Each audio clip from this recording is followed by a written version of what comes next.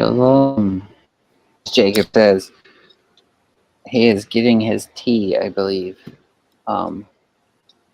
So guess we'll just wait for him to get back. Oh, let me in the comments. Oh, I think he already did it. He dropped a link in there if anyone wants to join. Yep, it's in there. If anyone feels like joining tonight.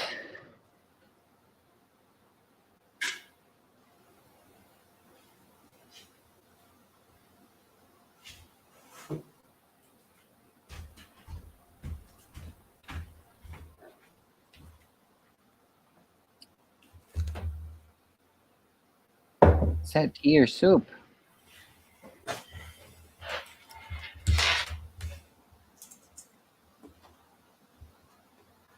Sorry, my tea took longer than I thought, much longer.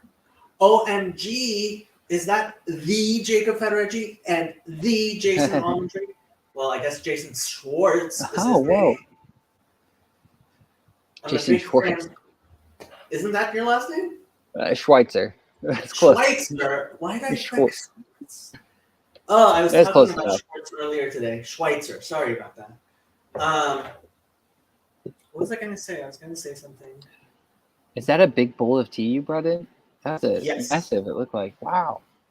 Can you tea leaves when you're done, What? or your tea leaves? Can you read tea leaves?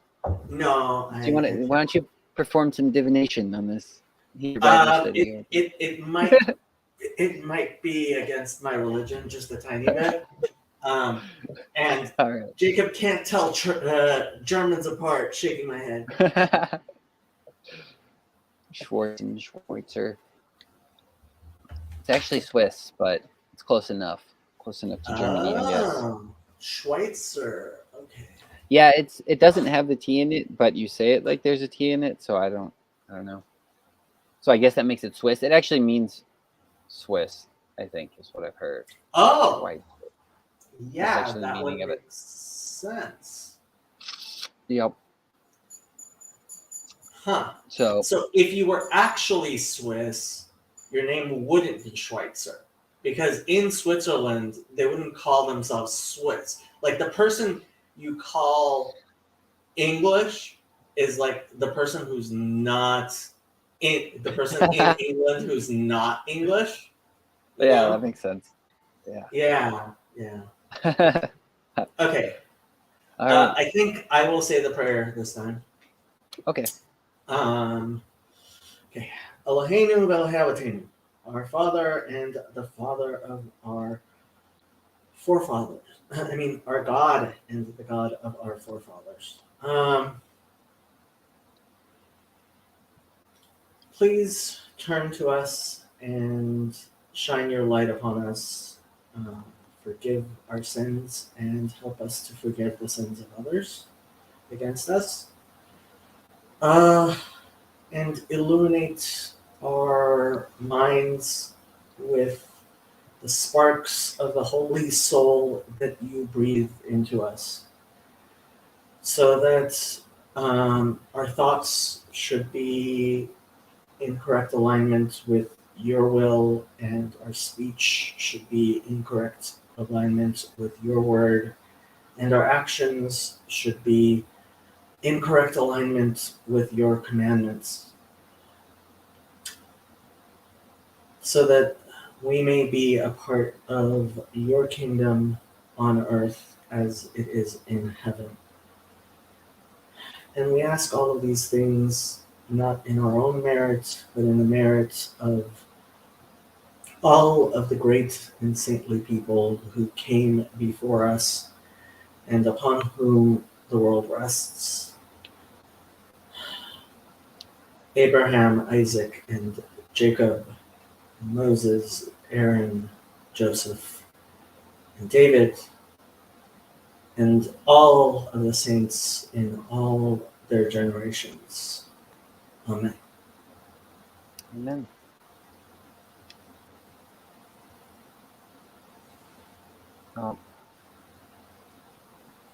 Schweiz is Switzerland in German. There you go. That was a good prayer. I hope so. I hope It was. So. Did you have anything in particular you wanted to talk about? Or? No, there were several people who mentioned things they wanted to talk about that they were possibly going to show up for, but none of them Oh, did. sweet. Oh, okay. All right. Well, that's a bummer. Maybe they'll come in at some point. Maybe. I had a lot of stuff I've been writing down, like as I've been reading throughout the week, but I mean it's kind of all over. I've just been reading. Well, I've been reading through the like kind of straight from the Old Testament, kind of trying to read through straight. So, but they're just kind of random questions here and there. Nothing like. That sounds beautiful. Let's do it. All right. First question I was going to ask is: do you know if Solomon was he the seventh son of David? Ooh. Or was he like the firstborn in Jerusalem? I didn't know what was kind of done with that. Ooh. This I know almost nothing of. I'm trying to think. Okay, so let's pull up Safaria. And Let's see. Do I hit that screen? let me add it. There we go.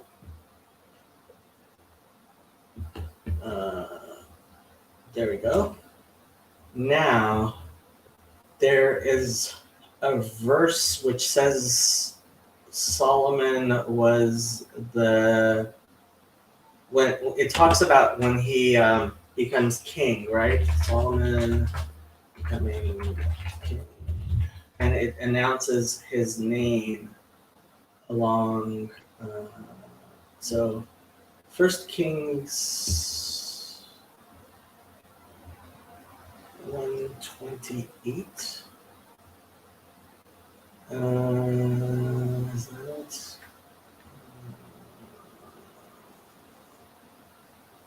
First Kings, what was it?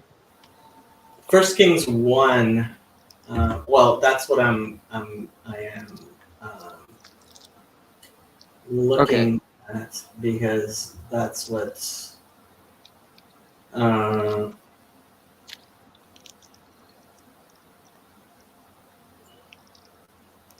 See.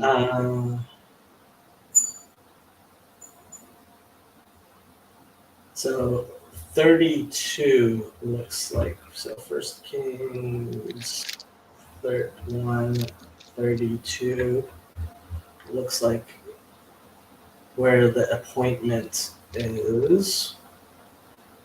And let's see what the commentaries have to say.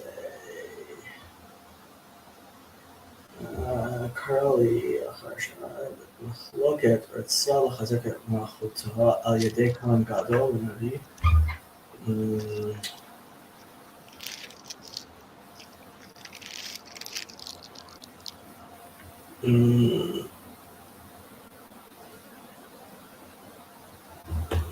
Well, let's see, verse 30.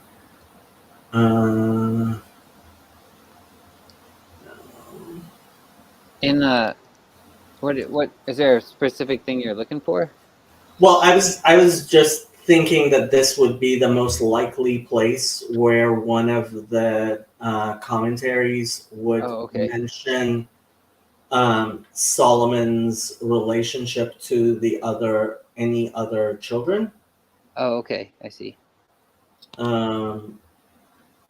But in First Chronicles 28 and 29, it talks a little about choosing him. Like it says, I don't know if this might be relevant. It says First Chronicles 28 verse 5, and of all my sons, for the Lord has given me many sons, he has chosen my son Solomon to sit on the throne of the kingdom of the Lord over that was Israel. First Chronicles what? 28 verse 5. 28 verse 5. Okay, so let's see what the commentaries say. Metzudat David. That's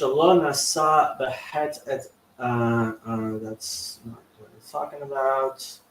Ralbag. Kol b'nei בני בחר בשלמה בני, ואם יחזק לעשות מצוותיו ונפשותיו, יכין מלכותו עד לעולם. No, that's also not. There's I just don't know if it ever. I was wondering because I wasn't sure if it ever said. I don't remember it saying. And I've always kind of wondered why it went.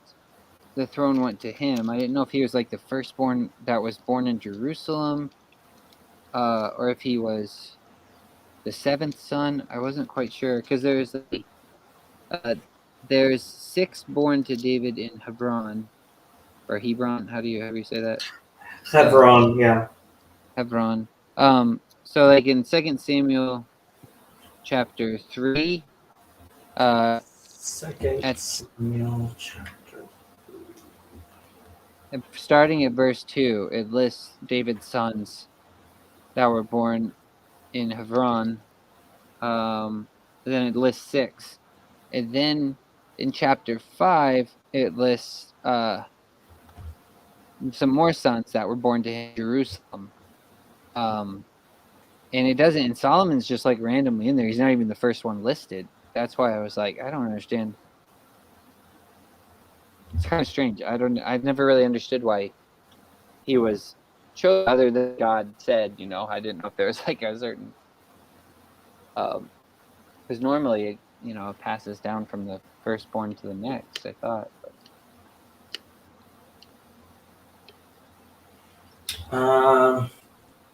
I'm trying to see if this Abarbanel is actually to. Well, he seems to be saying that Solomon was not one of the 6 at least. He's not one of those first 6. He was born later in Jerusalem. Yeah, but I think the reason why he became was because he was from the favored mother. The favored mother. But I thought there was a law in Deuteronomy that says you can't do that. Or was it, like it says, if you have a firstborn in one wife and you have a secondborn of the loved wife, don't choose the son of the loved wife over the. That's why I've always been kind of confused at what was going on.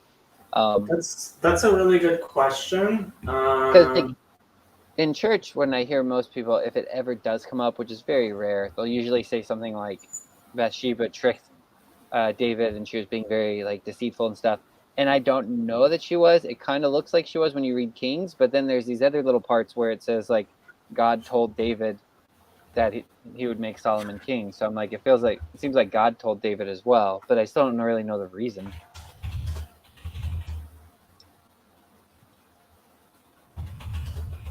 Oh, Clown of Babylon said 2 Samuel 12:24. I'm going to flip over there. Let's see. That's when, David comforted Bathsheba, his wife, and went into her and lay with her, and she bore a son, and he called his name Solomon. Now the Lord loved him, and he sent word by the hand of Nathan the prophet, and he called his name Jedediah because of the Lord. Yeah, Yedidiah means beloved of God. I did have another separate question about that verse too as well. So I'm glad you brought that up, but we can stick with this one first.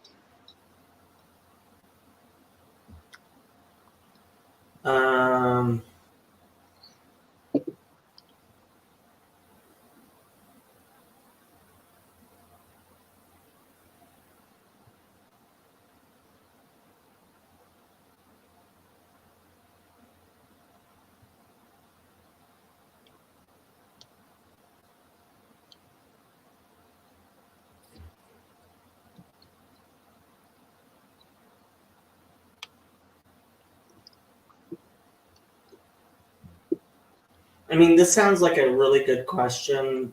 I wonder if Maimonides talks about it in the Laws of Kings and Wars. If I had studied the laws of kings and wars like I should have all the way from the beginning, I would know. There's so much stuff for you guys to study. It's insane. Look at all that. I don't know how you do it. You, the whatchamacallit is not that we have so much to study. The amazing part is people like the Yunuka have like everything on here memorized and then That's some. That's crazy. Yeah, How do they even do that? it's it is absolutely so. Rav Avadia and the Yanuka and the Rebbe seemed to have, and other people. I mean, basically, in order to be a posek, to be a rabbinic decisor, you're kind of expected to have the entirety of the Talmud memorized. Wow. Um, yeah. And if I were to spend 3 hours a day every day for the next 7.5 years studying Talmud, I might just read through it the first time. That's crazy. That's that's so much stuff.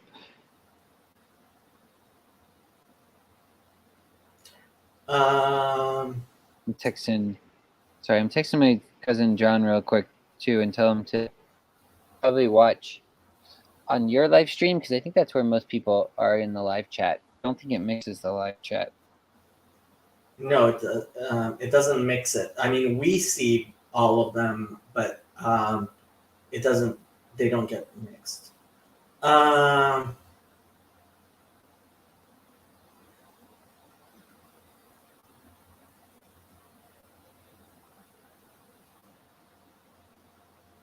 I'm just wondering if he says anything about Solomon here. Um,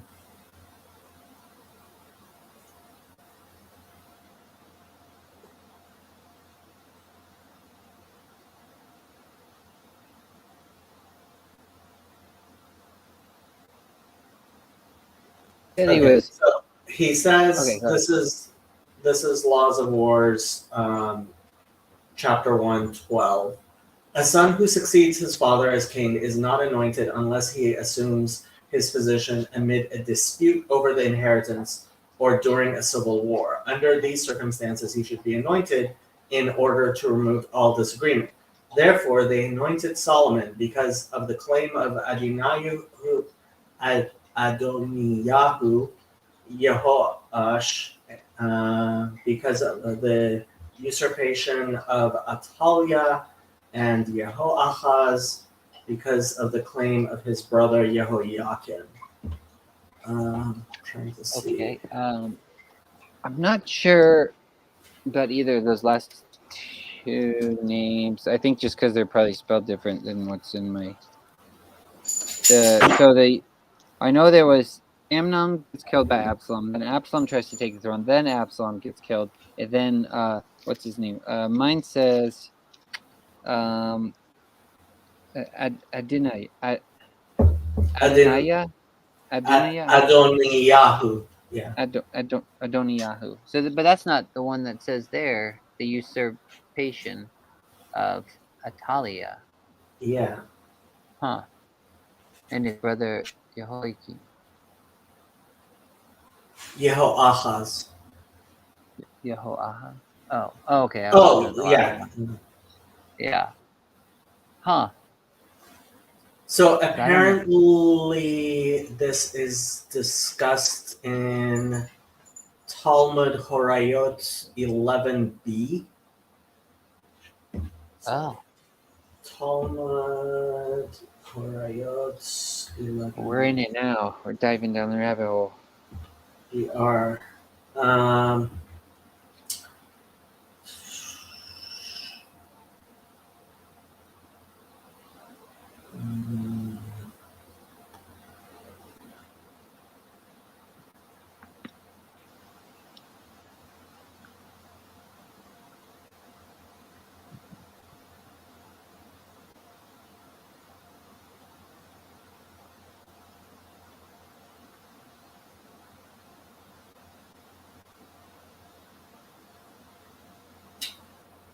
Sure.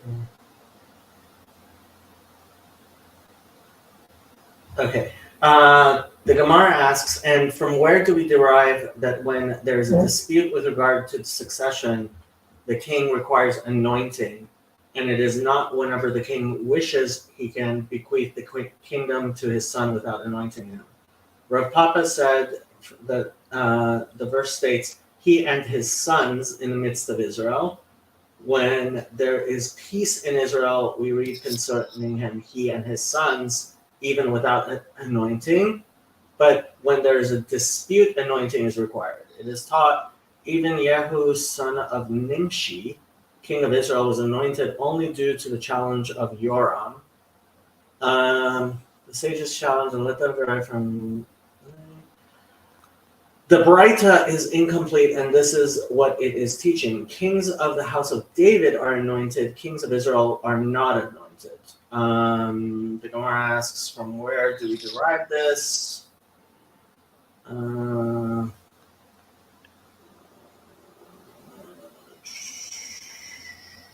That's interesting, but Yehu was anointed. So he wasn't from the house of David, I don't think. Was he? No, he was a king of Israel. Well, That's what I thought. not Jude. Well, I mean, so This Rav is a Papa mess. actually says Yehu was not anointed with normal oil. It was pure balsam oil. Oh, he got the crummy stuff.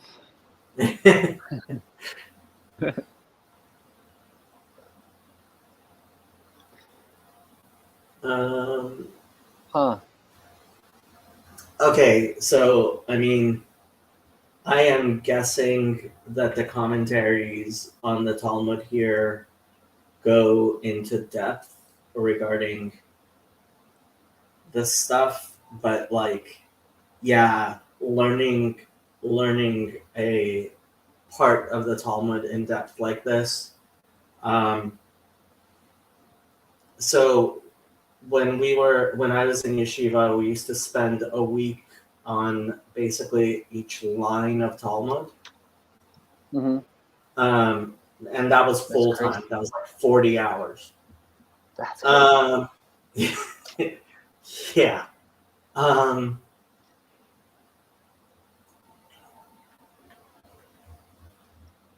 So yeah, I think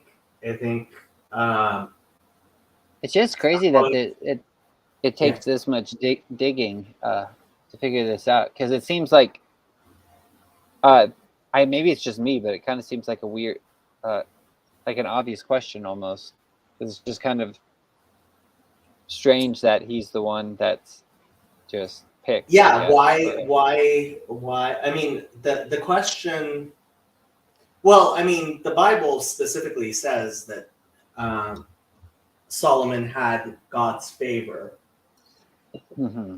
Yeah, so I mean So that could just be the simple answer, but the weird part is it kind of goes a little bit goes against God's law that he laid out previously, or it seems right. to. I'm honestly, this is a great question, and it's the type of question that like I would ask somebody like Chazi, who was a Meshiv in like. So did I tell you what a Meshiv? Did I explain to you what a Meshiv is? I think so, right? When he like had to sit there and teach for. Well, he had to sit there and answer people's questions. So so you have a Beit Midrash, right, where everybody's sitting there and studying, and anytime you and your study partner can't figure something out, you go and you take it to one of the Meshivim, and he was a Meshiv, basically.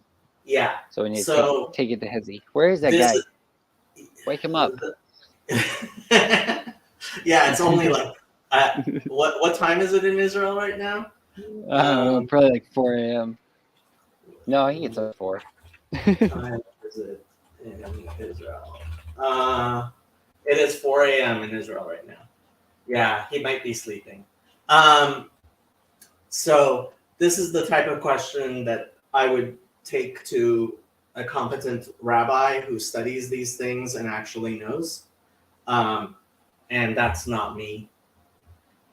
Oh, don't say that. That is you. Thanks for exposing my ignorance.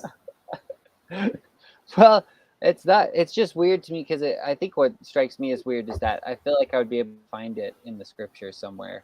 Like usually there'll be little weird things like that, but then if you keep reading, they'll be in some other book, and then it'll give you another clue or something like that. Like even with Honestly, what's his name, Reuben, and sleeping with his.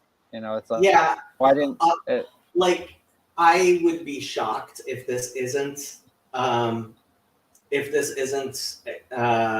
discussed somewhere in rabbinic literature, but that's why rabbinic literature actually consists of huge libraries as opposed to like what I have, and like you have to have an encyclopedic because I'm guessing that if I were to dig into the various commentaries of that place in the Talmud and possibly things like Shulchan Aruch HaAtid, which is a book. I'm not gonna, but whatever. It would I'm sure I would let me put it this way. If you're the first person to ask this question, that would be really, really cool because, like I told you, coming up with a new Torah question is considered, and this seems like a valid question. Why? That does seem like a contradiction. How come the older, at the very least, why the older sons weren't naturally inherited, and why Solomon. Yeah. But I would genuinely be shocked if nobody else had asked this question. I'm just incompetent to go looking for it. Rabbi Mullet might. Yeah, Rabbi Mullet or Chezi or maybe even Yosef. Somebody who actually knows their Torah. Yeah, I could ask Yosef. I have him on the Signal app. I have his contact, so I can ask him. The question's pretty easy on there. I have one more thing I found here though that might give us another clue. If we want to look and see if there's a comment on this one. It's First Chronicles, chapter 3. Starting at verse 4, it talks about David's sons again. Oh, actually, at verse 1, it talks about his sons. But then specifically verse 5, I think it says, it looks like in this one, Solomon might be the firstborn in Jerusalem, like in that city. But I still don't know that really means much. I don't know. And according to the previous law or whatever, I don't know if it means much, but oh, here, let me do the screen thing. There we go. All right, because it says list 4, and Solomon's the last one it lists, but then it says 4 by Bathsheba, but I think Solomon was the first by her because the first one died, then Solomon. Yeah, that's. So Malbim says Shlomo was the first one born, but it's the way of Chronicles is to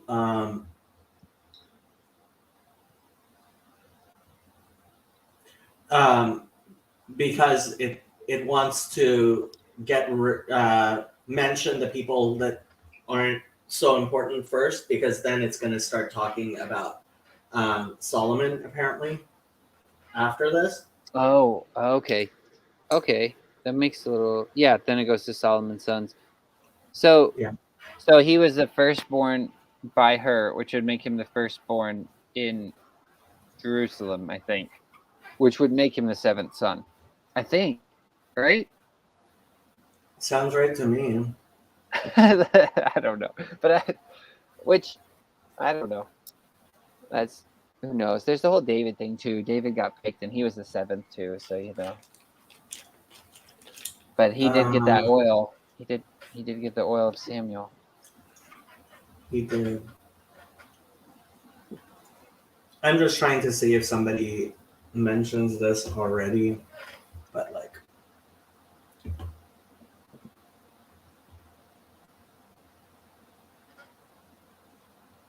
All right. Well, I'm gonna write a little note in my Bible that says seventh son ? Since it's still not quite confirmed. But I really hope he is the seventh son, because that would just make it even better with his mom's name being Bathsheba and then his name being Solomon.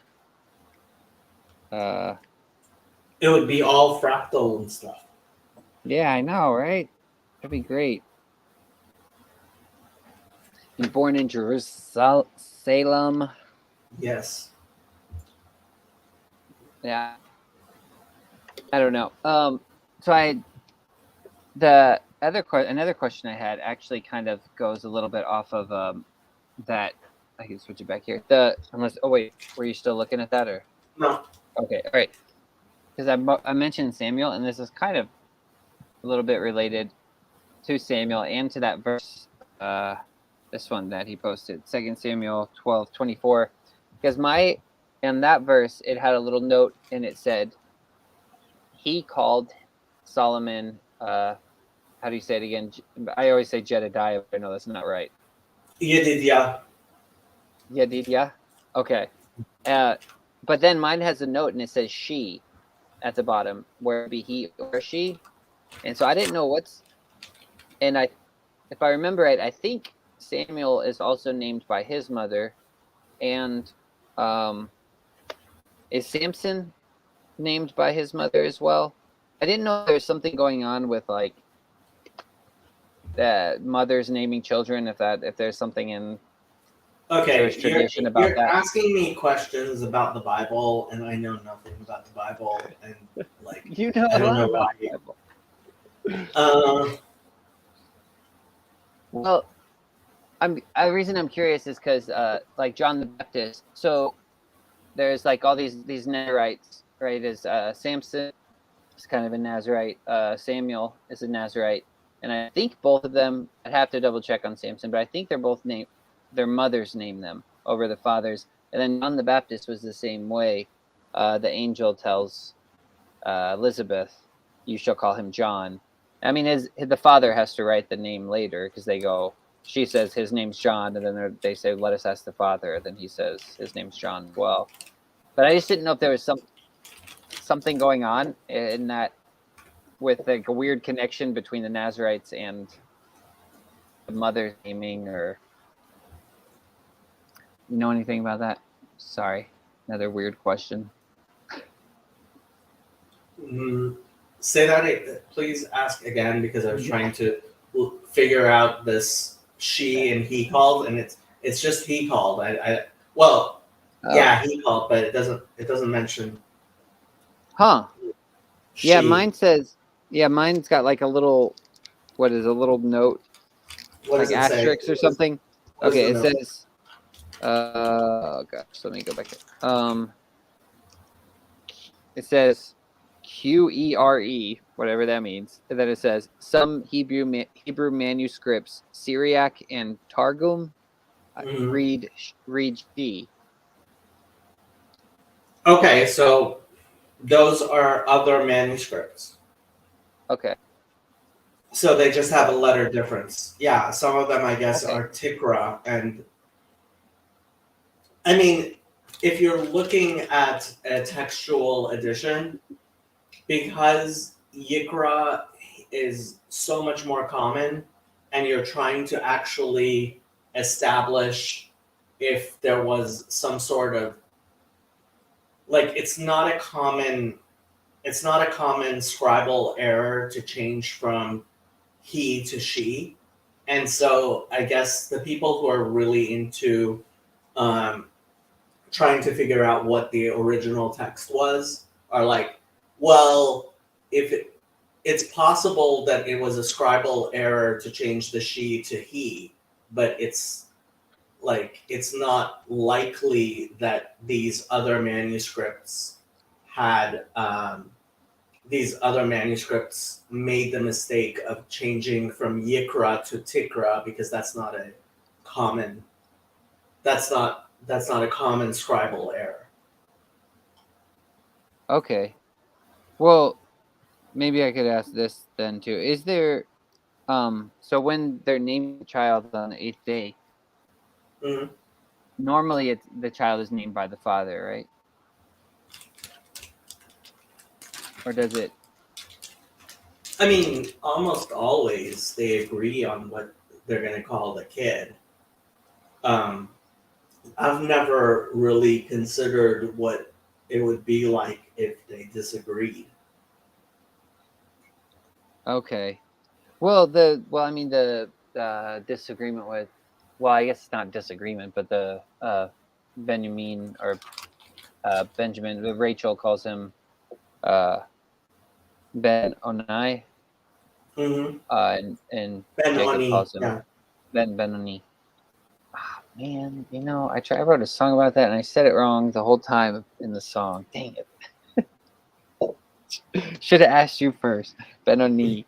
Um, uh, but yeah, I guess I was curious because I didn't know if there was something going on in the scriptures with that, where the father, where the father will give one name and the mother will give another, or where the mother will just name in general.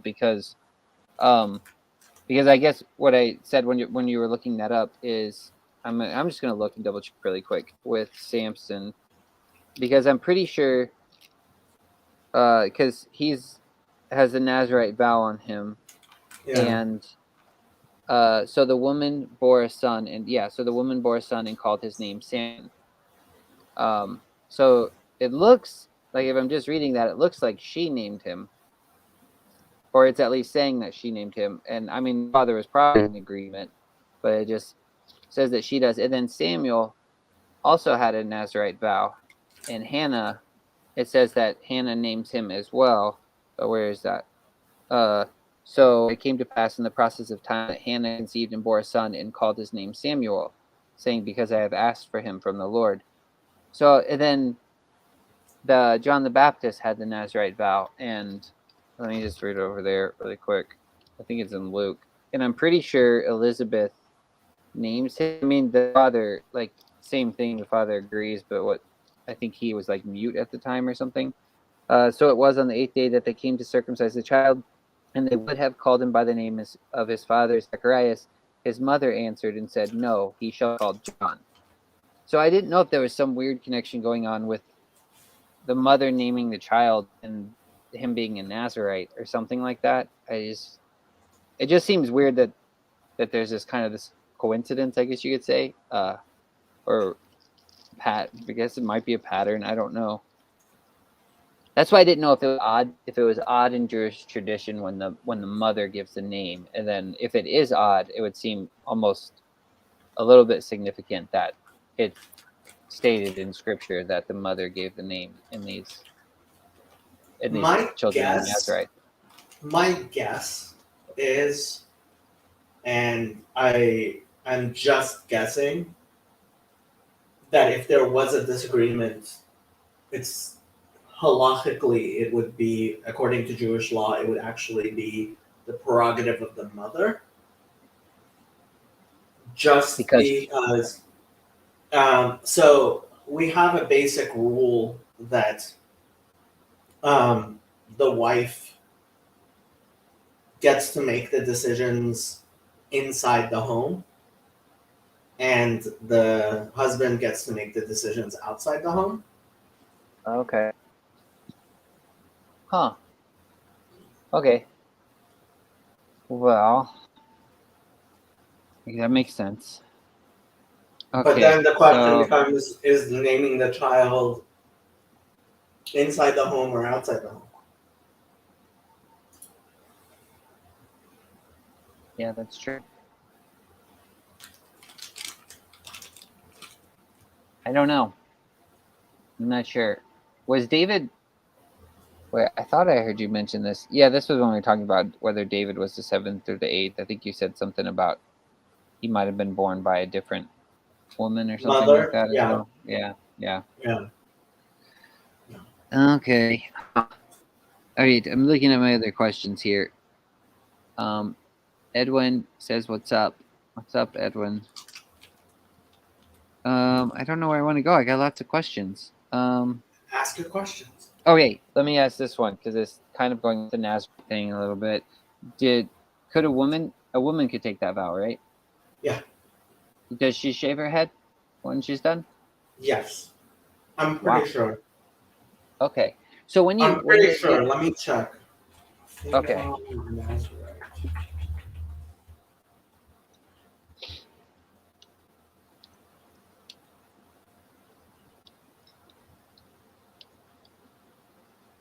Um,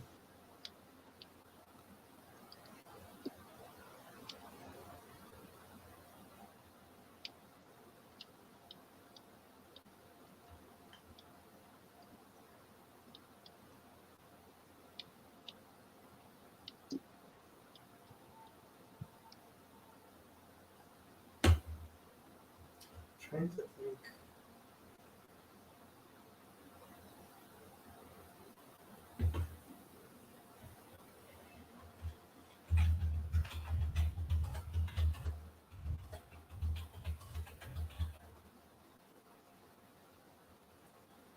Yes, a female can take a Nazarite. Okay, and so she does have to shave her head when she's done too. Then I guess. So I have some other questions concerning that. I guess. So when they take the Nazarite vow, does that mean they take on the Levitical priesthood? Is that what No. happened with Samuel? No. Then No. what happened with Samuel? What's going on with that? He must have been a Levite. No, he was. I think he was, because it says. Oh my goodness! Let me find this thing. I don't think he was, but Hannah dedicates him. It says something like she dedicates him to the God or something like that. Let's see. Now there was a certain man of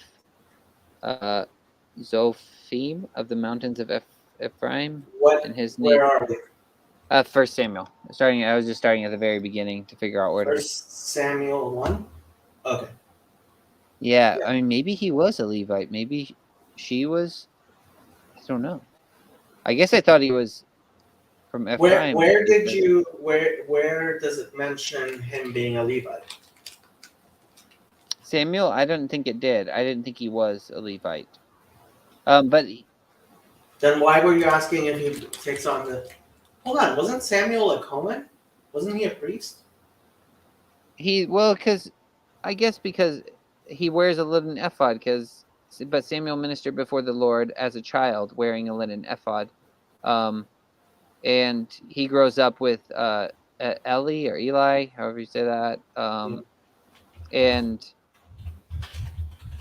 So she dedicates him to the Lord and takes him to the house and gives him to Eli, and I guess Eli raises him, but I didn't think he was a Levite, but I could be wrong on that. Maybe he is.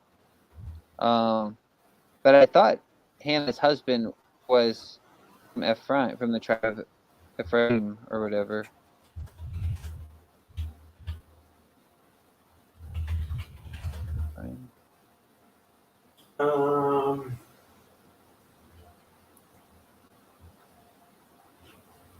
Samuel.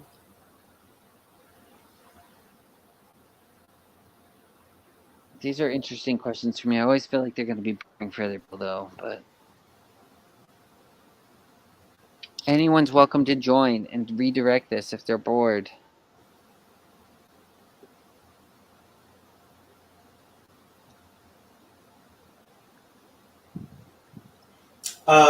So here on Chabad it says, he died in Ramah and was buried there. The whole nation deeply mourned the loss of their beloved leader Samuel, the Levite, their judge and prophet. The Levite? Really? Okay. I don't know why he wasn't then. Okay, but he was a Nazarite too as well, right? or no? No razor shall come upon his head. Hold is on. what It he said. says, yeah, but it says that he was a descendant of Korach, and Korach was definitely a Levite. He was okay. I Yeah, was wrong. Korach was a Levite. Yeah, Okay, like the that makes Bible more says sense. that Then. explicitly. Okay, that makes a lot more sense then. Because I kind of wondered that. I didn't know why he was in the priesthood then. So when she says she dedicates him to the Lord, it just means that he's basically a Nazarite, I guess, right? Yeah. Okay. Huh. Okay, that makes more sense. Yeah, Was Korach, it says wherever Korach shows up in the Bible with Moses, it says that he's a Levite. okay. All right. That clears that up for me then. That makes more sense. So the Nazarite vow was it just you let your hair grow out long and you don't drink wine or vinegar or any of those things? Nothing great. Nothing Yeah. of the grape? That doesn't seem too hard, right? Have you done this? Have you done a Nazarite No. vow? So did you hear what happened with Chezi? No. No, I Oh, you haven't. didn't hear Chezi's Nazarite story? No, I definitely want to hear this now. Oh wow! How could you not? I don't know. Was this on your last live stream? Because I haven't got through all No, of that but one yet. we discussed it. So what happened was when Chezi was like 14 or 15, he had an accident.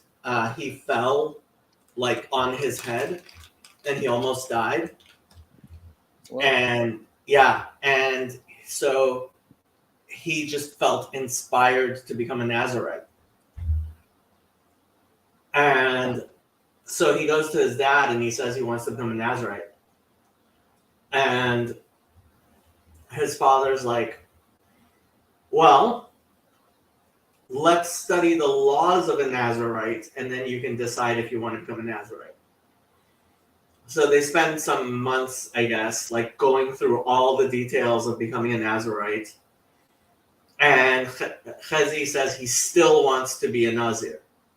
Now, if you take an actual Nazarite vow, you because there's no temple, you become a Nazarite for the rest of your life until the temple comes. What? Yeah. So but that just means you just don't drink, right? And you can't cut your hair. Can you trim it? Not at all. I don't think so. Okay. No. Oh. And so after they studied, Chezi still wanted to do it. And so his father told him, how about this? You try keeping all the rules of a Nazarite for a year, and after a year, you can decide if you want to take the vow. And so they had to explain to his school, his yeshiva, that he wasn't just growing out his hair because he was being rebellious or anything like that. He was like trying out being a Nazarite, right? And so he did it for a year, and by the time he finished the year, he was like, yeah, maybe not. So his dad like strung it out so he wouldn't until he was old enough to understand, no, you don't want to do that, Chezi. Because you gotta grow your hair out for the rest of your life, I guess. Dang. Can you imagine Chezi like not cutting his hair? That would be like funny. It wouldn't be fashionable, and how could Chezi not be fashionable? So the rule is when you end your Nazarite vow, it has to be at the temple, I guess. And you cut your hair. There are sacrifices that you have to bring. Okay. Including a sin offering. Yeah. Samson didn't do that one. But it did come back to him, right? After he grew his hair back out? Well, he didn't cut his own hair. I know. So Hezi could have done one of those, right? He could have just. Yeah, just found a woman who randomly wanted to cut his hair. Why are you so strong, Hezi? Tell me the secret of your strength. Yeah, that's a good story. Yeah. Yeah, I hadn't heard that one. That's pretty good. So, Clown of Babylon is actually giving us citations and stuff. All right, let's look at it. Exodus. No, he's Exodus? just giving us citations for the stuff we're talking about. Oh, the Nazarite vows, number 6. Yeah. Yep. But I didn't know what the Exodus one was though. Exodus 6:21 was that? I didn't even know if that's Nazarite stuff. I'll look at that really quick. Oh, the sons of Ishar, Korah, Nephek, and Zikri, and the sons of Uziel. Oh, so I don't know. It just says Korah there. I guess that's what you're talking about earlier. Yeah, and Moses says to them, "It's too much for you, the sons of Levi." Oh, okay. Here, he hasn't drank or gotten a haircut for over a year, and he feels great. Wow. Wow. Nice. I don't know if I could do the hair thing. Maybe I could. I don't know. So I had another question though about David and the lame and the blind thing. Do you know anything about that? Why he hates them? What do you mean? My Bible says he hates them. Let's see. I'll find the verse. 2 Samuel chapter 5 verse 8. 2 Samuel chapter 5 verse 8. ויאמר דוד ביום ההוא כל מכה יבוסי ויגע בצינור ואת הפסחים ואת העברים שנואי נפש דוד על כן יאמרו עיוור ופסח לא יבוא אל הבית. Yeah, so that's kind of strange that it says he abhors them. I'm not really sure the reason behind that. But what's also weird to me is that, well, it's kind of weird that the Jebusites, or I don't know how you say it, that they're called the lame and the blind. Then on top of it, then it says the lame and the blind shouldn't come into the house, but then David takes one into the house because he takes the son of Saul, who's lame, and he tells him to eat at his table.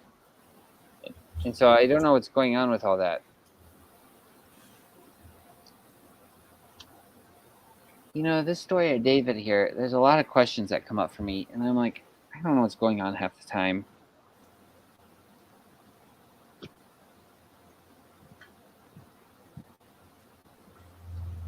But at least he's got that cool sword, you know. Sword of Goliath.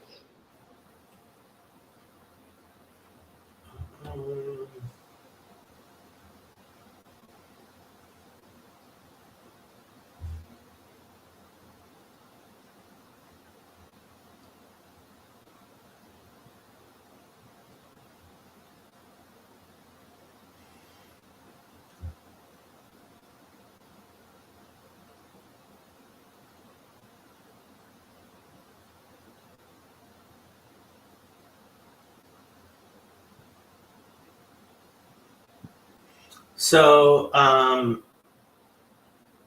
in First Chronicles 11:6, this is apparently explained. What? More Explain clearly? Okay. All right. 11:6. Now David said, "Whoever attacks the Jebusites, sorry if I'm saying that wrong, first shall be chief and captain." And Joab, the son of Zur, I'm not going to say this. I know I'm saying them all wrong. Became chief. And David went into the stronghold. Therefore, they called it the city of David, and he built the city around it, from the Millo to the surrounding area. But how does that explain it more? Yeah, good question. It doesn't explain the lame and the blind part. I guess it gives a little more detail on the story, but yeah. David said, "Whoever climbs up by the way of the water shaft and defeats the Jebusites, the lame and the blind, hated by David. They shall be chief and captain. Therefore they Where are say, you reading? I'm reading the part you read earlier in Samuel. Oh, Therefore they say, the blind and the lame shall not come into the house. what was which verse was that? Second That was Samuel. the 2 Samuel 5, verse 8. You could start at like a little above that if you want. Like it kind of starts at 6, where this little where he tells him to go in there. Because it's at verse 6, it says, And the king and his men went to Jerusalem against the Jebusites, the inhabitants of the land, who spoke to David, saying, You shall not come in here, but the blind and the lame will repel you, thinking David cannot come in here. Nevertheless, David took the stronghold of Zion, that is the city of David. And then it goes to verse 8. So I don't know, it's just really weird. To me, it seemed weird. I don't know, maybe it's not. Yeah. So here, let's see if the Malbim actually explains this. Okay, so this is the Malbim. It's been translated to English. And the king and his men went to Jerusalem once the two kingships within Israel had been united, because until now the tribe of Judah was under David and the remaining tribes were under Ishbosheth, and they became one kingdom under David. It was right, and it appeared to be the will of God, that the royal city should lie on a boundary that was connected to both kingly tribes. This was Jerusalem. Children of Judah. Thus, no one was able to approach the gates, because the statues would strike them down with their powerful motion. What? According to this, up against the gate of the city, they erected a line of statues in the form of blind people. And after this, a line of statues in the form of lame people. And after this, the drainage channel, while the citadel stood on the other side of the city. Between the city and the citadel stood the warriors ready to fight on whichever side the enemy attempted to enter. At first, David wanted to go in through the gate, and they said to him, You shall not come here unless you remove the blind and lame, meaning that it was impossible to enter unless he first removes the blind, and then afterward the lame, who were driving the metal rods that prevented him from passing the gate. This is what it says, You shall not come here, that they are the one declaring that you shall not enter. That is, they will stop you. It's also possible that aside from the strategy, they considered the status of godly powers, as the ancient idolaters often did. They made their idols from wheels and hinges, able to lift and to move amongst heavy things. This perspective combines the opinions of our sages that said the form of these idols hinted at the oath which Abraham or Isaac made to Abimelech. Wait, what was that last part? The oath that they made to him? Yes. How I is it have related? no clue. Huh. That's okay.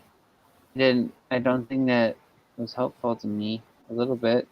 So they were statues. So he's saying there were statues of lame and blind people, and then they would hide around they used them as defense. Okay, so by statues, I think he's talking about like machines that were guarding the gates. Okay. So he's saying it's one of two things. There were either like either they were using the blind and the lame to machine these statues, to man these protective whatever battlements or whatever you want to call them, statues, because they were blind and lame and couldn't fight like normal people, or they used them because as idolaters they had this idea that blind and lame people had special powers. But in either case, it's because of this strategy, and I'm not sure where he gets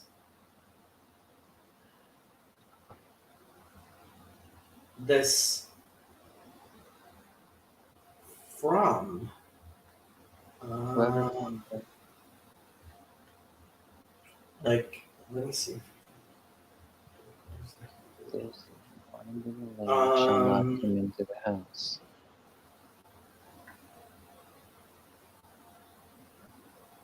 So I think he said something like, mine definitely does not read that way, but I think in this commentary he said something like, the blind and the lame were telling David, "You shall not come into the house." But mine definitely reads saying, "The blind and the lame shall not come into the house." But I don't know if that's that. see, I don't know. the other commentaries were saying, and that's why we went over to Chronicles. The other commentaries were saying that this is a verse that doesn't give all of the details, and the Okay. complete details. They seemed to be saying that the complete details were in Chronicles, and that's why I went over there. But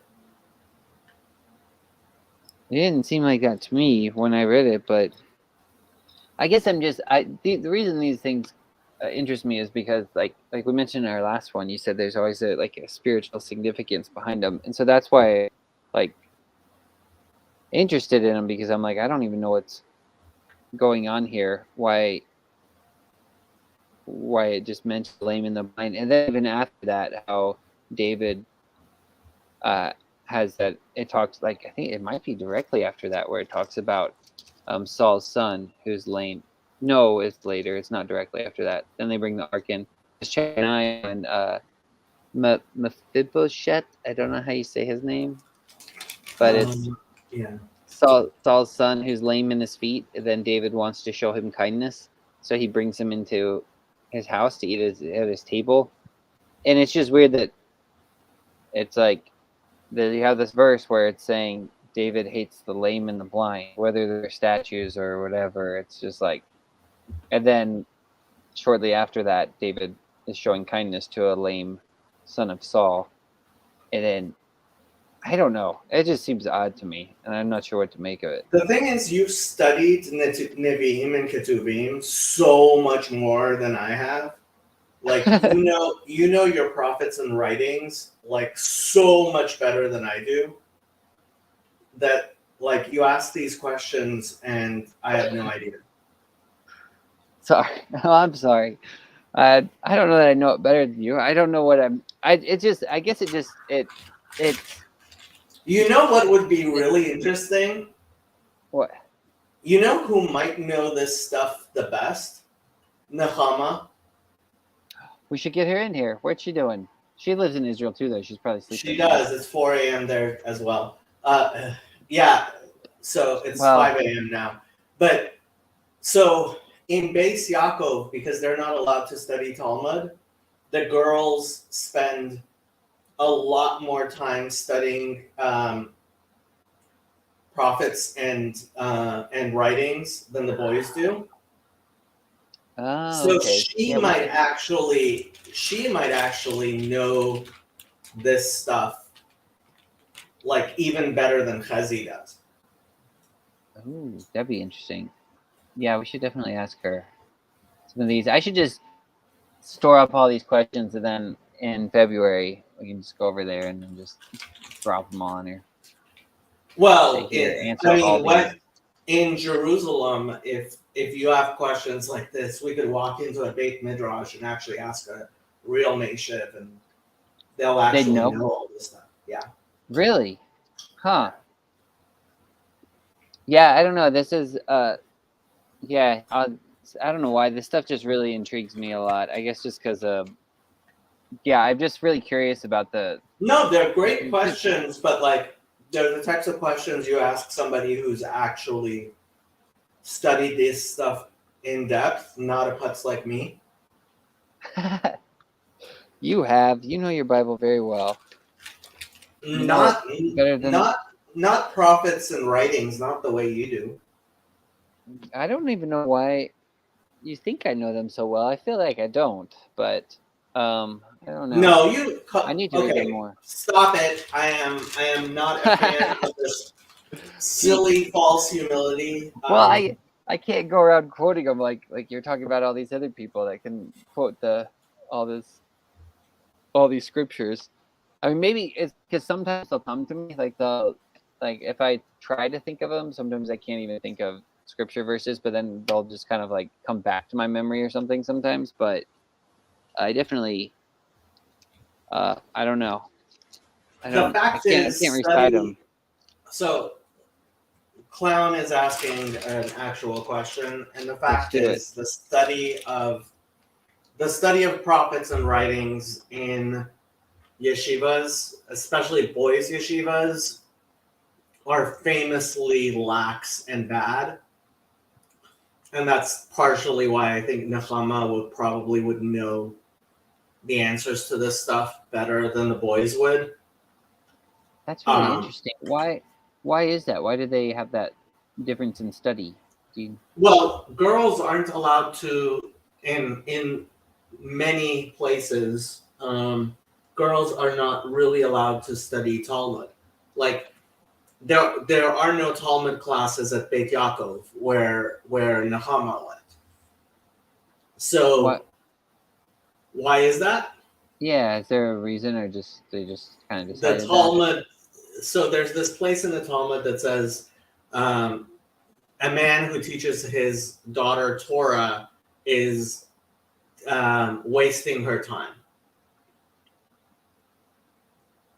that? Okay, but the Torah is the first 5 books, right? Well, so what does it mean when it says that? It obviously doesn't mean like if he teaches her anything. So the interpretation, yes, I know, and yes, I mean Frogwith's thing hasn't come. Yes, Rashi's daughters knew tons of Torah. They were his secretaries. They helped him with his commentaries. What exactly it means is controversial. And frankly, within Chabad, girls even learned some Talmud. But the fact is that ultimately, Talmud study is mostly for boys. Even in the places that allow girls to study some Talmud. And because of feminism, it's kind of controversial to teach girls Talmud because then suddenly you end up talking about ordaining women and yeah. Huh. Well, we don't have to go down that rabbit hole if you don't want. The idea kind of makes sense to me if I'm thinking about what Mathieu Pajot was talking about, where what is it? The masculine has the answer. Like if you divide it that way, masculine has the answer and the feminine asks the question. Jonathan Pajot talks about that too. Like the feminine presents the question or the quest or something like that. So where the girls would be there not so much to learn, but to ask the question or something like that, or to question the law. Does that even make sense what I'm saying? Probably not. I have to think about it. I'm not sure. I'm not saying I'm not sure if that's right. It just kind of might make sense if that's the way. Okay, things are Clown laid of out. Babylon, stop trolling. He's trolling? Kind of, yes. This is a famous controversy with feminists who insist that Rashi's daughters wore tefillin, and they may have, but it doesn't matter. Yeah. Gender issues. Sounds like Paul.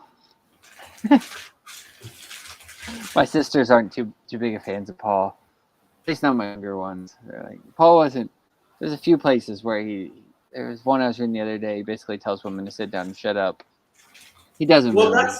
that's not actually considered an authentic letter of Paul, though. Yeah. Is it the one to Timothy? Is that the one? I can't remember exactly. 2 Timothy, I think, is where he says for them to sit and keep silent. or something Yeah, like women that. should not speak in church, and academics pretty much believe that that's a forgery. It wasn't written by Paul. I don't hear many sermons on that passage. I'm sure there are some, but they probably don't go over too well. I don't know. I still don't know what to do with stuff like that either. But yeah, I controversial know. stuff, Just I throw guess. out all of Paul, and you don't have to worry about it. There you go. There you go. That's an answer. That's an option. Well, where did you have anything you want to talk about?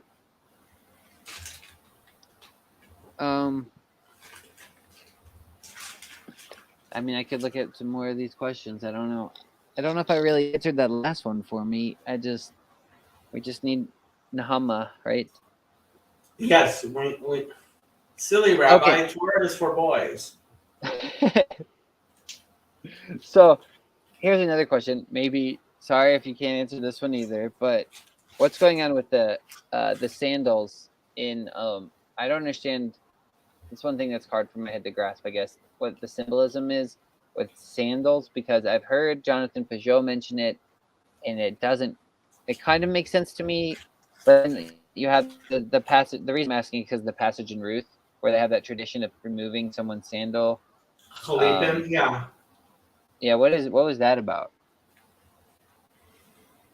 Why was that done? Like, it just is a weird So tradition there. one of the ways of one of the traditional ways of sealing a deal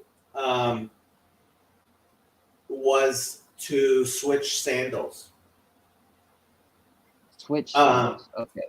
yeah, so kind of it was kind of like shaking on a deal, Okay. but yeah, they would do Okay. chalipim. That's called I think so. chalipim. Yeah, We and so like we kind of use that term like a walk in someone else's shoes or something like that sort of thing. like No, what? was I wrong? Like, Like yeah, have you heard that phrase before? Like, you got to walk in someone else's shoes, like walk a oh, mile in their shoes or something like that. huh. That's an interesting way of putting it, but yeah, I mean, shoe ceremonies were much were I mean in ancient Jewish culture, ancient Hebrew and Near Eastern culture, like shoe ceremonies were actual things, whereas like we don't really do that anymore. You may have noticed. Yeah, I've never done that. I've never done a shoe ceremony. Yeah, It's that's the why. same Maybe that's why with it's foreign to me.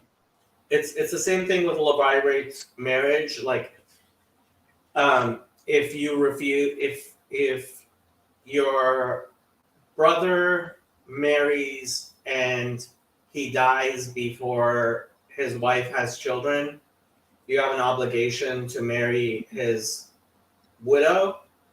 Yeah, And if you refuse, um, she she gets to spit in your takes face. well. She first you take first she takes your shoe off. Okay, let me find where that is. I know that somewhere. Is it in Deuteronomy? It's probably in Deuteronomy.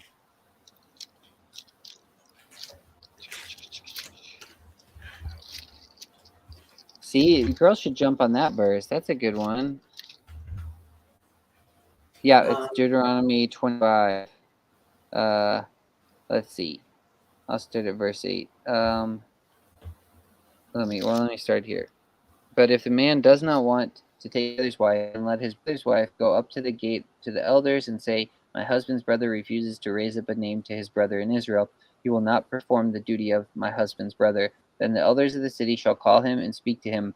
But if he stands firm and says, I do not want to take her, then his brother's wife shall come to him in the presence of the elders, remove his sandal from his foot, spit in his face, and answer and say, So shall it be done to the man who will not build up his brother's house. And his name shall be called Israel, the house of him who had his sandal removed. See? Yeah, so I guess I am kind of, so there's shoe ceremonies, but I just, maybe it's because we don't have them here that I don't really understand what they symbolize or the meaning behind them or the So spiritual significance, I guess. Kabbalistically, shoes represent materiality and as opposed to the spiritual. Okay. And that's why we don't wear shoes on the Day of Atonement.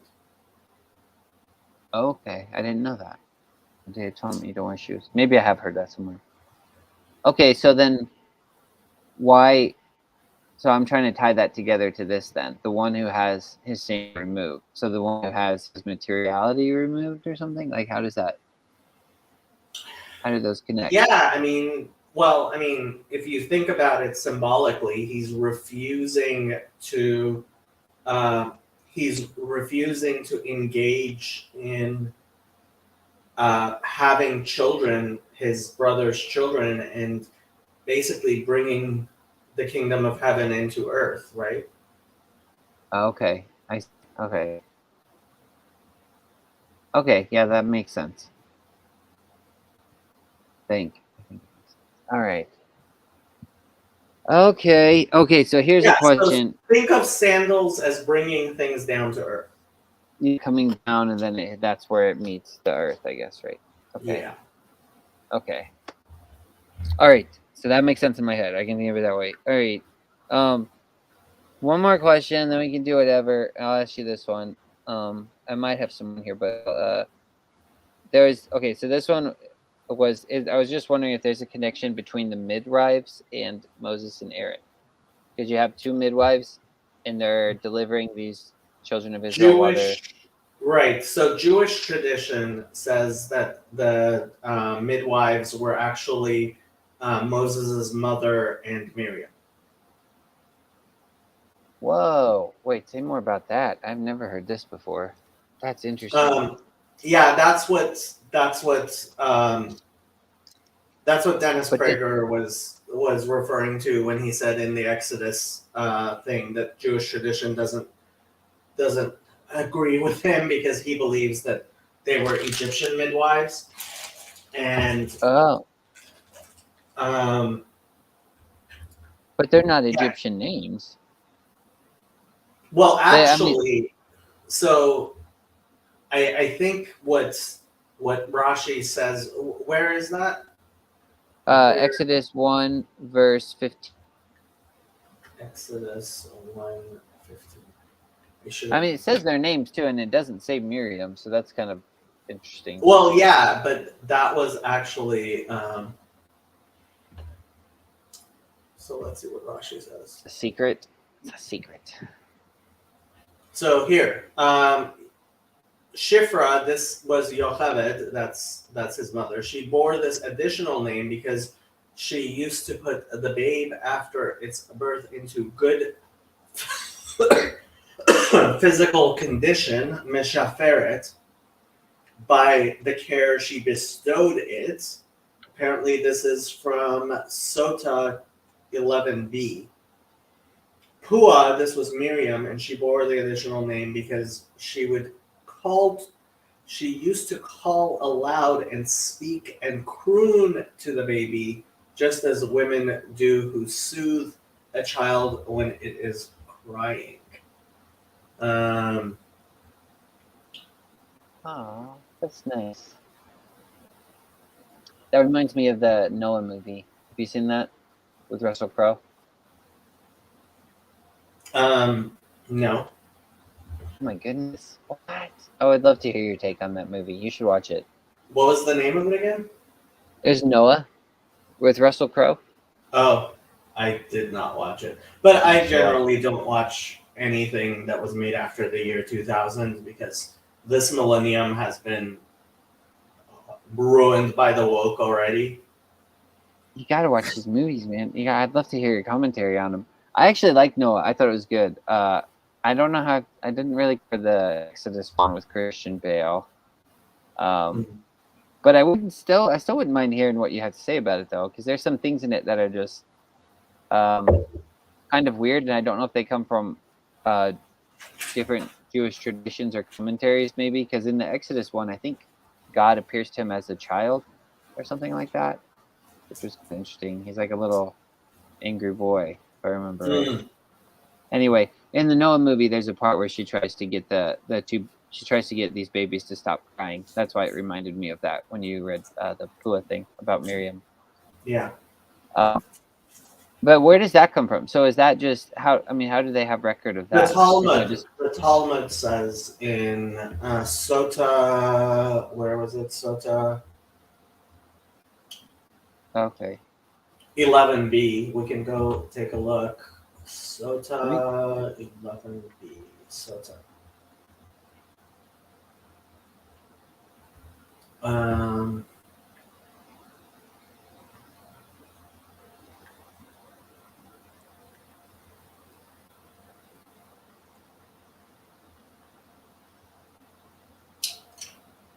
Okay, so it is taught in a Braita according to the one who says that they were a woman and her daughter, because it is taught in a Braita. With regard to Shifra, who is referred to in the verse, this is really a reference to Yocheved. And why was she called Shifra? Because she would prepare Mishaperet, the newborn. Alternatively, she is referred to Shifra because the Jewish people increased and multiplied, Sheparu v'rabu, in her days due to her assistance. The Braita continues, with regard to Pua, this is referred to in the verse. This is really a reference to Miriam. And why was she called Pua? Because she would make a comforting sound, Poa, as she would remove the child from the womb of the mother. Alternatively, the word Pua is related to one of the verbs that describe speaking, as she would speak Poa through divine inspiration and say, in the future, my mother will give birth to a son who will save the Jewish people. So it's a Braita, and a Braita is a Tanaitic statement that was not included in the Mishnah. Okay. Huh. So it's just an ancient Jewish tradition that's referred to in the Talmud. Okay. I mean, I like it. That sounds good to me. You know, practically, if I'm being practical, I would say it doesn't really make that much sense, because it's almost like they're putting a target on their backs before she goes and hides Moses. Story-wise, I think it's pretty cool. So I could see maybe Dennis Prager would not be on board with that, because he seems like more of a guy.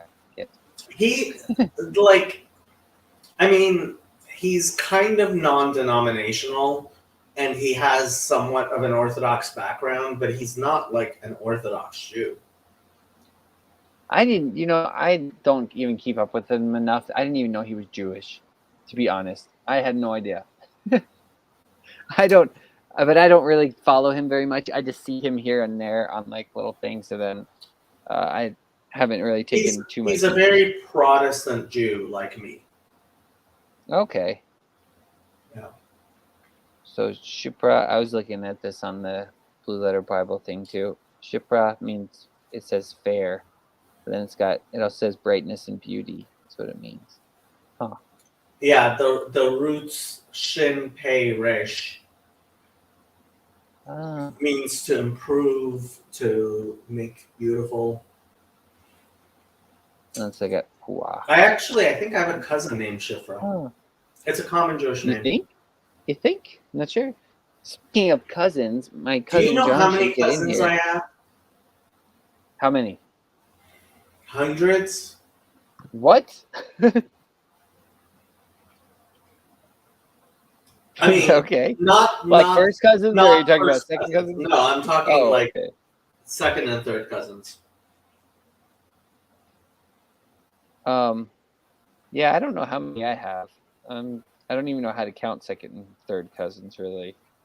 That's like because second cousins are what your it would be your like your father's Second brother. cousins can No, be not all paternal. kinds of things. Like It could be your anybody descended of your grandparents or grandparents can be called cousins.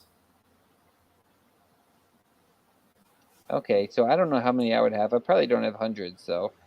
But I'm texting my dad right now because you reminded me of something. Chazi's here.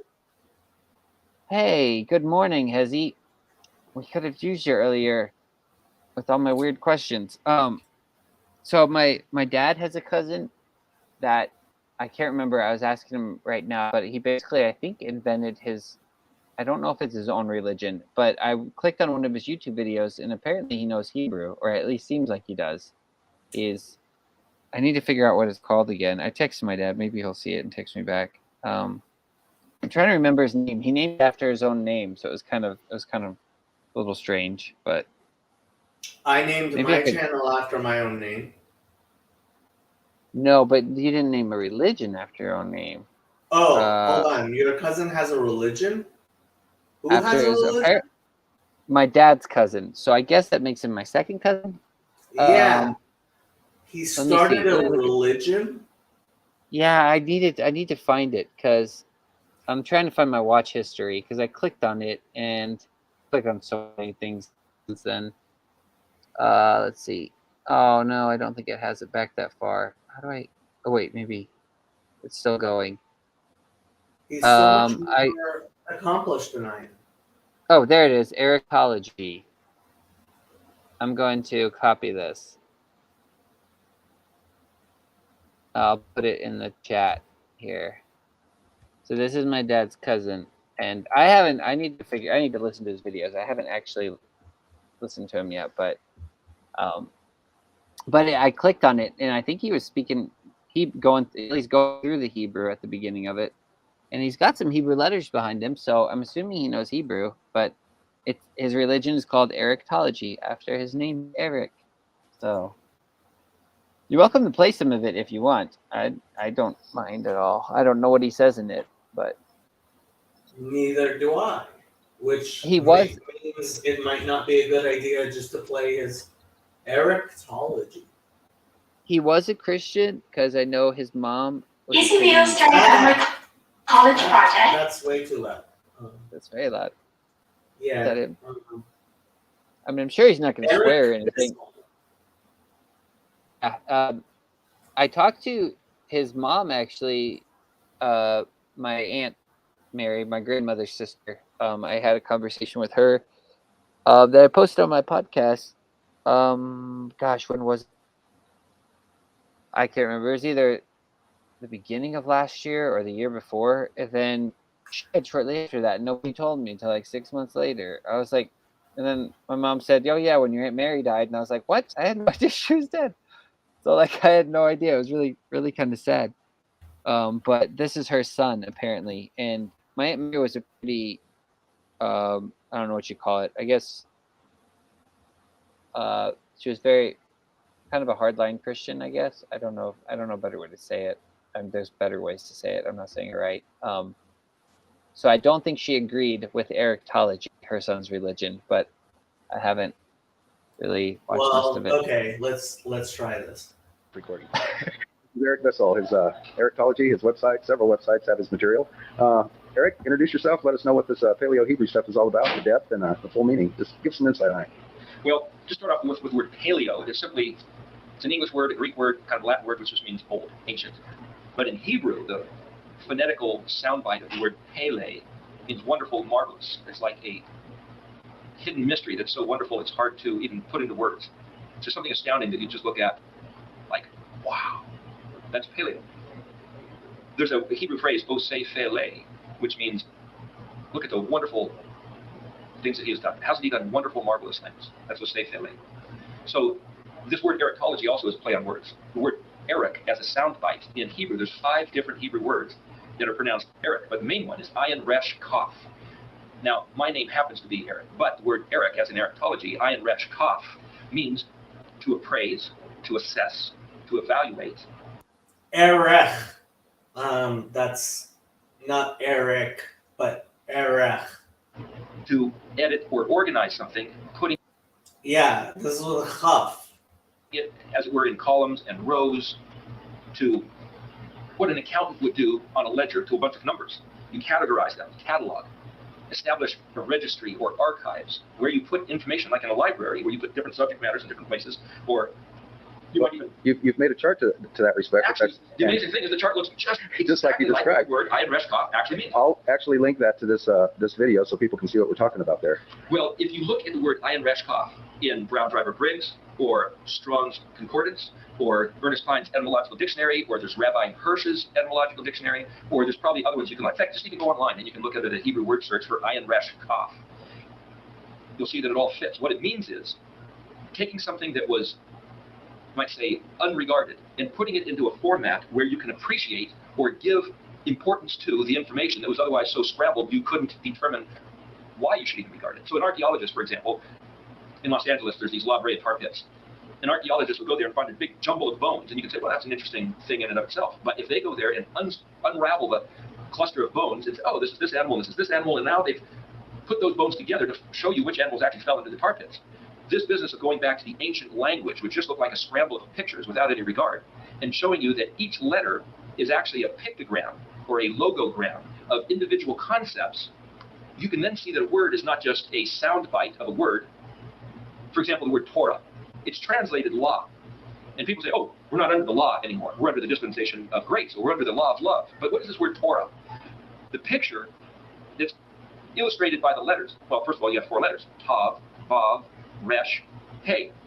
Simply speaking, Vav Resh, or some people say Wa Resh, is the word or, which means light. What are you gonna you come? I don't know any of this stuff, so I is he right? Is he wrong? No, he's an idiot. Oh, he's my relative. He was doing so well. He was doing so well until he started saying that the roots of Torah is Vav Resh, which is light. Light is Aleph Vav Resh, and Torah is Hey Vav Resh. Well, actually, Hey Resh Hey, probably I would say. What is the roots? The root of Torah is Hey Resh Hey, right? Right, Chazi? I don't know, but Hezi does have a really good point here. Yeah. If it doesn't have a have a story over which not worth it. I agree. Yeah. Yeah. So Well, you should get Eric on your channel and interview him. I should. I think that would be interesting. Yeah. You could set him that straight. probably would be interesting. Yes. I've never actually spoken to him, and I'm related to him apparently. So you know. You should have him on your channel, and I'll come too. Okay, all right, yeah, I could do that because I could have him on. I just don't know if I'd be able. I could probably understand what he's saying, but I just wouldn't know if it's right or wrong. You know, like he'd probably tell me all this stuff, and I'd be like, oh yeah, that's great because I don't. What the he means. I mean, he was doing well until like it was like, but once he started like doing Torah Vav Resh is or, it's like, okay, you have no idea how Hebrew works. So Yeah. now Chazi is giving us a different. John Bell, you should get in here, man. That's my cousin. Except he might be working, might not be able to join, but.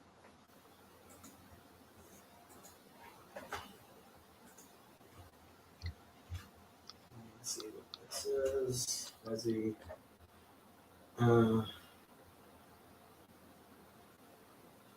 The mystical secrets of the Hebrew alphabet. Yeah. Wait, is that what is Hezi confirming him? Is he right? No, What? no. Okay. Chezi's just it's so John is your cousin. Yeah. The next So time. is this I was gonna trying to- become It's gonna be what? Sorry. the Schweitzer family hour? I don't know. I was trying to. We hadn't spoken in a while. I was gonna try to catch up with him sometime, but I told him we were doing this tonight, and I think he said he was working, so said he was gonna tune in. He was working, so. So Fraudwith did the work. Yeah, Yud Resh Hey. Yeah, that makes sense. What was I saying? Hey Resh Hey. Yeah, Yud Resh. Yeah, Yud Resh Hey is right. Yeah. So he said his name Eric it was in Hebrew or something like that. He was making a play on Hebrew. Yeah, he was trying to say that the root ayin resh chaf or kaf is Eric. I mean, I should have guessed from there he doesn't really know Hebrew because like arich means to arrange. Okay. Erich means to. So what is? I'm curious. Yes. What is my name in Hebrew? What does my name mean in Hebrew? Is it not there? Jason? Yeah. There's no J sound in biblical Hebrew. It I has guess to be a Y, wouldn't it? Yason. Oh wow, that would be horrible. What does it mean? Tell me. I have to know. Hey Sherry. Hey Sherry. I believe ason means like tragedy, doesn't it? That makes sense. Oh my gosh. Oh man. Yeah. What does Sherry Lahora. mean? Sherry. Is that in Hebrew? Well, What's that in mean? Aramaic, it means to loosen, as in to unbind. Oh, how nice. And in Hebrew, so Sherry. I mean, Jason would be the perfect emo name, though. Exactly. That's why it fits me so well. I'm always sad. do I have that correct, Chazi? Ason is a tragedy. All right, I have to ask this one. What does Mitch mean in Hebrew? Mitch. There's no there's no Of course. natural ch sound in Hebrew. Oh, so he's just screwed then. Trying to think of what Mitch. Hmm. I mean, I guess you could spell it mem tough shin, mem yud tough shin, but that doesn't mean anything that I know of. Okay. Oh, So her name is excellent. actually Sharon. Oh, so like the Rose of Sharon. Yeah, Sharon means song, I think. Sharon. Oh, Michael. Is that kind of like Mitch? I don't know. Is it Mitch? Oh, Mitch so I'm not Mitch? right. Ason. I'm not right about Ason. I thought Ason meant. What is I was Ason? kind of hoping you were.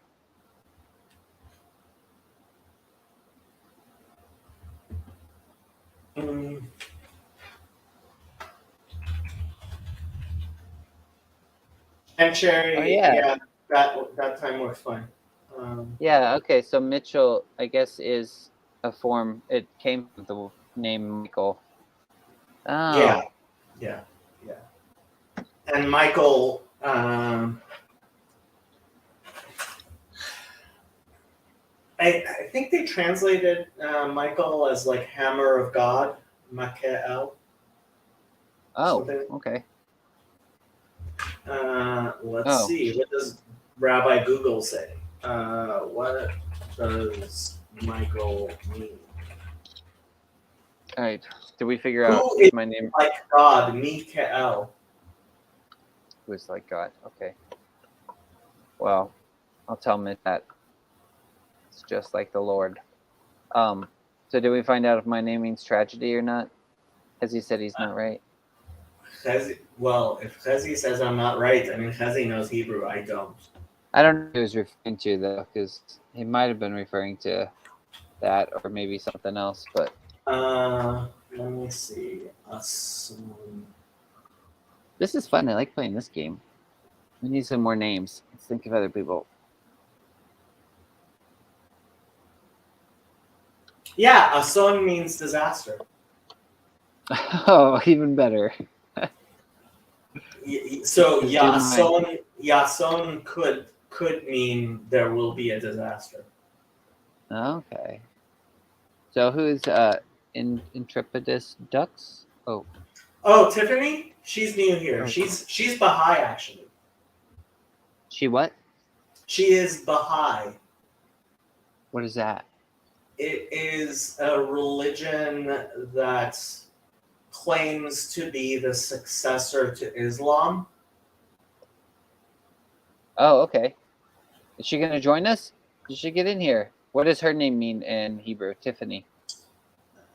Tiffany is not a Hebrew name. Tiffany. Well, we gotta figure it. We gotta find it, like we did Mitchell. Is it or like Well, Eric did? What sounds like Tiffany? Tiffany means There we go. That sounds she just will like it. turn. She will turn towards. It's a white girl name. It is. That's Ason. Jason means healer. Yeah, but isn't Yeah. that in like Greek? I think that's in Greek. Yeah, yeah. So it means healer and disaster. Well, that's great. Yeah, it's a Greek word meaning healer. Just like the Lord, I wound and I heal. Just like the Lord. Yeah. What does Hezi mean? Chezi is short for Yechezkel, and the root is Jose, which means to see. Okay, to see, and that's Yeah. from Yehezkel, like Ezekiel, right? Yeah, Okay, yeah. that's cool. Yechezkel. So. That's one of my favorite books, man. I love books. Oh, actually, no. Yechezkel. The root is Chazak, which means strength.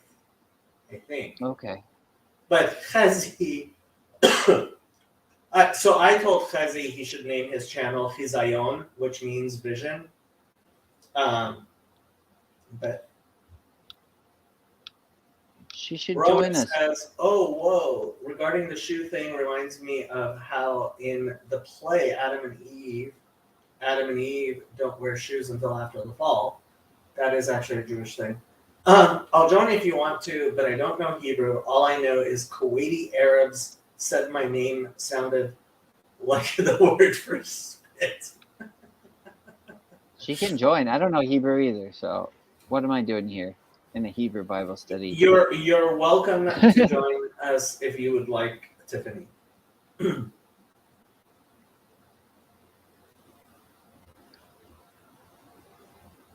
Hold on, Tiffany is one of your favorite people. How long have you known Tiffany? Like, we met Tiffany, what, a couple of days ago? Sherry, how do you know Tiffany? They go back. Those white girls with their white girl names.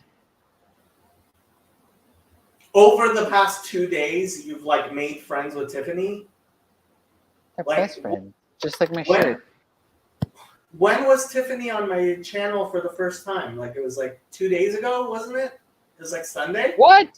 She's her neighbor? Wrong Tiffany, Sherry. You're not looking at... Tiffany is on Twitch. Oh wait, she's the one that joined Was the it- one you did this morning or yesterday? No, it was like Saturday Oh. night, or maybe it was Sunday. Oh, see, you're Think I confusing watched us, Sherry. According to the Kabbalah, Sharon means a soul connection to Israel. It's prosperity and fruitfulness. Tiffany is the girl that said she was Oh. just browsing around Twitch, right? So apparently, Sherry has a Baha'i neighbor named Tiffany. What? Oh. Okay. No, she wouldn't ruin it. We've been going for a while anyway, so You can't I'm all out of ruin our questions. Bible study. It's impossible to ruin our Bible study. I know, and I ran out of questions now. Well, actually, I do have a few more, but we don't have to get into them. I'll save them for next time. But Although the funny thing is, I kind of believed that that Sherry and Chezi, Sherry and Tiffany, like got to know each other because actually, Sherry, I think you would find Tiffany's story pretty interesting. Oh, her neighbor's name is Chelsea, but her neighbor is Baha'i. But I think you and Tiffany actually should talk to each other. You guys, Okay. I think you would like each other. is this the Tiffany that was saying she like makes weapons and stuff in her house? Yes. Okay. Yeah. That was pretty badass. Oh, sorry, I shouldn't say that in the Hebrew Bible study. How dare you? That was so cool. Actually, no. So Sherry lives in Kanakistan.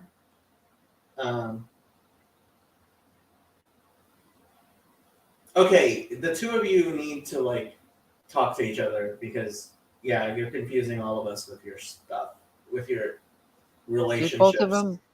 They should just both join right here. They should, but Sherry is like, yeah. Click the link. I'm gonna put the link in there again, and then they'll have to do it. Paste. There. Then Sherry can join, and then they can meet each other and become best friends and neighbors. So what is the how do you say it again? Baha'i? Yeah. Baha'i? Well, that's that the exactly? English way of saying it. Yes. I'm curious to what it is. Hey, nice to meet you, Hello. Tiffany. Nice to meet you. I'm going to make this big so I don't have to deal with all the white background of Yardstream. I wish they had a dark mode. Yeah. So, do you want to explain to Jason what Baha'i faith is? Yeah, so there's a prophet that was in Iran, and he was saying, I'm the newest messenger of God. And that all the other religions still count. So it's a concept called progressive revelation, that God sends down a messenger based on humanity's needs in that time. And he goes by Baha'u'llah. That wasn't his real name, but that's what we refer to him as. Baha'u'llah came down, and he's the newest. Is our idea. However, you don't disregard any other faith. Everybody else has a place. All the faiths matter in some way. But if there's something in your religion that you're questioning that doesn't really make sense based on modern science, you're allowed to, one, either disregard it or take it as like a abstract concept for a story, and take it for what the meaning was meant as. And so there's like a lot of ideas like that. Oh, okay. It's kind of new agey, just a tiny bit. It is, although the Baha'is I know are very they're liberals, yet they're conservative. So there's still no sex before marriage idea, which I'm curious if anybody actually follows that. Good luck getting them to confess. And then they don't support gay people. So they say like don't outcast them, but like if you're gay and you're a Baha'i and the community finds out, they could potentially like take away your voting rights. So what is the Similarly, if you community? live with someone you're not married to, you can no longer vote. So there's like a whole community. So do you guys like meet up as like how does So what's there's your practices? every 19 days there's a feast, and it's a spiritual feast. Sometimes there's real food there, but you pray, you talk every 19 days, there's a different theme that you're praying on. I've helped design some of them, although the ones I designed were too modern for some of the older people. Sadly, the Baha'i community in my city is mainly retirees. So I'm not super active. And I was telling Jacob last time that I wasn't raised religious. So it's kind of hard for me to be really consistent anyway, although the community holds a lot of value to me. And I am friends with a lot of Baha'is. I have a lot of Baha'i family. So my maternal grandmother, she was the only member of her family who didn't convert. Okay. Yeah, her parents converted with all of her younger siblings. Okay. So that entire side of my family is Baha'i. Wow. Huh. So there are some people from Persia who are here who I did have get to try some Persian food, and I was like, man, I need to learn how to cook this stuff. Like, Oh, I can Was give it- you some easy recipes for stuff. yeah, are you Persian gonna food, teach me how to make what's it called, tadik? Taddy, yeah. If you're doing like the hard way, Persian food can be really, really difficult. And if you ask for recipes from like any of the old ladies, they'll give you all the really difficult ways of making really difficult Persian food that you'll always mess up anyway because it's so difficult. And Those all day things. Huh? I know all the cheaty ways of like making things that taste okay, but like they're not exactly how things should be. And so, yeah, I know how to cheat Persian food. Oh.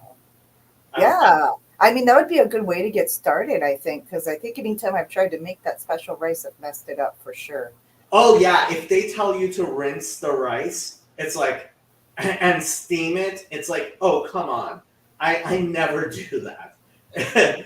Yeah, I cook a lot of Asian food growing up in Japan for like all of elementary school, and I'm like rice cooker. I'm not.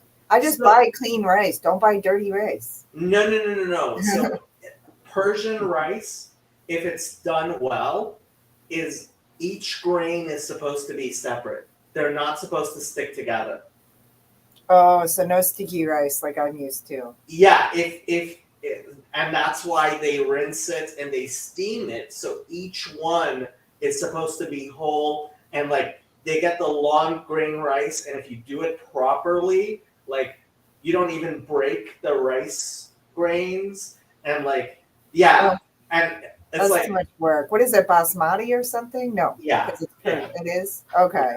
yeah, and it's way too much work. The way I make it is a lot easier, and it tastes Gotta eat, man. similar. I mean- It just doesn't look. It just doesn't look all individual rice kernels. Well, I do remember though. A chick that was out here. Her name was Nosheen, and she did rinse it, and I was like, "Why are you rinsing it?" And she didn't say that though. She was like, "Oh, the starch," and I'm like, Yeah, they take the starch out so that they don't stick together. "Oh, is that what it is?" I thought it was like a health concern. I'm like, "Why?" Well, it's just properly presented Persian food. Like if you go to a Persian restaurant, yes, you will notice. I mean, if you look, especially if it's a nice Persian restaurant, each grain of rice is separate. They do not. It's messier to eat that way though. Yeah, that's what I was thinking. I'd rather have it So- sticky, I think. Yeah, That's the the whole reason the Japanese make sticky rice is you can just shovel it. right, and that's why when I came to the United States and I saw people eating rice with a spoon, with a fork, I was like, how do you even do that? Like we ate rice with a spoon in Iran. Ah, wow. What Okay. age did you come over here? I was 7. Oh, okay. You're really little. Wow. So you're like only a year younger than my son is, my youngest. Wow. It's good for your brain though. Probably made you smarter. Honestly, I feel like going to different countries when you're young is good for you, even if it's really hard. Well, neuroplasticity is a thing, but yeah.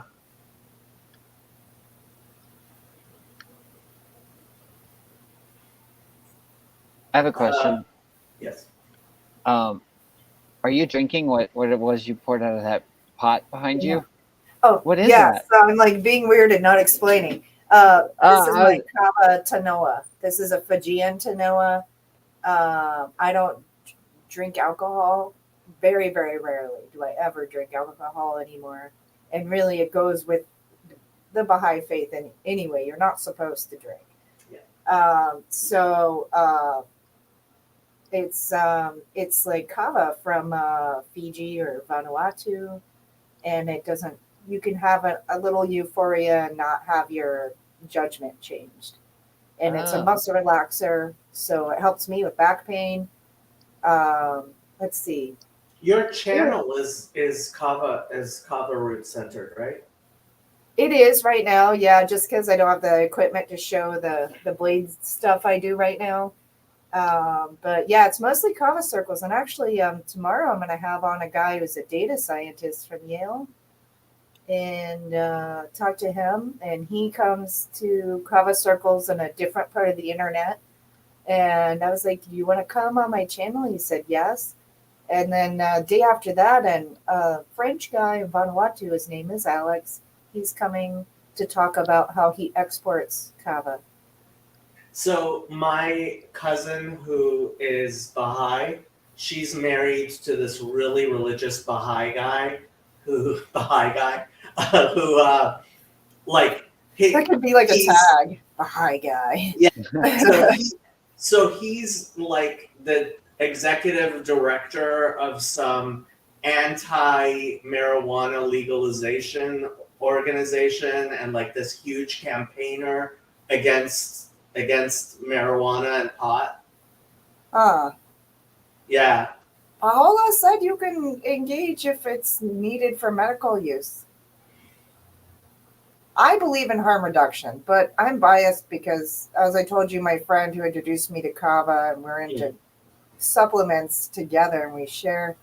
Yeah, he and I worked at a rehab together, and he was a substance abuse counselor for a long time, and I would rather someone do harm reduction than die. You know, if marijuana is a harm reduction technique for something worse or whatever, then do it. Although I will say marijuana isn't always good for everyone. I've met some people who I'm like, you need to chill on that. Like, you're annoying.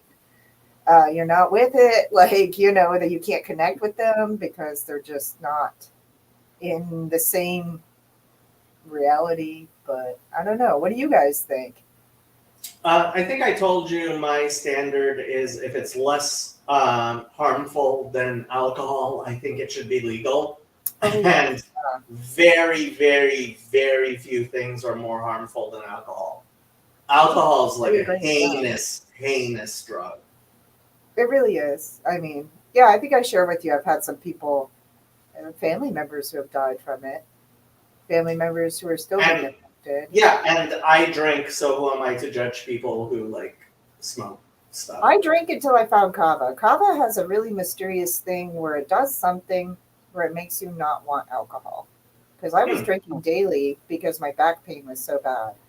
And I tried tried Kava and was like, hey, I don't feel as crappy. And I'm not having hangovers. And I'm getting what I was looking for from all that beer I was drinking. So maybe I'll just do this for a while. And then after a month, I was like, oh, I feel way better. But it took a month for all the benefits to really be apparent. I was surprised it took so long. Is that a cat or a dog on that chair? Say that again? Is that a cat or a dog on that chair? That's a kitty. That's Marco.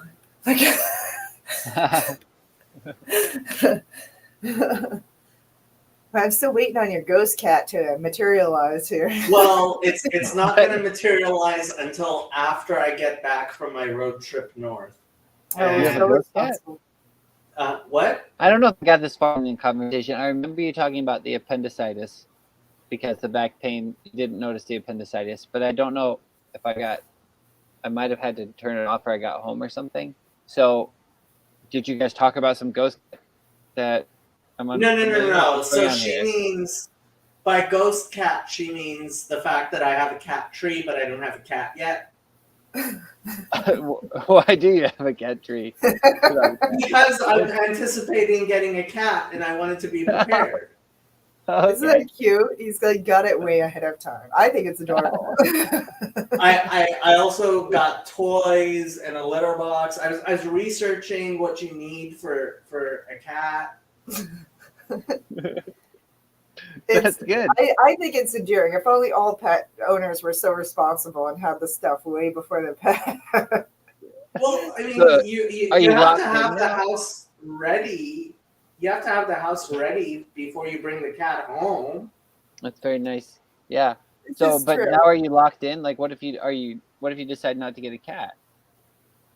Are you pretty sold? You're sold on the idea? Well, I decided I'm going to get a cat when I get Okay. back from my road trip.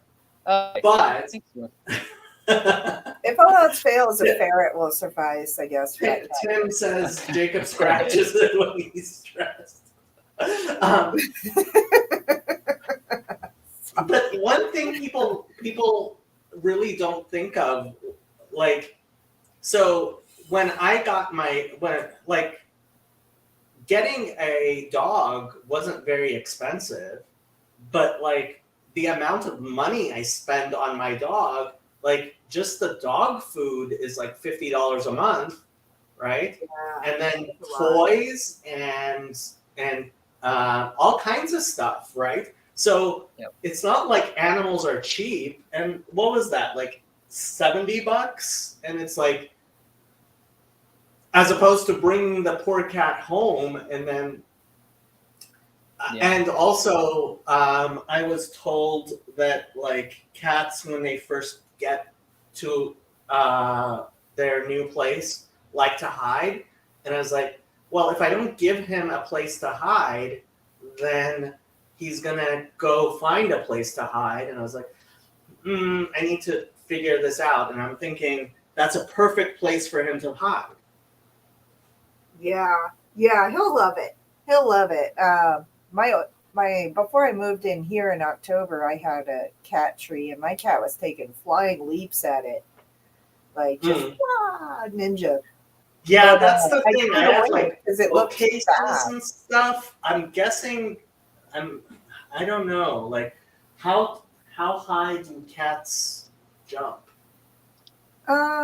Well, I think the longest extension you need is like maybe 48 to 72 inches is what I normally aim for.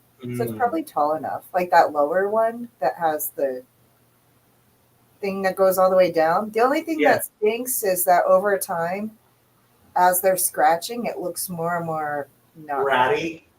Yeah, that's why I threw mine away, but then I didn't get another one fast enough. I wasn't as responsible. So now the cat has destroyed some chairs. So hello, Sherry. Hey, Shay. Sherry, Tiffany, Sherry. Hi, Tiffany. I'm not sure if. Huh? You cut out for a second. You said I'm not sure, and then we didn't hear you.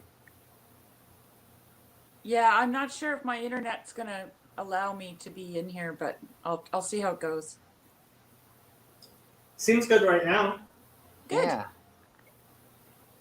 We're Good. just talking cat that he hasn't gotten yet. But Cat. are you getting a kitten or a cat? I don't like.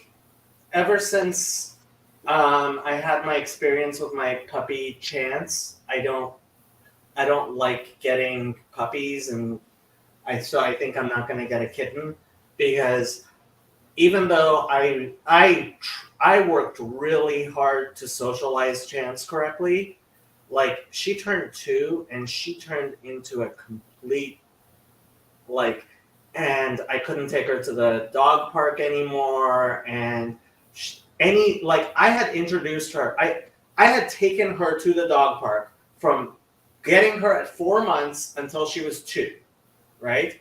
And so all the dogs she knew at the dog park, which was a lot of them, she was friends with. But any new dog came to the dog park, she would get into a fight. So I couldn't take her to the dog park anymore. And then she became even more ornery because I wasn't taking her to the dog park. And it's like, and I had to give her back to the shelter, and that just killed me. And so, yeah, after that, it was like, no more puppies for me. And so this is my first cat, so not going to do the kitten thing. That's fair. They're cute but annoying for sure. Kittens? Yes. Mm. Are you knitting, Sherry? Making a mitt. Nice. I Cool. got one made, got to make the other one. So Good for did you grow your own wool again? Yeah. Yeah, that's Oh all. my gosh. All my, well, actually, in the white, there's a fleece that I purchased from a friend, but the rest is all my wool from my sheep And she makes her own thread, yarn. Wow. yarn. Yeah. Yeah. That's so neat. I'm not even a knitter, but I can appreciate craftsmanship, you know? Yeah. Yeah, and my Baha'i neighbor, she's been raising cows, Jerseys mostly, and they've decided to go to sheep because they're smaller and their hay will go further, right? It's pretty expensive to feed cows. So anyway, she asked me what kind of sheep she should get, and I told her she should get Romney sheep because I want Romney wool. and so she did. She just texted me yesterday actually, and she's getting 5 bred ewes next weekend. So I'm going to see them. I can't wait. One But of isn't one it- of my favorite YouTube channels is Sheepishly Me, and she has a sheep farm, and I love watching during lambing season. Yeah. Yeah. I don't breed my sheep anymore, so poor things. Broadwood They can get says, this spring. our family raised Romney sheep when I was growing up. They're great. Oh, really? Yeah. Yeah. She sent me a video of the 5 ewes I'm gonna that she's Google this. buying, and they're very, very cute. Romney sheep. I'm probably gonna get Mitt Romney on them. Yeah, but when she said Romney sheep, all I could think of was Mitt Romney. I know, I They're was expecting his British- face they're on the sheep. British- They're British breed, and they're old, and they were declining for a long time because people were mostly just breeding for meat and not for fiber. So I'm always happy when somebody, wants to get a more, just a heritage soft? breed that's losing population. What was that? Are they softer? Softer? My Yeah, sheep are they the go- ultimate. Oh, Everything after them is just not soft to me. Tim says, as a Greek Orthodox, I approve of this lamb husbandry. So, have you seen the movie Babe? A long time ago, yeah. Okay, good. Jacob, it's you it's haven't about seen a these pig, movies? right? Yeah, it's great. And he heard sheep. Oh, that reminds me. I went on Facebook to ask a friend a question, and I didn't realize she had a house pig, and and I saw on her YouTube that on her Facebook that she had a picture of her pig who just turned like 4 or something. A house pig. A house pig, like a little tiny potbelly. Well, tiny It's 80 pounds. What? Yeah, potbelly pigs grow to be at least 50 pounds. But they never tell you that. They're just gonna keep it as a friend. They're not gonna eat it. Yeah, it's just a pet. I just find that hard to like. That would be hard for me to do. The lambs too. That would be hard. I'd be like, I don't know. I might eat the one I don't like. The ones you don't like, maybe. But apparently, like, pigs are really, really smart. They are really smart. But then Pigs. yeah. Oh, my daughter had pigs for 4-H, so for 4 years we had pigs, and the first year we made the mistake of naming them, and then and they yeah. followed us everywhere. They wagged their tails when they saw us coming. They picked up sticks and brought them to us, and Oh, yeah, oh and then no. it was butcher time. Oh no. What was I gonna say? I was gonna say something. We're talking about killing pigs. They're very smart. Oh, right. So I was talking to Sally Joe about how, like, I feel weird eating pork because pigs are so smart, and she's like, cows are really smart. I'm like, don't Are tell me that. Apparently, she's like, well, I said pigs are apparently smarter than dogs, and I can't heard that. like imagine eating something as smart as Happy. And she's like, cows are as smart as dogs. I'm like, why are you telling me this? They're all Dogs are smart. very smart. Just, A 4-H guy that I would buy raw milk from, and when one of his dairy cows died, he grieved really hard. He like loved that cow. That cow was like a dog to him. Yeah. And he even like paid to have this thing cremated. Like he would not let anybody eat it, I guess. I mean, I understand not wanting to eat it yourself, but he paid to have this massive cow cremated. That's how much he liked that cow. And then, of course, when I found out, all I could do was like just be as awkward as you can possibly be. All I could say was "Holy cow!" It's bad. I just ruined the situation. If I could just shut up sometimes, that'd be great.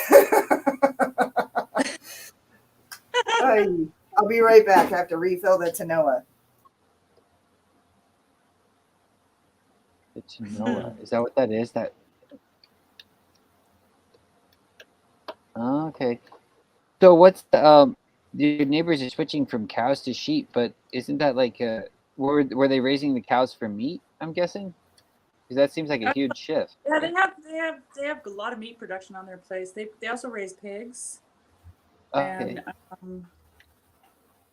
And so they breed their pigs and have piglets, and then butcher them.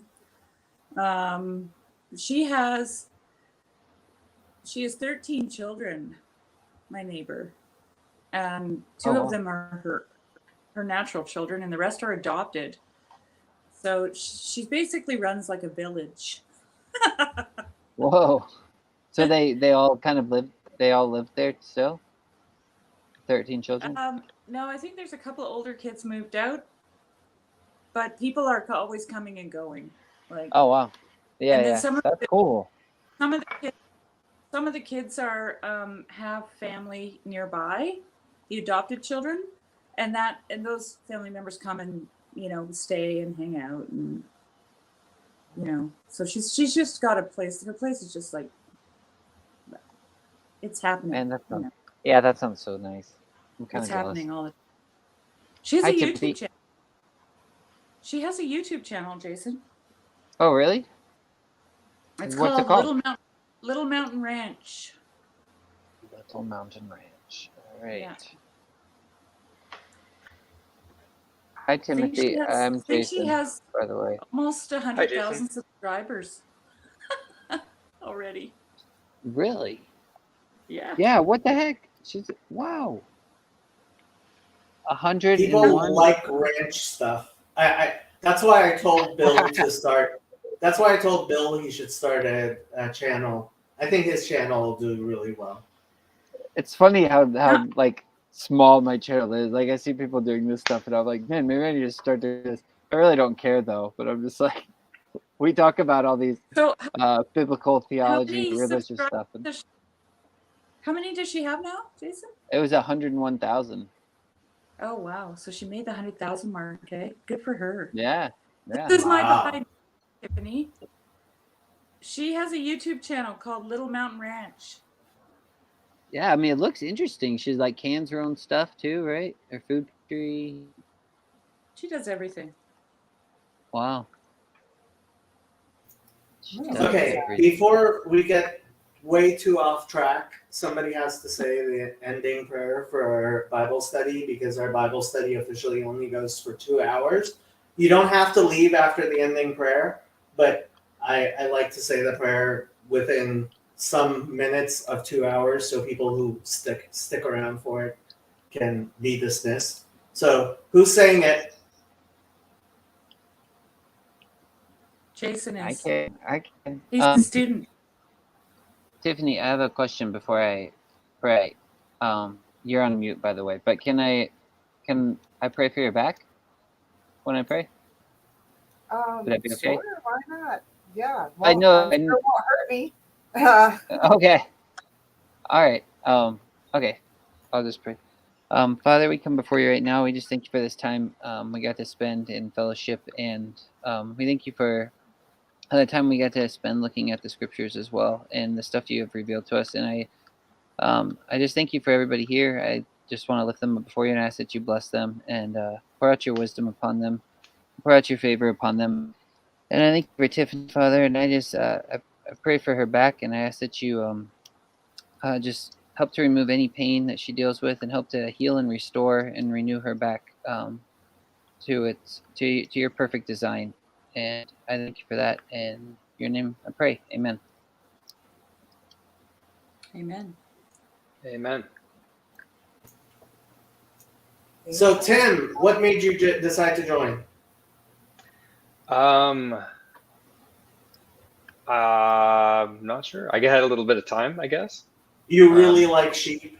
Yeah, actually, it was you guys were talking about animals, and my parents have a ranch with some cows and everything, and I thought that was cool. I like your stories, but yeah, we grew up with goats and all kinds of stuff. Nice. Where's the ranch? They're in a little town called Squaw Valley in near Fresno. It's an hour east of Fresno. Yeah. Now, Beautiful. Sherry, are you from California? No, I'm in the interior of British Columbia. Ah, okay. She's a And who- Canuckistani. Who's Intrepidus Ducks? That is Tiffany. Tiffany. Hello, Tiffany. Hello. Tim. Hi, Tim. Nice to meet you. I'm a wanderer, and I just keep showing up because I don't know. I like the people that hang out with Jacob, even though I'm not Jewish. I'm just like, I'll just keep showing up. Why not? How many people I'm are not- How hanging out dare here you are come on Jewish? my channel if you're not Jewish? Well, yeah, I know. Well, I think the first time you were doing a Bible study, and then it did this where it turned into a chat. So then later I came by and said hello because I'm like, well, I don't know. You never know how people are going to feel, right? So you just try to like be respectful. Yeah.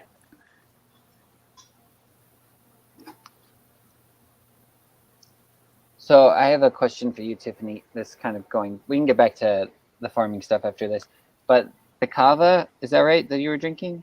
Mm-hmm. What's the thing you made it in? Is it like a little cauldron? Does it have to be made in this? 'Cause it's Cool. Yes, it's my witch's brew. No. yeah, that's what it looked like. You were stirring with this spoon, and then you poured it out and started drinking. And I was like, "What's she doing?" Right. So this is a This is Fijian awesome. kava. So this part you point at your guest when you're hosting a kava circle, and this is used in Polynesia. This is Fiji, Vanuatu, So it is Tonga, magic. Samoan Islands, Papua New Guinea. And it's a dried root. You put it in a strainer bag. Traditionally, you will, back before strainer bags and grinders, they would make the young people of the village chew the root, and they'd all spit it into a pot, and then they'd make the kava. So we've Yummy. upgraded since, and we've learned a lot about germs, and we don't do that anymore. Oh, So I would no more definitely do spit that. kava, but it's always meant to be used in like communal situations. So you're meant to socialize, you're meant to talk to other people. You're meant to come together as a village at the end of the day and partake and chat and socialize, or sometimes tribes will use it for conflict resolution. Okay. The ladle just makes it easy to scoop it into a glass. Yeah. Okay. Although earlier I was waving it at my boyfriend. Doubles What's it as a taste like? weapon. But yeah, usually they drink it out of coconut shells. For me, it's just, I'm clumsy. I'm going to spill it on my keyboard. Like, I have the coconut shells. I just don't use them because it's too much balancing. Yeah. So I just do my ladle in my glass, and, it works out. But I finally got the Tanoa. For a I long like- time, it was just Pyrex bowls. So this is an upgrade for me. I like it. What's it taste like? It doesn't taste good. Nobody drinks it. It tastes like kind of medicinal, earthy, kind of almost like dirty water. But it's numbing on your mouth, so it almost feels lidocaine-like. But it's really relaxing. It helps some people with sleep. It's a muscle relaxer. Some people drink it for anxiety, but it doesn't change your judgment. So you're not going to wake up in the morning and go, "What have I done?" So yeah, it's. I would say it's less strong than marijuana. So I quit coffee last week or 2 weeks ago because okay. because my doctor wanted me to monitor my blood pressure and quit coffee and see if that changed it or anything. Long story short, my blood pressure's fine, but Okay. I quit coffee cold turkey, Ooh. and I was drinking like 3 cups of coffee a day, and I thought, okay, I'll just be tired in the morning, and then basically I wasn't tired. I was like, oh, this is easy, no problem. And then about 2-3 o'clock in the afternoon, my eyes started going cross-eyed. I was like, like the withdrawal symptoms were so bad. I was almost going blind. Like had a massive headache, Oh and my God. it was terrible. It was way worse than I thought it would be. So the next day I did like a 1 cup in the afternoon, and it took just a little bit of caffeine, like fixed it. So I started tapering, and I'm fine now, but I just couldn't believe how bad the withdrawal was from caffeine. I had no idea. Yeah. Homeostasis. So last semester I took some substance abuse courses, counseling courses, and so your body, like whenever you take anything, like your body tries to return back to its normal state on whatever you're taking. So if you just go cold turkey off of it, you will not just be normal. Your body has to figure out, oh, I am no longer on whatever that thing is. Huh. I just always imagined coffee was like, a mild thing, I had no idea it would affect me that bad. That's weird. But now too. I'm, yeah. I bet you're like kind of like, wow, I better be careful now. And what else I take? Kava Yeah, doesn't 100%, have like, withdrawals. Most people say. yeah. Most Well, people say it doesn't. Even food. I like, decided that I'm gonna do like coffee twice a week or something. That seems balanced. Yeah. Have you noticed that when you go shopping, when you're hungry, you buy a lot more than when you're full? Yes. That is I what knew like convinced me. Oh my god! Like I go shopping whenever I'm fasting. I go to the store and I'm like, oh, I can eat this when I end my fast, and then I have all this stuff, and then I've literally puked before coming off fast because I've just ate bowl after bowl of cereal, and then I was like a 2-year-old kid. I threw up everywhere. It was gross. But yes, I do that. no, it's That's fun. so they actually so neuroscientists call there's they call the like all the neurons in your intestinal system your second brain because there's so many neurons there. Like it really affects how you think, just like even your gut bacteria and stuff. Like you are a lot, this idea that we have that we're just like neck up, like just the fact that we think that all of our thinking is in our skin is already silly. But like this idea that like all your thoughts are from your neck up, like are you kidding? Like hormones and heartbeat and like your entire body affects how you think and act and stuff. So yeah, like even whatever you eat, you know, it all affects you. Yeah, totally. I wish it didn't. Make life less complicated. Jacob, was it you that said you take the Tomcat, Ollie? Somebody said recently that they take it. I don't remember if it was you or someone else. The what? Take what? Tomcat, Ali, this supplement. This one. Wait, That's I'm not doing it me. the right way. Never heard of it. Okay, it wasn't you. What? Who No. was it? I can't remember now. So what is that? That's one that does a sort of homeostasis. I really like adaptogens. Or have you like ever gotten into that? They're like different kinds of botanicals that are supposed to help your body be better at getting back into a homeostasis. Hmm. Oh, So they're kind of put by the hipster nerds, which might be one. I'm not sure. That they're put in a category of called adaptogens. It just bothers me that we don't spend enough time talking about nutrition and how it affects. Like I've been trying to cut sugar as much as possible, because yeah, Fraudwith is right. Sugar is a lot stronger than most people think. Yeah, Than that most sugar people are high is conscious of. glorious. It's all kinds of food. Like you just have to realize that when you eat something, it affects you. Yeah. I'll be right back. I'm gonna go use the bathroom and get a Mountain Dew. So How dare Yeah, you? Speaking of sugar.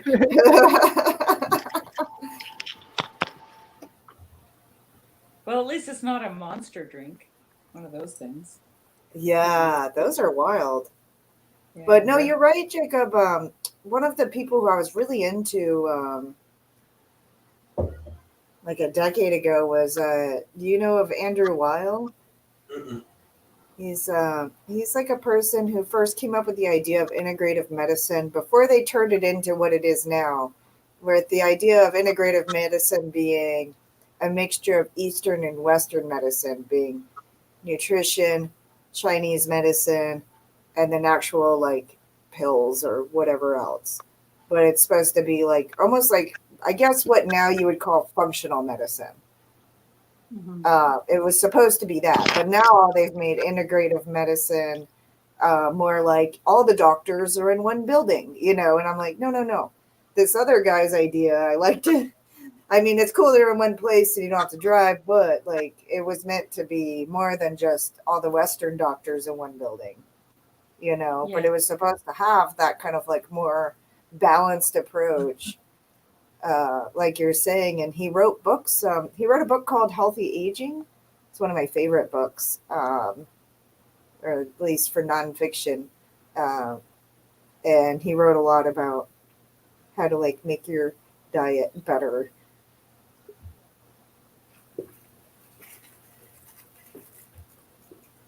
We lost Tim, and now I think he's coming back. Yes, we keep on losing Tim. So, Tiffany, I remember in the conversation with Jacob, you said you study botanicals now. Is that So right? that's where my heart is with botanicals. I had a small kava business, which my day job was supporting for a long time. Kava's not a cheap botanical, and I just once I changed jobs, I couldn't do it anymore. So for now, it's on standby, but I obviously still use kava, and I have some plans in the mix to do some CBG extract from hemp. So purely medicinal, not for euphoria or anything like that. It's another thing that helps with inflammation and pain. And I have a lot of people in my life who could really benefit from it right now. I want to like go back into business with botanicals, but I think it's going to be wiser for me to wait. So right now it's a hobby, but I think that this knife shop, I have access to people who don't normally get introduced to these botanicals, and I can build a bond with them. I'm good at doing that with people in person, not in like large groups, but like small groups. I do pretty good explaining, and maybe I can just, if somebody just shows them or even just gives them samples, maybe it could help them with various things or whatever. And I could get a unique clientele base, because currently the kind of people that drink kava are probably the kind of people that the folks that come to the knife shop don't want to hang out with. And I'm not saying I'm against this group or that group. I'm just noticing the clientele base, right? And there's an untapped clientele base that I could use that nobody else is using right now, as far as I can tell, at least not here in this city. And this city has over 1 million people. What So city are you in? I'm in Tucson, Arizona. Oh, okay. Yeah. Okay. Yeah. And the knife shop we have is the only knife shop in this town right now. I call it a town, but it's like over 1 million people. So I don't know. Is it a town anymore? Back in the day, Tucson used to be called T-Town, which is stupid, but that's what they called it.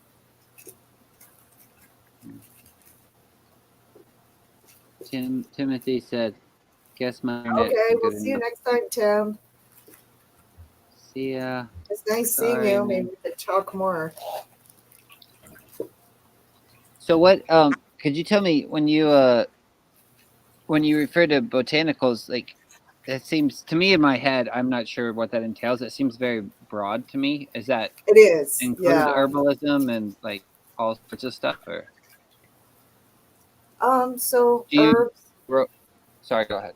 I don't grow, no. I stopped growing when growing things. You can't grow kava here without special setups, but and kava is a 5-year crop minimum. Wow. Yeah, so that's why it's expensive. But no, I won't grow anything again until I own my own land, because the last time I had a garden and it was a rental, it was like heartbreaking when I had to let it go.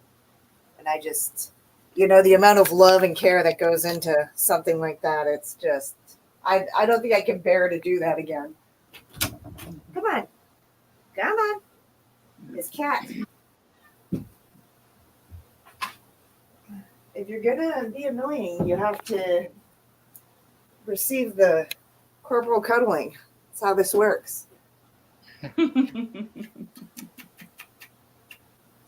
Hezzy, are you done your prayers yet? He said bye. He said bye to Tim. He's got to pray in the morning, right? Yes. But he can't pray too early in the morning. It has to be light enough to see blue. So Oh. only at sunrise? What do you do on overcast days? No, it's You well, cry. no, That's what there's Unnamed Jason. so if you look on a website like Chabad, people have calculated, like you put in your zip code and they've calculated exactly the times, like when's the earliest you can put on your prayer shawl, when's the earliest you can put in on your phylacteries, all that stuff.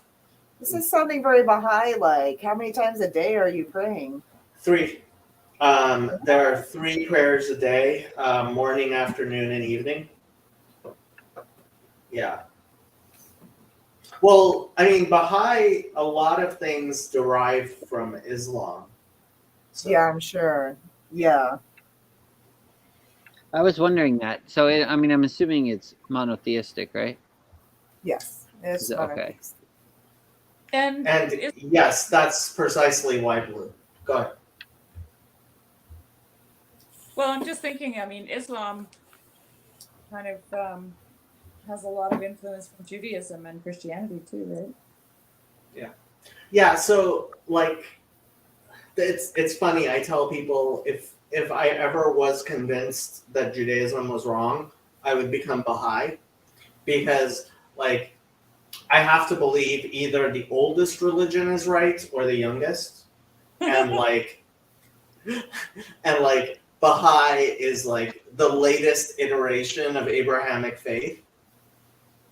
That's so funny because no Baha'i would ever dare say Judaism is wrong. Like, that's just against our beliefs to even say something like that. Well, Like, yeah, I mean Baha'i, like. we might say, like, well, maybe we're just a little more right, but, like, we're not going to, like, yours is wrong because no. Yeah, well, I mean, all sometimes matter. when I'm having conversations with my religious Baha'i family, Oh, they're gonna especially put the me very off. religious ones, they're like, yeah, like they kind of intimate Judaism's outdated, and there's like they have the latest model of religion as opposed to me, who's like still driving the horse and carriage and they've got a Jaguar, you know, that type of thing. Well, I mean, honestly, before I became Baha'i, I looked at Judaism. And when I was looking into it, I accidentally ended up at one of those Jews for Jesus churches. And that was a confusing experience. I was like, so wait, you guys are Jewish, but you're for Jesus. Wait, so you're Christian. I was just like, my brain is a puddle now. Like, what's happening? Because I was so young. I think I was like 21, 22. So I was like, I wasn't prepared for the trickery. Well, yeah, I mean, well, so The it's funny, trickery? but Yes, it was trickery. Jews, I'm like, you're just Jews for Christian. Jesus, Stop it. Jews for Jesus, like that's how it started, and it backfired. Like it totally backfired. So they started these. Basically they were just Baptist churches, but they were trying to be culturally appropriate to sorry, we got a porn spammer.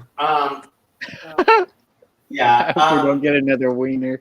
Was that in a Bible study where we had the wiener that one time, or was that a different stream? I hope it wasn't a Bible study. It was. And then when Father Eric was having his stream, somebody like came on. I And- was on with them at the time, actually. You were hold on. I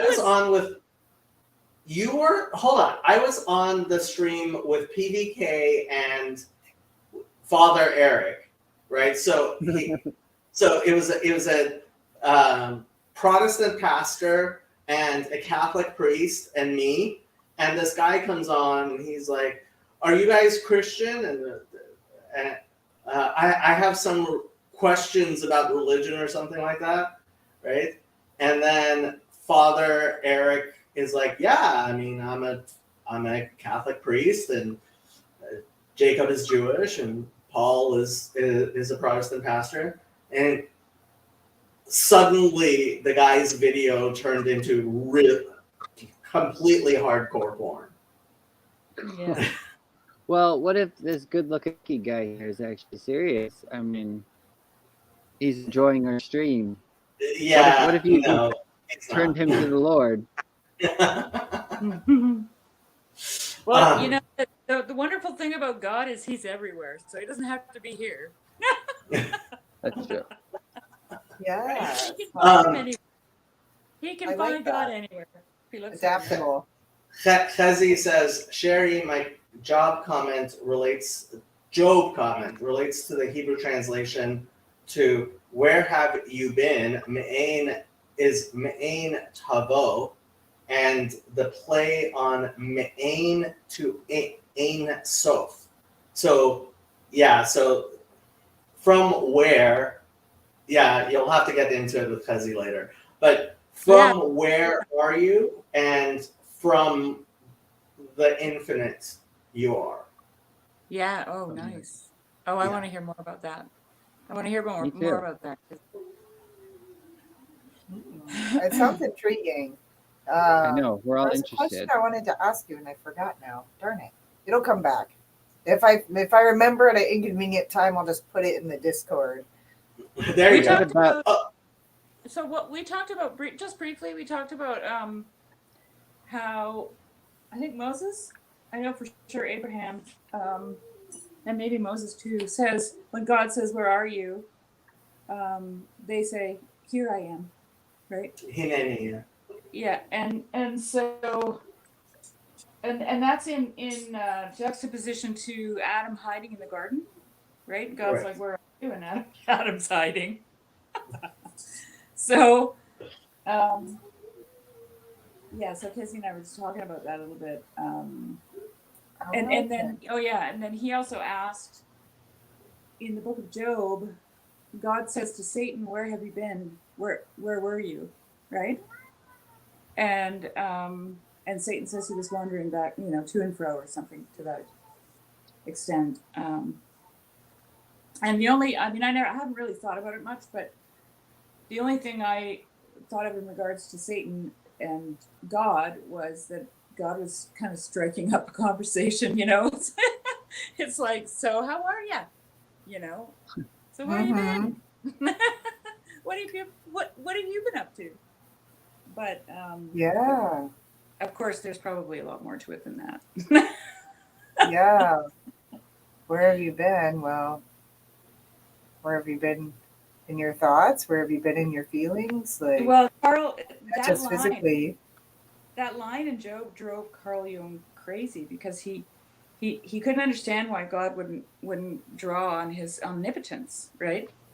Like, why would he even ask that question if he knows everything, if he's everywhere, So, that drove Carl Jung crazy. I think the Baha'i interpretation of that would be that's not the point, because the point is the story to teach the thing. So whether it's like actually what happened or not, like I don't know. But Job. Oh, go ahead, Jacob. I would just say the Socratic method is a thing. There you go. Dialogos, right? Asking questions can sometimes elicit better answers than giving answers. Yeah. I feel that. That makes sense. Asking. So just kind of like just allowing yourself to be curious is what you're saying. Well, God is asking a question in order to draw something out of whoever he's asking a question Oh, I see. Okay, so, okay. And he's using an open-ended question. It's not a yes/no question. So it's like your parent to your child. It's like, well, what have you been doing, And the kid goes, well. No, did you do the thing I asked you? Yes, So no. that reminds me, I got a new kennel for Happy after she destroyed her old kennel. And I haven't put it together yet, and I had to leave her at home yesterday, and my dad said to me, "Isn't she gonna mess something up?" And I said, "Probably. When I get home, I'll find out." And she destroyed some cardboard box, which was, when I got home, I'm looking at it and I'm like, you don't realize that this just means I have to assemble that kennel, you silly thing. Oh well, yeah. It's kind of, I feel that like it's like, oh, they didn't destroy something expensive. It was just messy. Thank God. Well, yeah, I mean, that's better. She's never, well, the only thing she destroyed that was expensive is my bedroom, Ooh, but the whole room. well, okay, she was trying to open the door, and so she destroyed everything but the door. Wow. Really? She took the molding off the walls. Oh my God. Wow. This reminds me of a Belgian Malinois my father used to have. That dog would destroy entire sofas. It's destroyed the interior of RVs. Happy is an 80-pound Rottweiler, and Oh, you've never mentioned that before. yeah, and despite the fact that she's a total scaredy cat and incredibly shy, like she doesn't realize that she could basically kill me if she wanted to. That's funny. She would never So- even. She knows she could. She doesn't even entertain that thought, Jacob. Not at all. Yeah, as it says. Well, that's what Job was lacking. Nothingness. He had it all. Even God was in his schedule. The Satan tells him, "You have been a fence for Job. He has never seen the real world." Yes, that's right. So was You Job hedged just a spoiled baby? That is one interpretation. Yeah. Well, see, it's okay. So this is what I think. You want to know what I think? Yeah. No, I do. Yes. I do. It's a creation story.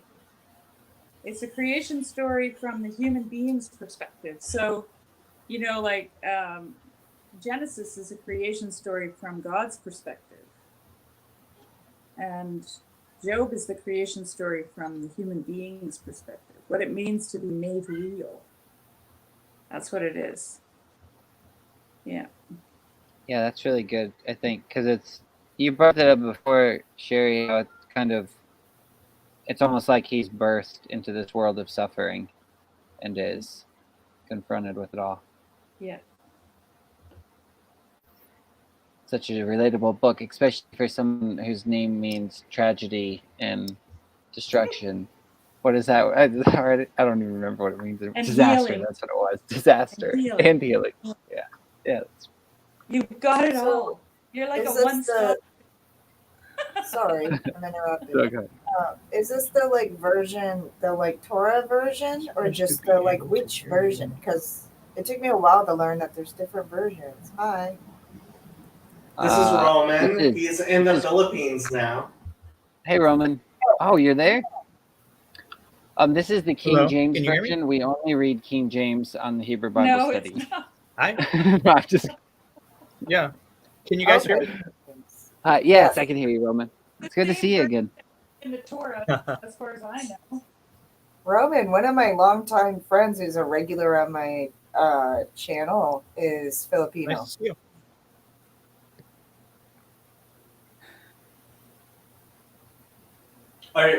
Do you have a lag, Roman? I think I'm a little out of sync. I think so too. I think my lag is pretty bad. Yeah. At least through StreamYard. Maybe it's Huh. catching up. Yeah. You don't have your YouTube going, do you? Make sure you turn off YouTube. I do, but like only because my StreamYard is muted. Well, if you're listening from YouTube as opposed to StreamYard, you're going to have a 10-second lag. That's how it works. That's not going to work, Roman. Well, he said he has it muted, but he has the window open. Would the window alone cause the lag? No. Oh, so you have the YouTube tab muted? Or okay. If you have the YouTube tab muted, then it should be fine. I don't know. I blame the Filipinos.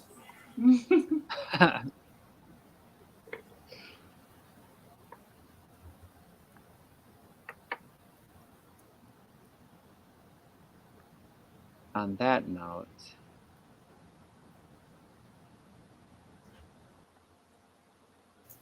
there he Oh, goes. bummer. We lost Roman. Yeah, he put Well, in he the said thing. goodbye, yeah. Yeah. Yeah. Darn. Well, that's sometimes too why I mute myself when I'm not speaking. Not only because I have a noisy cat, but sometimes it helps take up less bandwidth. I don't know. It works like that on Zoom. I don't know if it works that way on StreamYard. But I know on all the Zoom calls over time, we've kind of slowly learned that it works better that way. But it wasn't a streaming, right? So I don't know if it's different. Yeah, I think it is pretty good to put yourself on mute just when you're not speaking. I think it helps the computer system, like, especially because they're balancing our sounds and stuff. But yeah. Still going 5 hours deep. No, it's only been 3 hours. I have no idea what you're talking about. Ed. Has he Bible popped on after here? dark He'll keep makes us it sound going. haunted. Well, we do have the cauldron, so.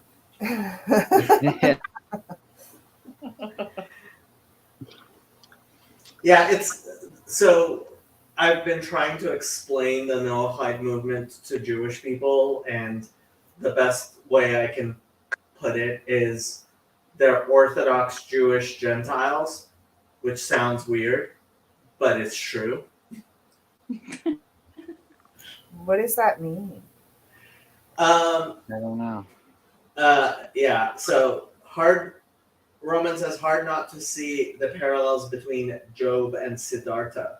I don't know that much about Siddhartha. So I was talking about the backfiring of the Messianic churches you were talking about.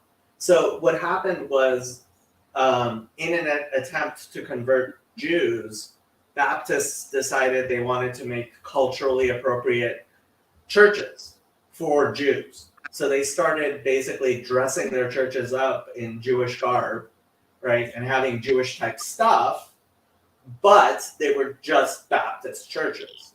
And that was Jews for Jesus. And what happened was there weren't a lot of Jews who were going, but there were a lot of Christians who started going to these Jewish churches. And first it started the Messianic movement, which is they're Christian, but they're much more actually like serious about Judaism than the Baptist churches that they started. And then what happened was Good. That's what they get. well, and then what happened was they started the Noahide movement, which was Christians who started learning more about Judaism, and they started rejecting Christianity for Judaism. That And was my goal when I went to one initially, but they just like detoured me for a while. That's all they did. well, and what basically has happened is because in Judaism, we say, so we have the 7 Noahide laws, which apply to all people. And we say, the Jewish stuff is just for Israel, and we don't believe that you're going to hell just because you're not part of Israel. We believe that the covenant of Noah applies to everyone, and so like then and my channel, I have several Noahide people on my Discord server and on my channel, and that was the discussion we were having this morning. Is like there are people who are not interested in converting to Judaism, to being Jewish, to being part of it or the Jewish community. They just believe in Judaism. So, and they believe in Orthodox Judaism. So they're Orthodox Jewish Gentiles because their religion is Orthodox Judaism, but they're Gentiles. Interesting. Is it because they feel like they wouldn't really be accepted, or if it would No. be too much somehow? Yeah, because they don't want to do the whole kosher thing and Sabbath thing, and there's nothing that says they have to. They could be Reform Jews. Is that what it's called? No, they're Orthodox Jewish Gentiles because in Judaism, so Jonathan Like is full on like Matisyahu garb here, or what? no. Oh, So Jonathan, yes. So like Matisyahu, when he was wearing the garb, right? He was part of Chabad Hasidic movement, but that's only for Jews to like grow your beard long and stuff like that. We don't believe that in order to be a good person you need to do that. That's just something for Israel, right? And yeah, Jonathan is actually a Noahide. He's the guy I was speaking to this morning, and so he's like, "No, we just don't want to deal with that." I have a question for the chat too. Is Siddhartha, is that the Buddha? I Yeah. believe so. Is that is the Buddha? Okay. I'd have to Google it. Yeah. I've been So, Googling things while you guys have been talking since I've been here. Like I It's Googled like- this that's word you why said a I while should- back. Like it's Homeostasis? Yes. so Roman says Job had everything under the protection of God. Siddhartha had everything in his palace. He can only gain wisdom after leaving the palace and having contact with aging, sickness, and death. Kazi Yeah. says, what would have been if Job accepted his friends' theological explanations? They would have mourned his children, thanked the guests, and God would have said nothing. Yeah, that's nice. That's good.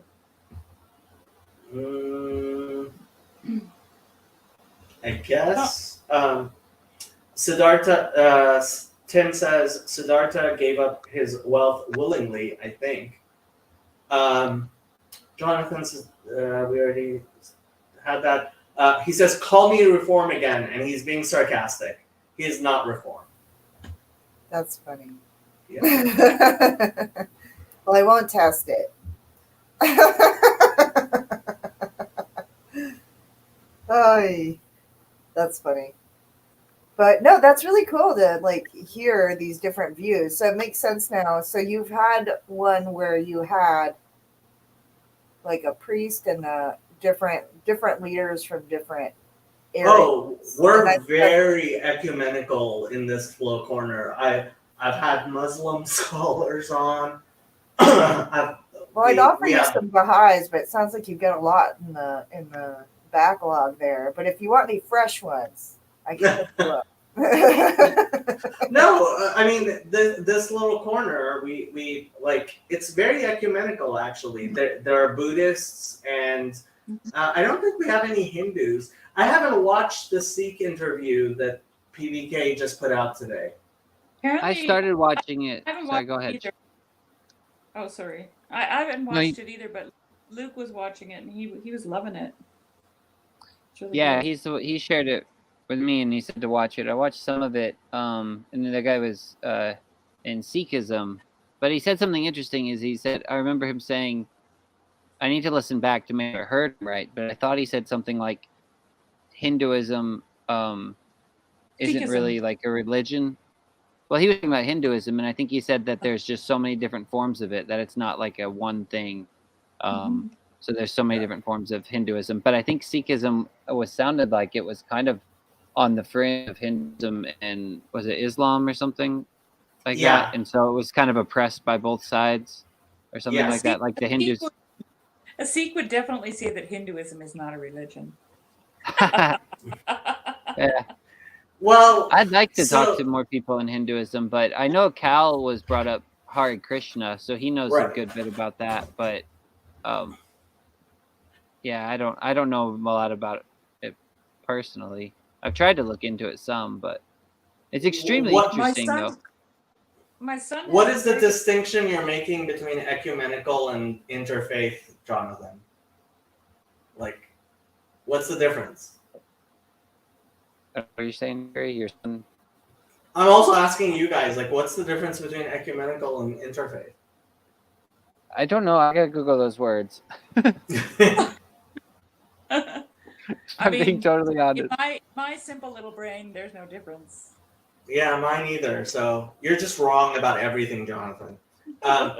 Anyway, well, the thing is, like, yeah, we call it Hinduism because it's all of the religions in India. So it's like we just call it Hinduism in order to have something to call all of the religions of Yeah, but Yeah. I mean, I've met Ecumenism is I've met typically- Hindus, and Hindus are Hindu. They call themselves Hindu. I've been to And they- Hindu weddings. But They Um, have a specific. I mean, under Hinduism, it seems like there's this at least a trinity of main focus gods, like Brahma, Vishnu, and Shiva, right? That I think would most Hindus would acknowledge. I think. I don't know. I'm guessing. I always got the impression that Hinduism was like Mr. Potato Head. You could just kind of construct your own god out of all the different. Probably Mr. Potato. But It might be. yeah, there was my son had a friend whose parents were Indian, but they were Jainist, and I never heard of Jainism before. I haven't. still Yeah. not even sure. I don't know much about that one either. Like, So yeah, the Jains are really, really respectful of life to the point where, like, their monks sweep before they walk anywhere to make sure they don't step on any bugs. I had a friend who was Jain, but she wasn't very religious, but she just told me that. And yeah, it's actually, I mean, yeah, it is a religion. So Jin, Yeah. Jain. sounds really tedious. Holy. They're really, really against any sort of killing. Oh.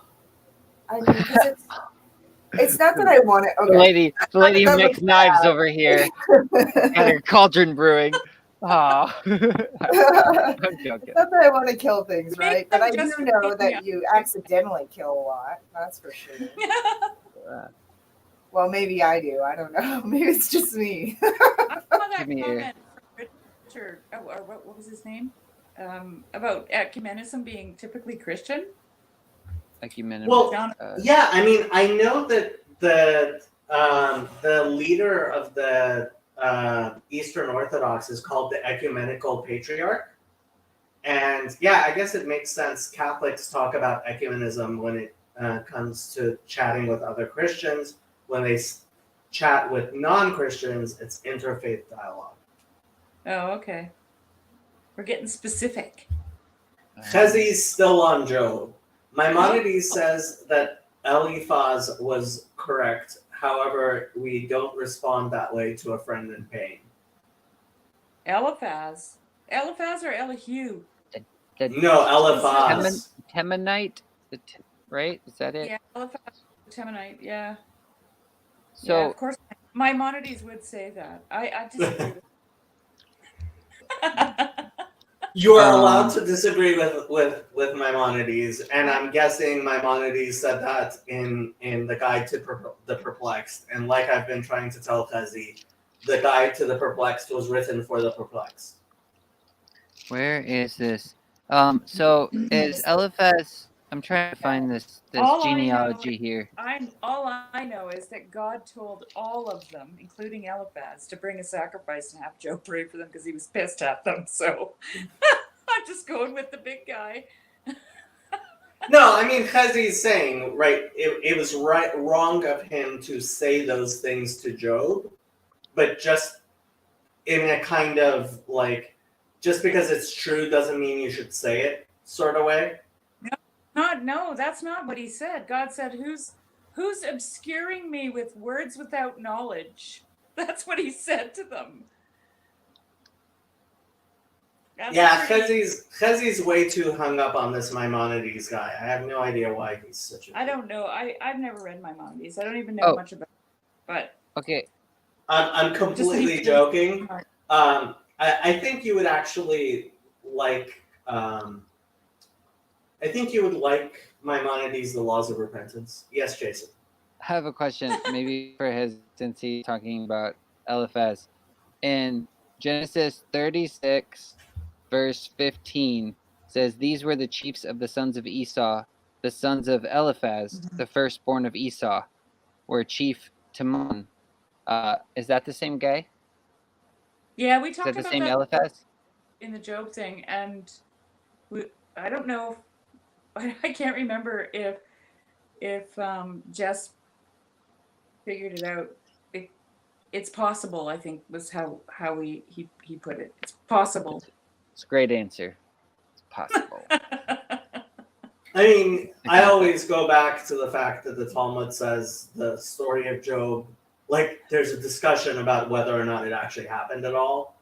And so it's like, might have not actually have happened at all. It might just be No. a story. You know, it's widely held that Job was written by Moses, and that it was the question that he asked God when God put him in the cleft of the rock. But- Why do the righteous suffer and the wicked prosper? And that's what But- Job deals with. It's like a little novella, right? Of Moses's own wrestling Yeah. with that whole idea. So you would say Job happens all the time, right? That's what I would say. I would say Job is the Is it- creation story of a human being. Of course, Yeah, it so happens all the time. Of Yeah. course it Chazi- does. Chazi says, suffering comes to teach us lessons we can't understand in a rational way. that's what I'm here for. I agree most of the time, yes. I think sometimes it's random, but Has he heard my name in Hebrew yet? Because, you know, When a rabbi walks into a room, we all need to stand. However, this is not the case with one who is grieving, since he is then considered the wise man, for he alone understands the lesson of suffering. Wow, nice. you should hop in here, Hezi. Chazi has to Link. take his kids to school. I'm guessing his kids Oh. are in the car. Oh, Yeah, every morning he has to drive his kids to school. what a great dad. Can you imagine if Chazi was your dad? Like, my dad never dressed that snazzy. oh, does he dress snazzy? Oh, Last time he popped But in and I was kids here, would like say I much didn't. easier It when was he was going through tunnels. Chazi is well, he's one of the most prominent designers in Jerusalem. He dresses like it. Like, yeah, he's Wait, very, very He's not a snazzy. fashion He's- designer, right? Oh, he's an architect. okay, Uh, okay. But I he thought you meant also he was a fashion- dresses. fashion He also design. dresses like it. It's really funny. His name is Wow. actually Casey You Lemieux. know, now I'm curious. Stalk you and see your design style. I have no fashion at all. I mean, I'm wearing a shirt with paint on it, so like, I just wear whatever. I don't. Oh, Yeah, I found an interview with Chazi he did with a religious Jewish podcast that a mother of one of his friends runs, and it was all about Chezi and dressing not like any other Orthodox Jew in the world. It was an interesting interview. Fancy guy. That's cool. Well, I mean, I some people, it's like their way to express, right? Chezi is And have incredible. joy. Yeah, Chezi is incredibly creative and a total rebel and free spirit and weirdo, which is why we love him. Wow, that's Total great. rebel. Yes, he's kind of rebelling against the rest of the world by being an Orthodox Jew. Hezzy against the And world. being snazzy. I'm gonna Jacob. write a little children's book on that. He's on Chezi- it. Orthodox are good, yo. Chezi the schnazzy dresser. So Sherry, are you Jewish as well, or No. I can't tell anymore at this point. We've got all over the place. she laughs. No, no, it's not. I didn't want to I'm assume. just kidding. That's why I laughed. I didn't laugh. I know. I'm because- just kidding. question. I'm like, what am I? I haven't been.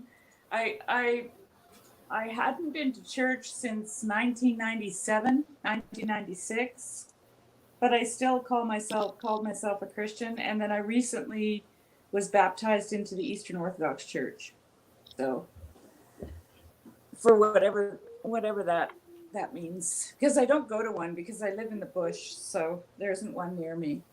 But I did find one that would baptize me, and I did catechism on Zoom with the priest. Okay. Yeah. So I can't really say that I'm a practicing Eastern Orthodox Christian because I've only had the Eucharist once, and although I have my icon corner and my prayers and stuff like that, but yeah, I just do what But I'm curious what the God difference is. tells I'm me not to sure do. that I That's know. what I do.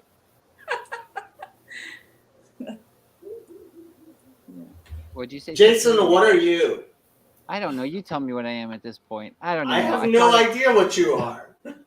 I thought I was Christian, but then sometimes when I talk to Christians, I'm like, well, if those are the rules, not the rules, but there's I would still say I'm a Christian, and I still love Jesus. I believe in Jesus, and I think I believe in everything Christianity proclaims, but it's just maybe not in the ways I was brought up being taught, and so that kind of sometimes leaves me feeling in this little bit of a limbo space, I guess. But I don't know.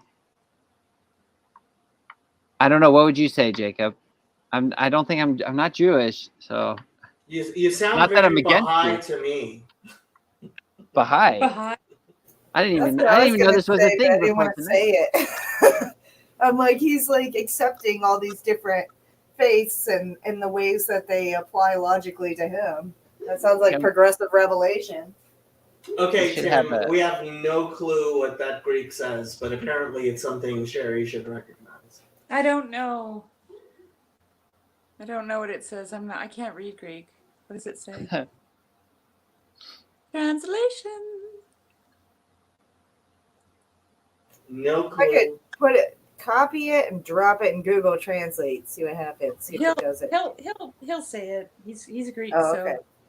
he'll say it in English for me. Okay. Congrats. Oh, Oh. thank you. Aw. I'm very happy to be an Eastern Orthodox Christian, and I think that's the closest to Judaism I'll ever get. And that's good. That's good enough for me.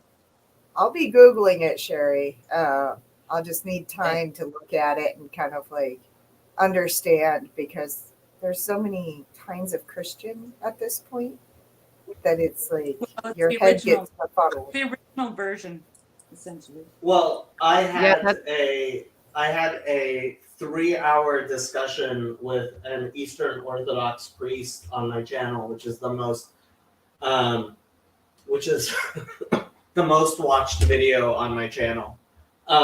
So according to Google Translate, it's Axios Sherry Chronia Pola, which means well-deserved Sherry, happy birthday. Oh, happy nice. birthday. That's even better. That's great. Yeah. Yeah, it is considered a birthday actually when you get baptized in the Orthodox Church. Yeah. Mm. Eastern Orthodox is beautiful. I remember you telling me that the inside of their churches were really pretty, and then I actually saw some pictures of them, and I was like, it is gorgeous. Their buildings, or at least the one I saw pictures of. But So how OG are we talking? Like Mercia OG or like what? Like So Eastern Orthodoxy and Roman Catholicism split from each other 1,000 years ago. wow. Because Yeah, I feel like I've heard a Catholic priest. Actually, I met a Catholic priest in the Kava forums, and he was saying, you know, of course, his opinion was Catholicism is the most pure Christianity, and I was like, but sometimes the things that you tell me sounds like witchcraft. The Eastern But tell me- Orthodox, the Eastern sounds like Orthodox. witchcraft. It does. So the history of Christianity, you know, like it starts in the Middle East, right, where Jesus was, and then it, you know, they have these little house churches, and they grow and grow, and then they appoint bishops, and they end up with bishops in Rome, a bishop in Alexandria, a bishop in, I can't remember all the places. Antioch and Antioch. bishop. And there were 4 or 5 original bishops that were considered like the big patriarchs. One, and eventually they split off. Well, there was a bishop in Jerusalem as well. So the Orthodox Church is shepherded by a council of bishops. They don't have a pope. Yeah. And so what happened was because Rome was culturally cut off, right? It was the West, and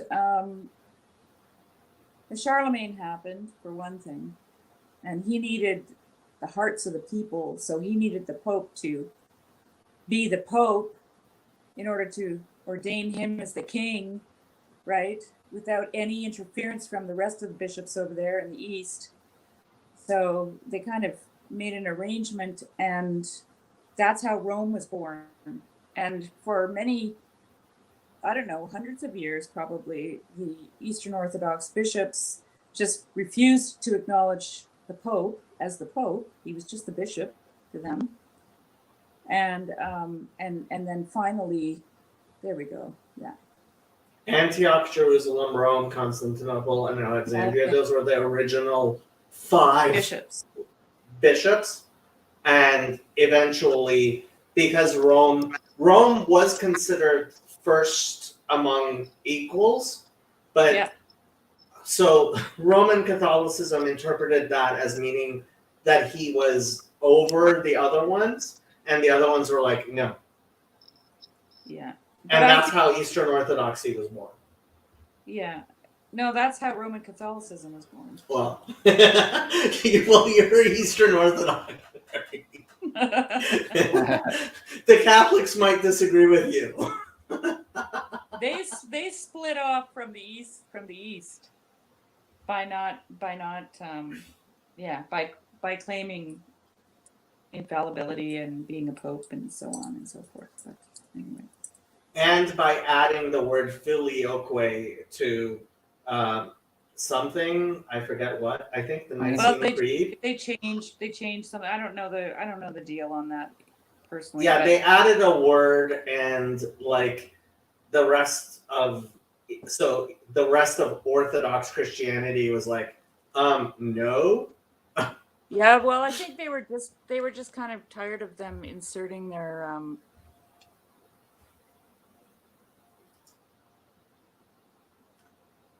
We lost your voice, Sherry. It's because I muted myself. Sorry, I had to plug my thing. Yeah. Anyway, I don't know. Who knows why all that stuff went down? But it went down, didn't it? And So here we Jonathan are. asks, is monarchical Trinitarianism Orthodox orthodoxy?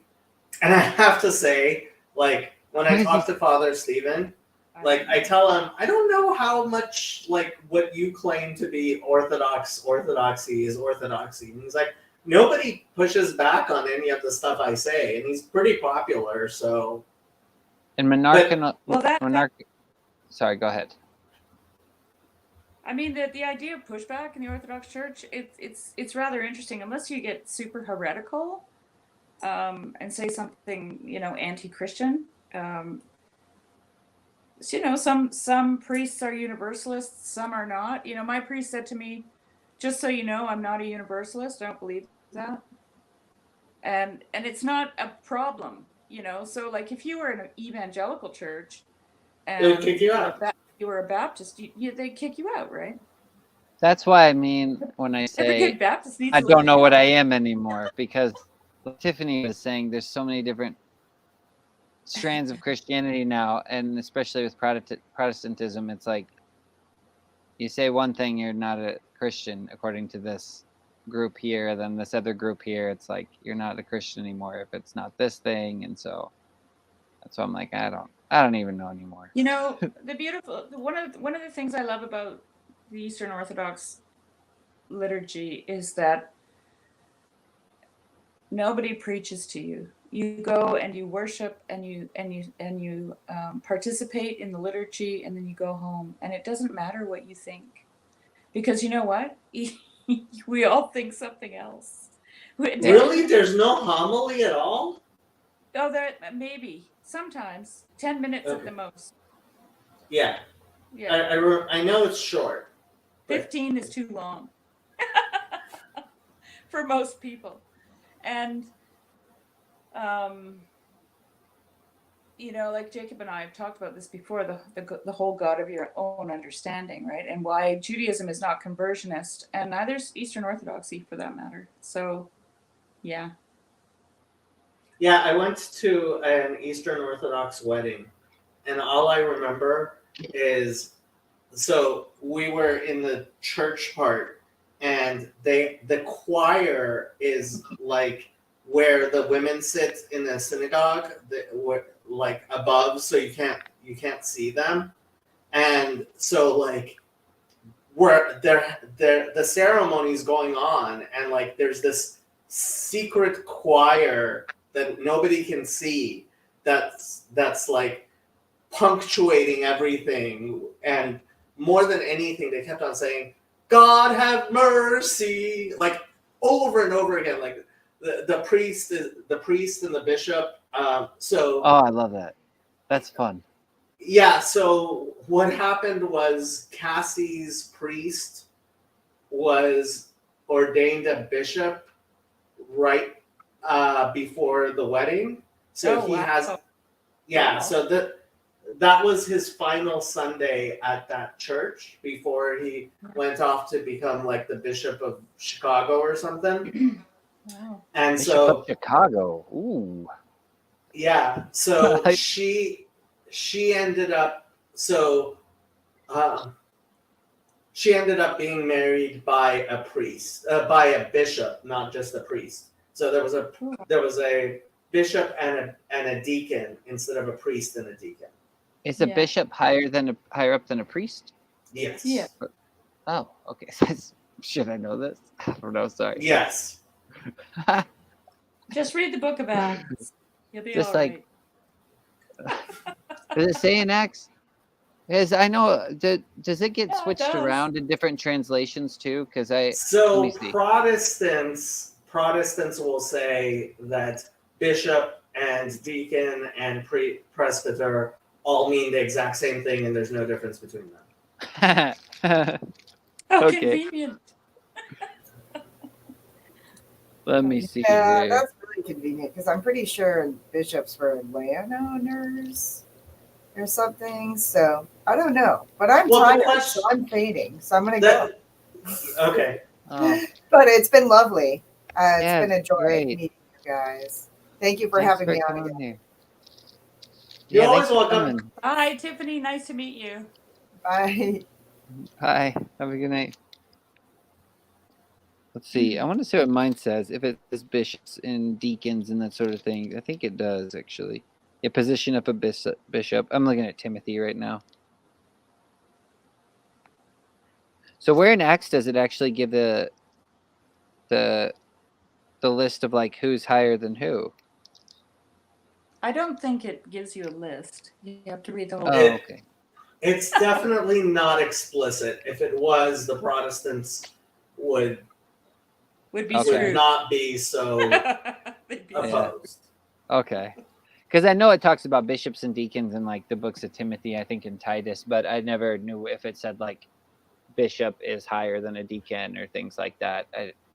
It probably does, and I just haven't looked at it. Well, bishop literally means overseer. So Yeah. Oh, okay. Tim Okay. says bishops were the legal owners of church property before the legalization of Christianity. Oh, interesting. Bishop is a Latin word. Like, what did it come from? If it just means overseer. Well, the Greek is episkopos, which means person who sees over. Okay. Huh. All right. I mean, it might make more sense to me. I grew up Protestant, so I didn't grow up in like I'm assuming they probably use those terms still in probably I think even in Baptist churches too. Probably in some Protestant circles, but Some more so in Protestant Catholic. circles, yeah, they still use the term bishop, but like Presbyterians kind of don't. And I keep on telling Paul Vanderklay, like, you're just a bishop. Just the fact they refuse to call you a bishop doesn't change the fact you are a bishop. Yeah. Paul Vanderklay, like, that's my big thing with him. It's like, yeah, you're the guy who's shacked up with his girlfriend and has kids and is like, we're not married. I'm sure he appreciates that.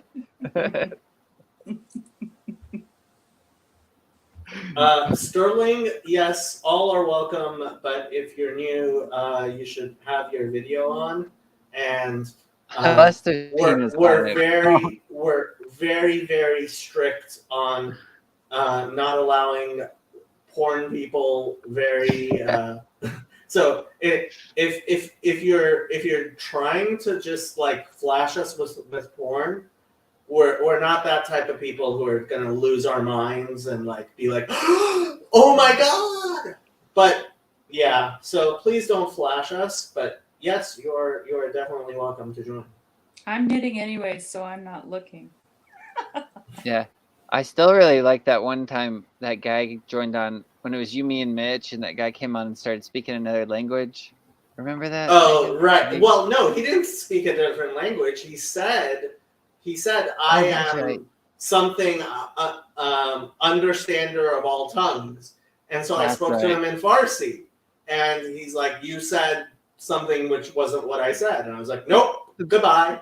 The best part was that he actually tried, though. I thought that was so Of course great. he did, because he believes he understands all languages. It was so great. He's got his own YouTube channel. Mitch went and found him. Oh, he sent me emails and he called my he did? cell phone and yeah. How did you get your cell And left number? messages. Yeah, it was hilarious. Oh my goodness. Well, I'm sorry that happened to you. Why? It was hilarious. How do you get? Is your number like on your website or something? Probably the insurance. Yeah, one? I mean, if you Google my name, my cell phone's right there. Oh, okay. He was an interesting guy. Yeah, the only time that I was kind of like, oh, this might be bad, is when that huge Black Hebrew Israelite channel started telling his viewership that they should come and protest at my office. Ooh, that'd be scary. Nobody showed up. Well, I mean, my office is in a security building, but it would have still been like awkward. There he is. Hello, Sterling. Hey, how you guys doing? Good. How are you? Thanks for having me. don't worry, I'm going to keep all my clothes on. Yay! That's good. Nice. No, I get it. Well, yeah, I don't know much about the channel and hate to interrupt, don't want to hijack. So maybe the best thing for me to do is listen. How'd you find the channel? Yeah. I think I searched either sometimes I'll search StreamYard or Open Panel. Oh, I think- okay. I can't remember which one this was, and then I'll change my filters to live, and then just I try to hop on a random panel, and I don't know what's wrong with me. We don't have time to get into that, but it's just kind of exciting. See what happens. To talk to people. No, that's actually fun. Yeah, sometimes I get Yeah. bored, so don't take it personally. But if that happens, but Sherry seemed very knowledgeable from what I was listening to, and it seemed like you might have some people from all different types of faiths. So I didn't know if it was like only everyone was on the same page or whatever. No, we don't believe there are no two people on the same page in this little corner of the internet. The only same page we're on is that we love each other dearly. Oh yeah. But only because God told me to. When you say you love each other, what does that mean though? If you don't mind me jumping right in, and what do you mean you love each other though? Because I was just talking to somebody about what that means, so I'm curious. But what love means? Yeah, when the way you used it. Well, I think it means that we listen to each other, that we take each other seriously, that we are there for one another when in times of trouble. That we see each other as images and likenesses of God. I was about to pull up if you There we weren't go. going to answer, I was going to pull up. So this is the background of my thing. And that is the Tetragrammaton. That is the name of God. And so the twin commandments, as Jesus says, the twin commandments in Judaism are V'ahavta et Hashem Elokecha, you shall love the Lord your God, and V'ahavta l'recha kamocha, and you shall love your fellow as yourself. And so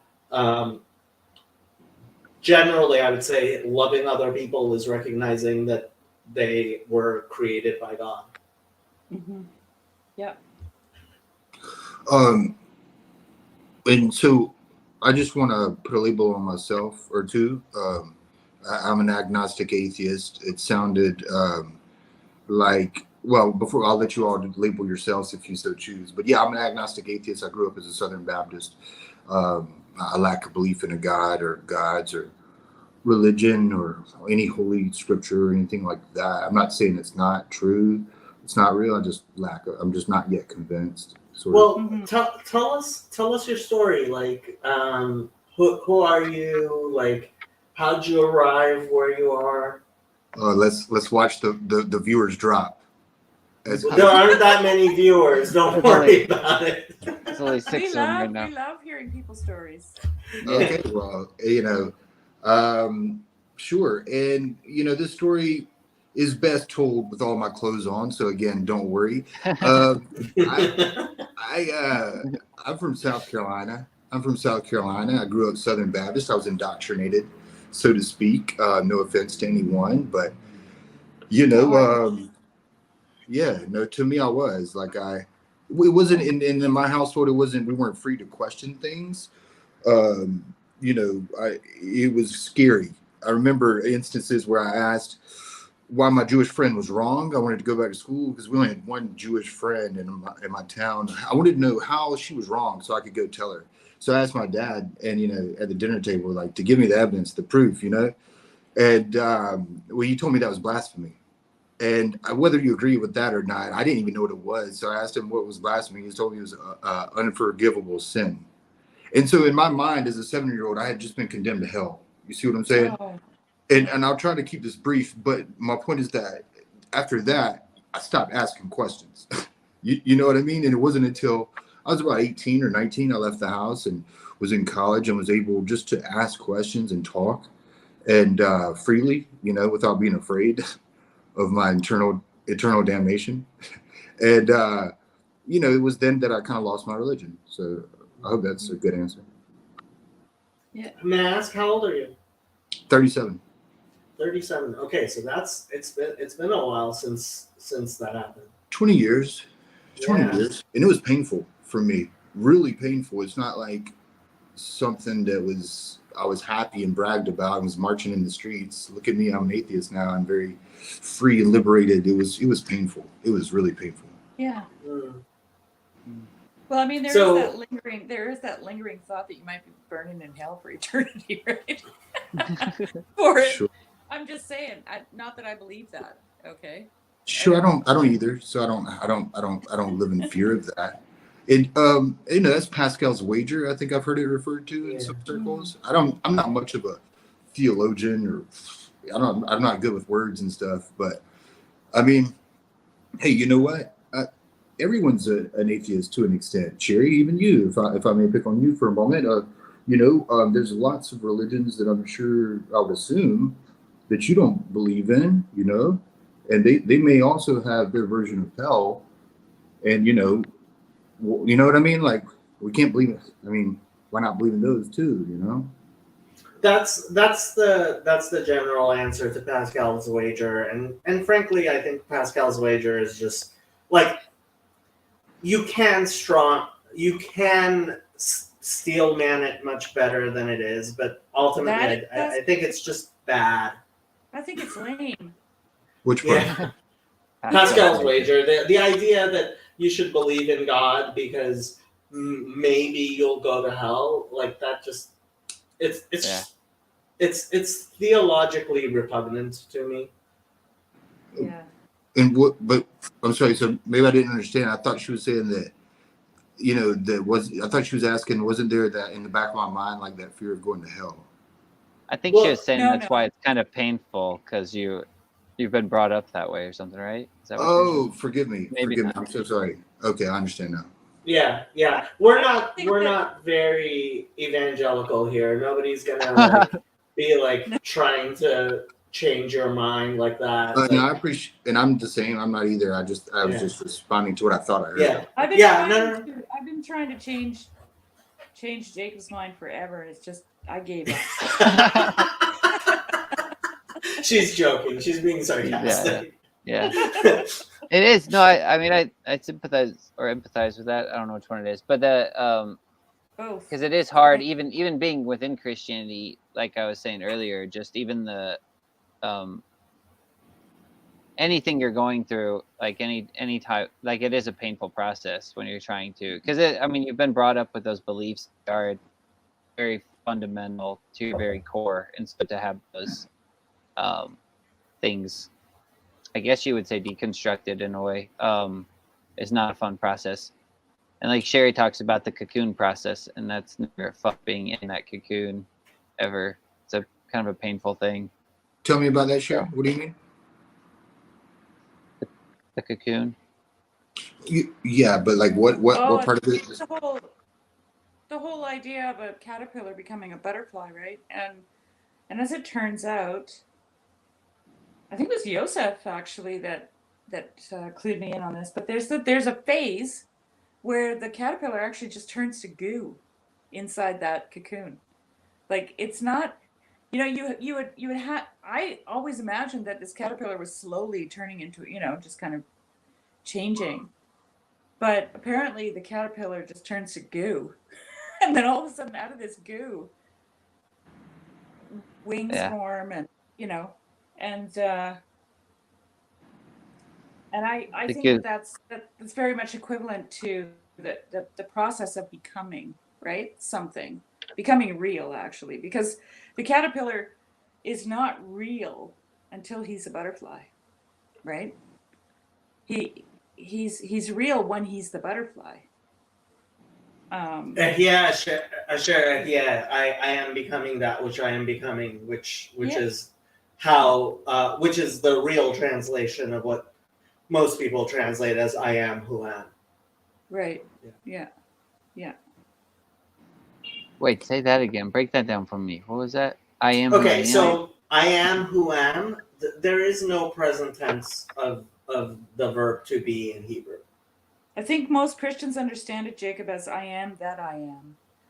Right. That's what God says to me. But in Hebrew, I'll let Jacob take it from here. But in Hebrew, it's different. Yeah. So in Hebrew, there is no present tense of the verb to be. So it's actually ehyeh asher ehyeh. It's the incomplete action of to be. I am becoming that which I am becoming. Oh,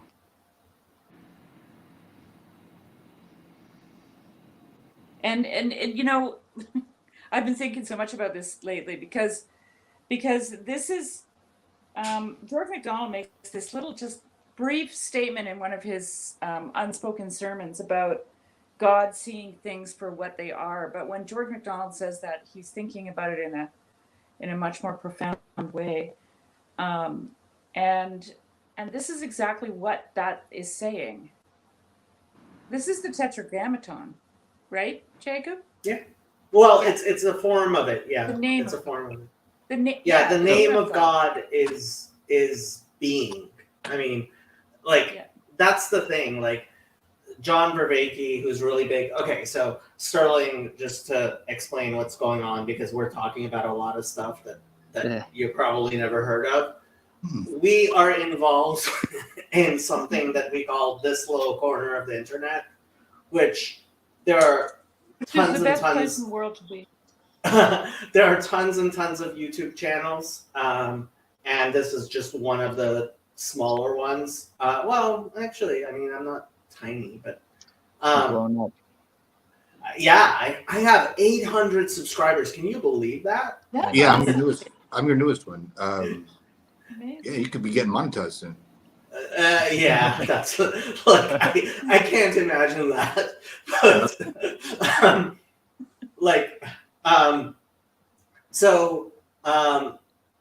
there are bigger channels and smaller channels and like tons of channels, right?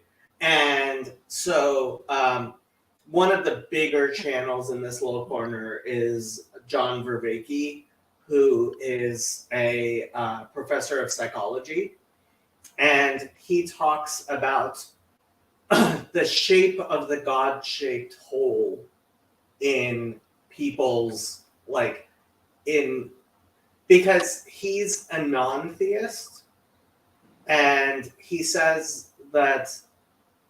That's So what he says he he- has, well, he's really a classical theist, I would say. Yeah. Yeah. So we talk a lot in this little corner about definitions of God, right? And so when you come from specifically a Protestant background, right, you have a certain concept of God and you reject that, right? And then you think, okay, I don't believe in that God, right? But the fact is that most of the world's religions don't believe in that God either. When, especially the new atheists, Sam Harris, and I don't know how familiar you are with that. Like, when they describe the God that they don't believe in, I don't believe in that God either. And pretty much everybody in this little corner doesn't believe in that God either, right? And so part of the discussion in this little corner has been like, we all agree that we don't like the shape of the God-shaped hole in the kind of new atheist thing, because like the God that they don't believe in is also the God we don't believe in. So what if the atheist said, well, tell me about the God you believe in, and then immediately afterwards said, yeah, I don't believe in that? Well, it's possible, but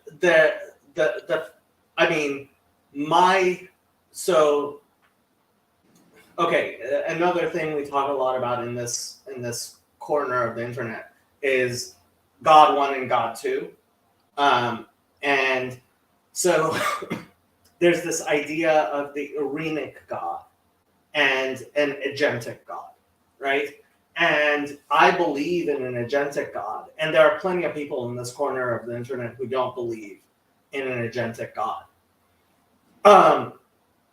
But the Irenic God, which basically is God as being, like and that's what we mean by classical theism. Like John Vervaeke, he doesn't believe he believes in science, right? But in exploring various theologies, like classical theism had this idea of like God as the primary mover, right? And that doesn't actually have to be agentic, right? Or God as being, right? That doesn't have to be agentic. Some people would say God is the laws of physics, right? So, like, do you believe in the laws of physics? I believe that they are probably the best models that we have currently in physics. I don't believe in them, objectively with 100% certainty. I question them, but I believe that they exist. Look, what I would say is, like, if we already call those things the laws of physics, like, why also call them God? It kind of gets confusing for me. Well, so the thing with classical theism and again with cognitive science, so I would highly recommend the work of John Vervaeke. That's Vervaeke. He just recently put out a new series, but like that series kind of expects you to have seen his old series, which is called Awakening from the Meaning Crisis, which is 50 hours long. And you might like it or you might not, but it's 50 hours long. I see that. Yeah. And he goes through the entirety of human history. And he comes up with like so he's trying to create what he calls the religion that's not a religion. So he's trying to take all of the things. So being a psychologist and believing in evolution, he believes that there must be some form of benefit to religion for human beings to have had the religious instinct. And if you're interested in that debate, there was a discussion between Brett Weinstein and Richard Dawkins in Chicago a few years ago.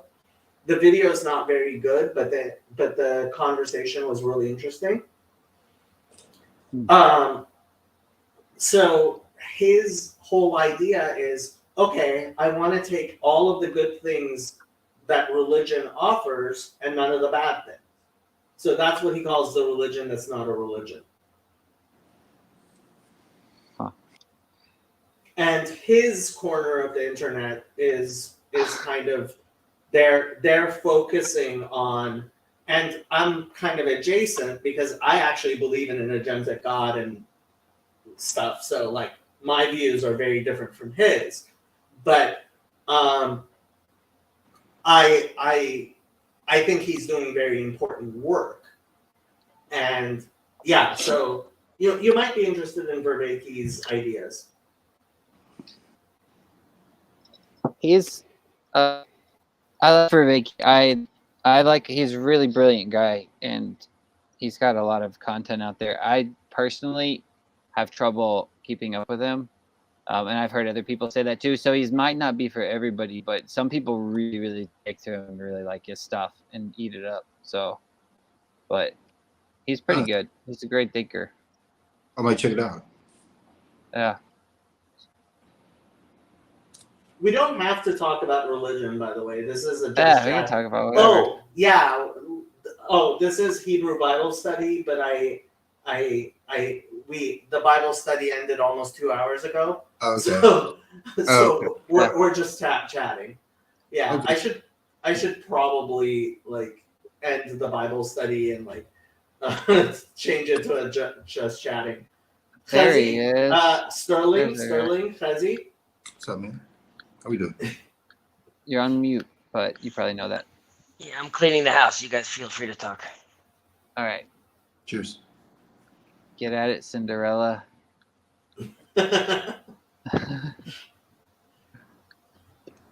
What other things do you guys like to talk about? Well, I don't know. I don't know. So one of the things in this little corner is kind of like being personal. Like you'll notice we're all using our real names. Like this is my name with my last name. Kezi's using his real name with his real last name. I should put my last name in here. How do I change Jason usually uses his real last name. Sherry doesn't use her last. Well, she does actually, but There we go. It's Sherry, but that's who she is, right? And so basically, like, it's about actually getting to know people, and so like your story is interesting. Like, okay, so 20 years ago, you left Baptist. So what have you been doing? What brings meaning into your life? What brings meaning into my life is really that's a great question. At that time when the rug really got pulled out from under me is how I felt.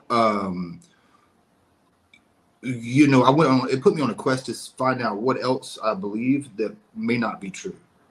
Like everything, like it made me turn everything upside down. Like, oh my, it was really, I can't explain it, but it was just like, holy shit. Excuse me. I was just like, don't worry about cursing. You can curse. Okay, cool. Because I don't like censor. I can't censor myself, right? It goes astray.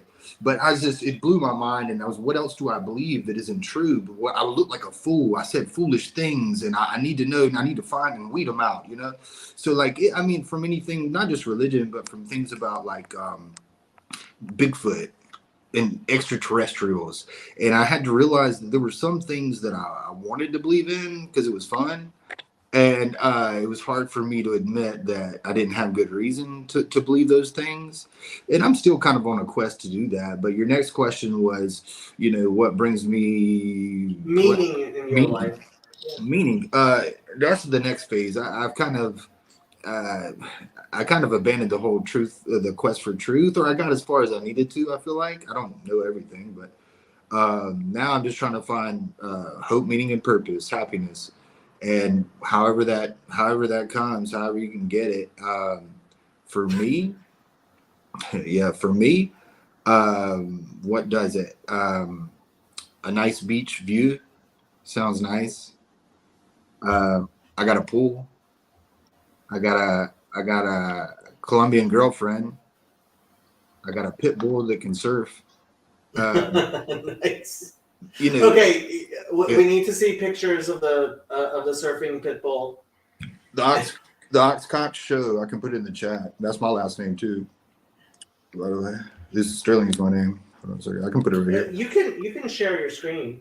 I'm on my phone, so actually, okay, on your phone. But I'll type the name of the channel in here, and you'll see my dog and everything. There you go. It's on YouTube and Instagram. More on Instagram, but a little bit on YouTube, I think.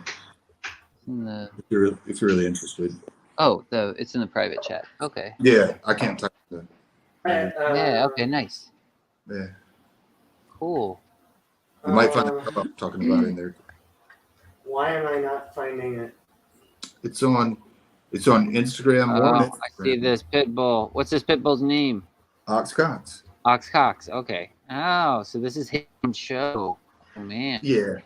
Well, he's got he's got more subscribers than me. This dog is famous. Yeah, we got a little street performance or beach performance, I guess you'd call it. People pay his tips as he gets on the surfboard. Nice. Yeah. That's but cool. that makes me happy. It makes me happy, man. It's fun, and he's happy. I'm happy. And then you get to see people's faces as they go by, and like all these people are happy to see a dog on a surfboard, and they weren't even expecting it. So, yeah, here he is. Oh, nice. Oh boy. Take your time. I'm the one who's got to hurry, and if I gotta ride my bike, that's fine. Gotta get the ride back soon. Take your time. I'm back. Get up off of that thing and dance to you better. Oh, I don't want to get copyright striked with that. That's true. Sorry about that. Listen to this. Brought joy and happiness to my life. So that was some Nice. passerby. I didn't even know he said that until later. I was watching it back, and that's what he Oh said. wow. Yeah. Where is this? Oh, you're in North Carolina or South Carolina, you said? This is Charleston, South Carolina. Yeah. You'll So you don't get copyright strikes on this music? You don't get copyright strikes when you do them as a reel. YouTube allows you to add the music to it because these are yeah. If it's a reel, because then it's like, I guess, obviously short and okay. It's allowed. Wow, Yeah. I will say this gives meaning to my life as well. This ox cox. I mean, Oxcox. you can laugh. It can be a joke or whatever. Oh, I'm not laughing. No, I love it. Dogs are I love special, it. man.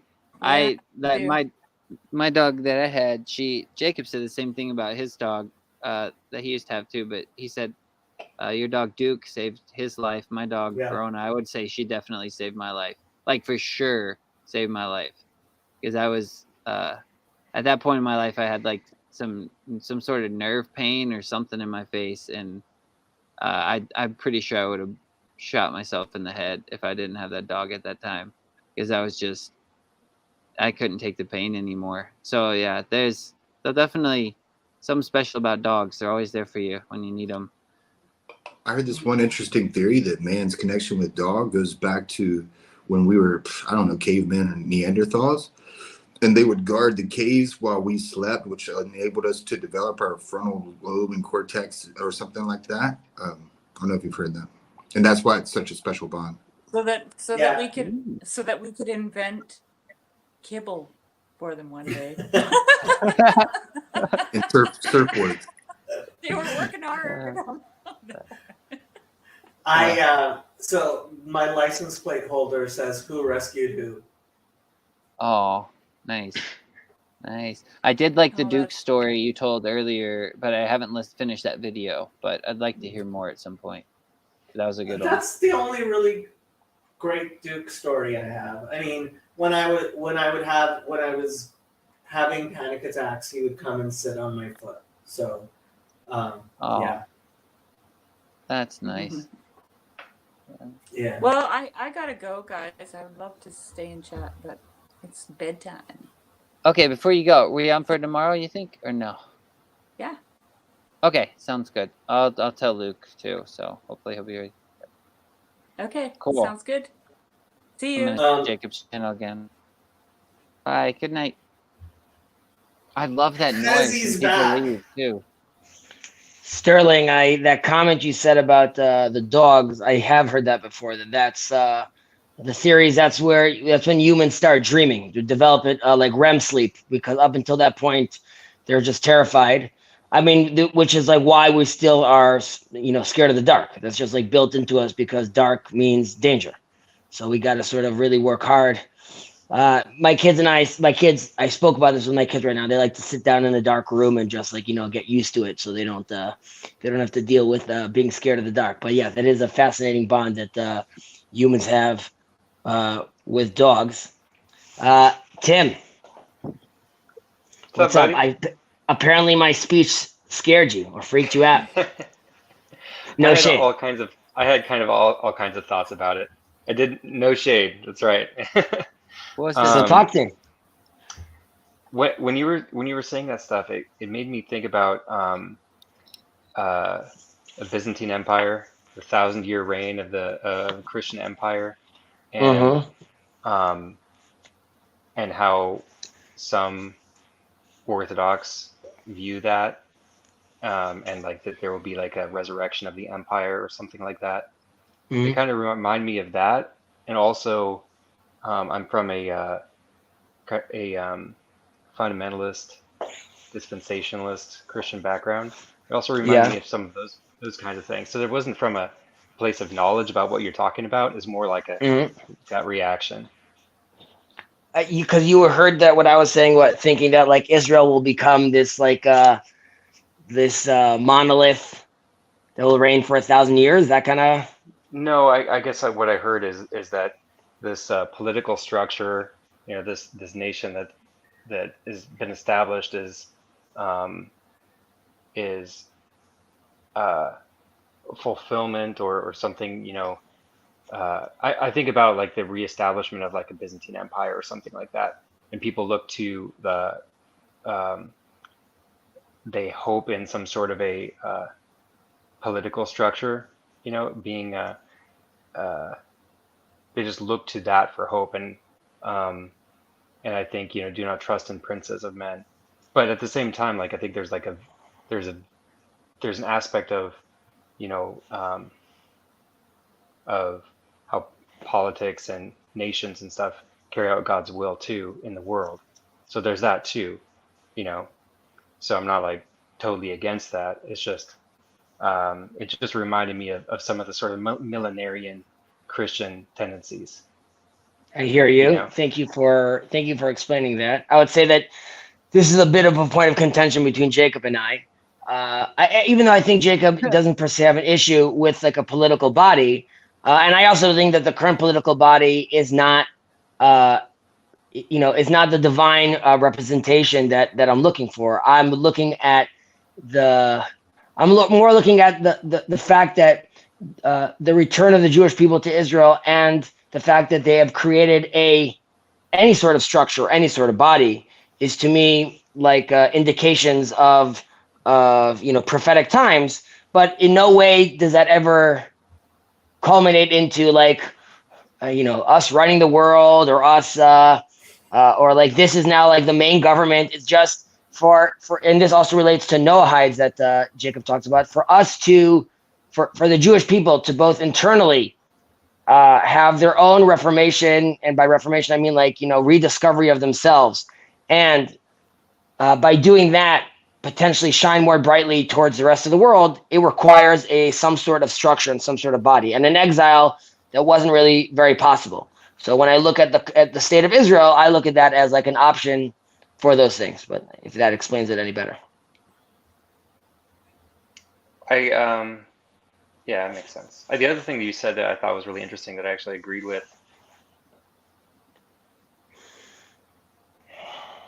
People. He did. Did he blow up again? Do we lose Tim? Is his wife still watching the show? I think it was God, because he was about to agree with you on something, and so God was like, let's get him out. There you go. It's like none of this. Yeah. Sorry, Tim, you with us? I think he's like half with us, smiling. He might come back. Well, until he comes back, I have a question about putting your kids in the dark. Have you told them the Ashmedai story? They know. Yeah, that's funny. They know of Ashmedai. I was not as cruel as my brothers were. I wasn't as cruel as my brothers were about telling them that story. And I don't think I told them the full story, but there's a lot of demons. There's a 7-headed dragon. There's like a ball full of eyes that like hops on his leg. There's you got to tell me more of these sometimes. There's a lot of different demons. But like I said, like Ashmedai, there's a rabbi in this yeshiva that had this theory that the story of Ashmedai is to explain Solomon's multiple personality disorder, and being that wise, he must have had some sort of issue, and that was like that interpretation. But I don't know about that. Sorry, Tim, we got you back. What were you saying?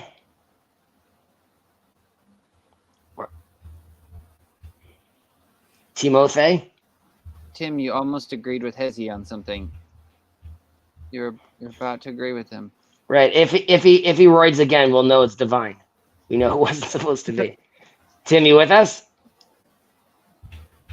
Sort of. I want to know what his wife is watching. That's stealing all his bandwidth. Yeah, now I'm curious too. Sterling, does your Colombian girlfriend and you and your amazing relationship give you meaning? Yes. Yeah, because you know what? We broke up 10 years ago. Well, no, we met 10 years ago. And we broke up like 8 years ago. And we just recently got back together, and does it give me meaning? It definitely gives me a second chance to correct some things that, you know, I didn't quite get right the first time. So I mean, that's meaning. But to me, I don't know. Well, I don't know. You're walking down the street with her, or holding her hand, or looking at her. Do you feel like, God damn, like I'm building something here together with her, or like at least I don't have to say anything because the moment itself is pleasurable. Like I'm just enjoying this bond. No, because she's talking, so I don't have to. Because she's just. Oh, 'cause she. Yeah. No. No. Yeah. It makes me feel good, man. It makes me feel good. But you got to put yourself out there, and there's costs to everything, but you got to weigh those costs. And for me, I was being stingy. I was being greedy, and I was afraid to wager anything and take a risk. But it's worth it. But it paid off well for me. So maybe it's just me. I don't know. I hear you. Yeah. Thank you for sharing that. Yeah. So While we my, wait for Timothy to get back. Yeah, sorry, go ahead. Hey, that's my guy, the big booty Latino. here you are. Tim, you back with us? I think I have the issue resolved Halfway. now. Yeah, can you hear me? Yeah, we hear you.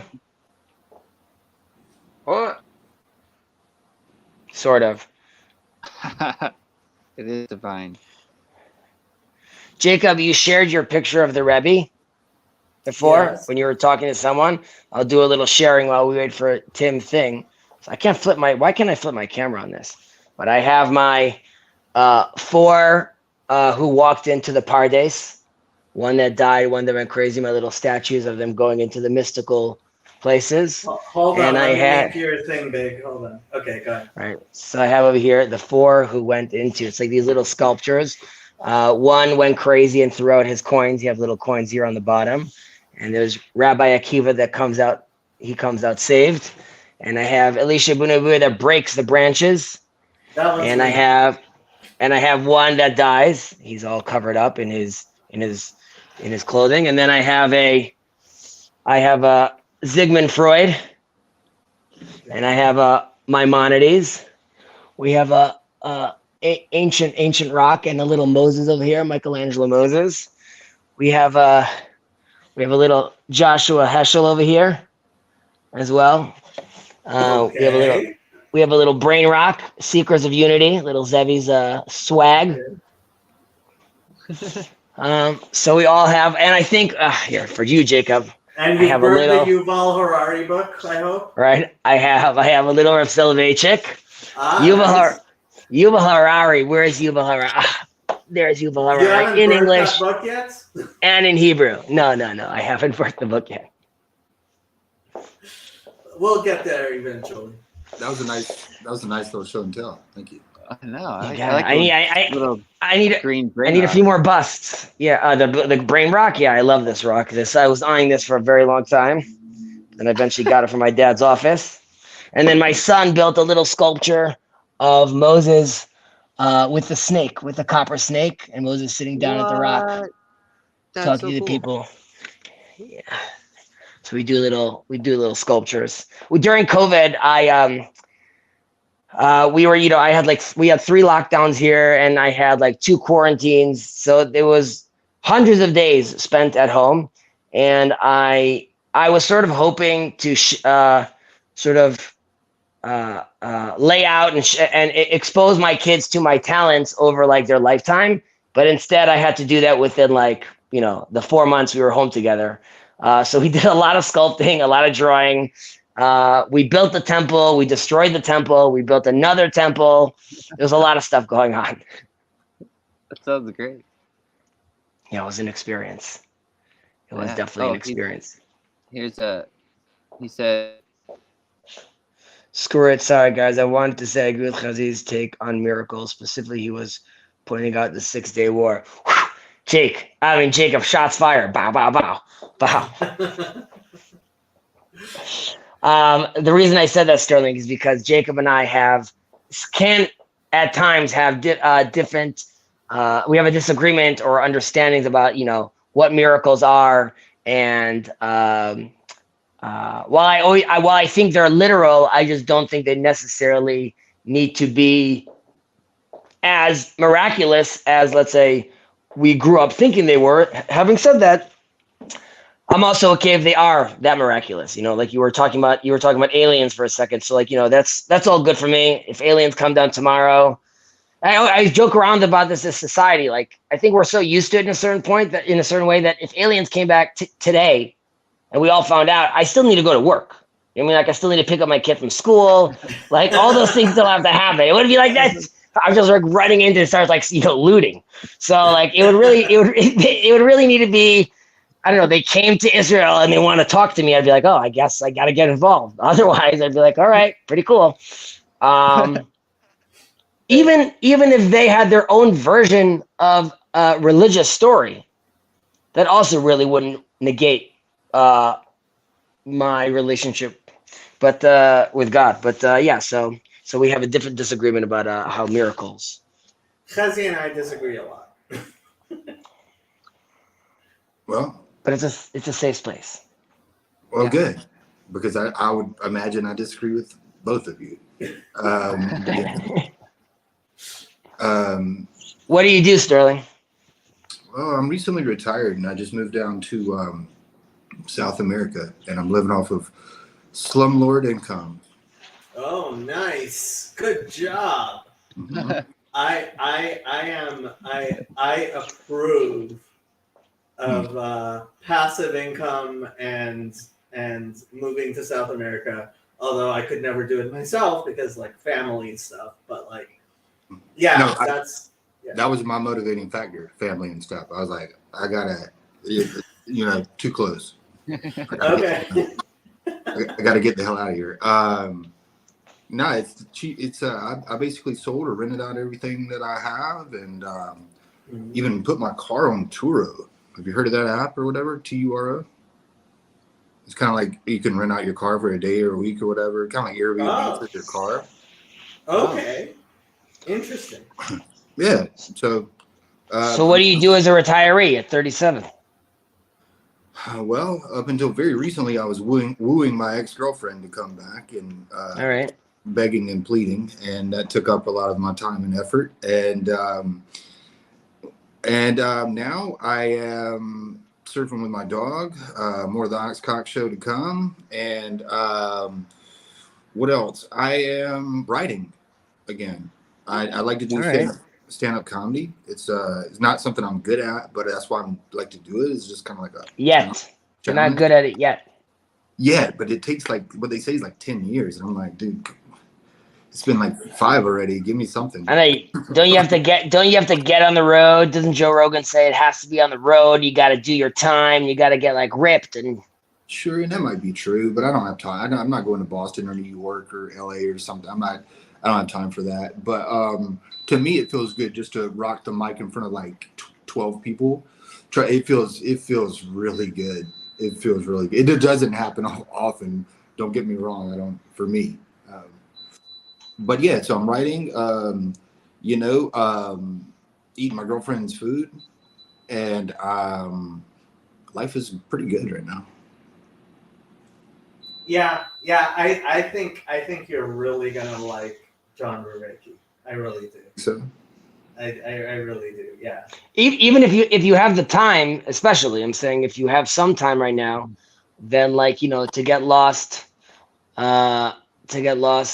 in ancient wisdom could be very enjoyable. Definitely, as he makes it more applicable to today day and age. That could be you could be a very powerful man if you have time, and you could fill your utility belt, so to speak, with a lot of this knowledge, walking down the streets with your dog, throwing out quotes to people. Oh, do I want to be that guy?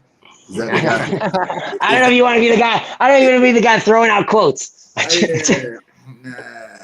Well, so you said you're in South America. Do you speak Spanish? Sí, hablo un poco español y aprendí por mi novia. I learned for this girl, like she makes no attempt to speak English. And 10 years ago we met, and I didn't know any. And then I told her I was going to come back. I was going to go learn Spanish and come back. And well, it took a little bit longer than that, but yeah. Wow, that's Nice. really cool. So where did you say where you were in South America? No, I'm in Colombia. Oh, okay. okay. All right. Okay. Yeah. I love it that you got her. It was easier than I thought it was gonna be. Like I mean, like it's been 10 years, so. I know, but I would know. It would know. I'm not lying. Like I thought it was gonna be really hard, but like, yeah, I was lucky that she was single and she didn't start a family. But then again, how could she move on after the devastation she must have endured? But no, in that sense, I was lucky. But no, to be honest, to toot my own horn, I was good to her. You know, I was really good to her. We didn't argue and stuff. It wasn't a nasty breakup. We were good to each other. We were good. And that's why I kind of just always in the back of my mind, I was like, why did I do it? That was the one I regret, you know?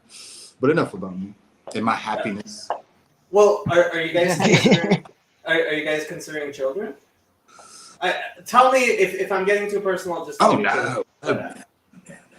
Are we considering children? How many children? What are their names? No. Yeah. She could tell you, I'm sure. But right now, yeah, the farthest we're going is when we see kids, we wonder what ours will look like and what color they're going to be and what their hair is going to look like and stuff like that. But she said her body looks too good right now. She's not ready. Okay. I'm guessing you're not complaining about how good her body looks. I wouldn't want to come on here and talk about how hot my Latina muñeca's body is in here, and it's not the place. It doesn't seem appropriate. May all our spouses be beautiful. But if you check out the Ox Cock Show on Instagram, there's videos on there, and you can check that out. There you go. I was in a concert, and I was with 2 friends of mine, and then I see this beautiful woman walk in. I hope she was your wife.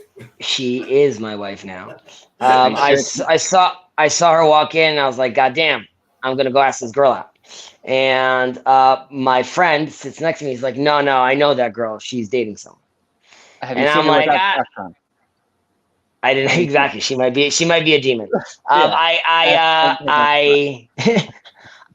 get up and I'm like, no, I have a good vibe about this. And my friend gets up. He's like, no, I promise you, she's going out with someone.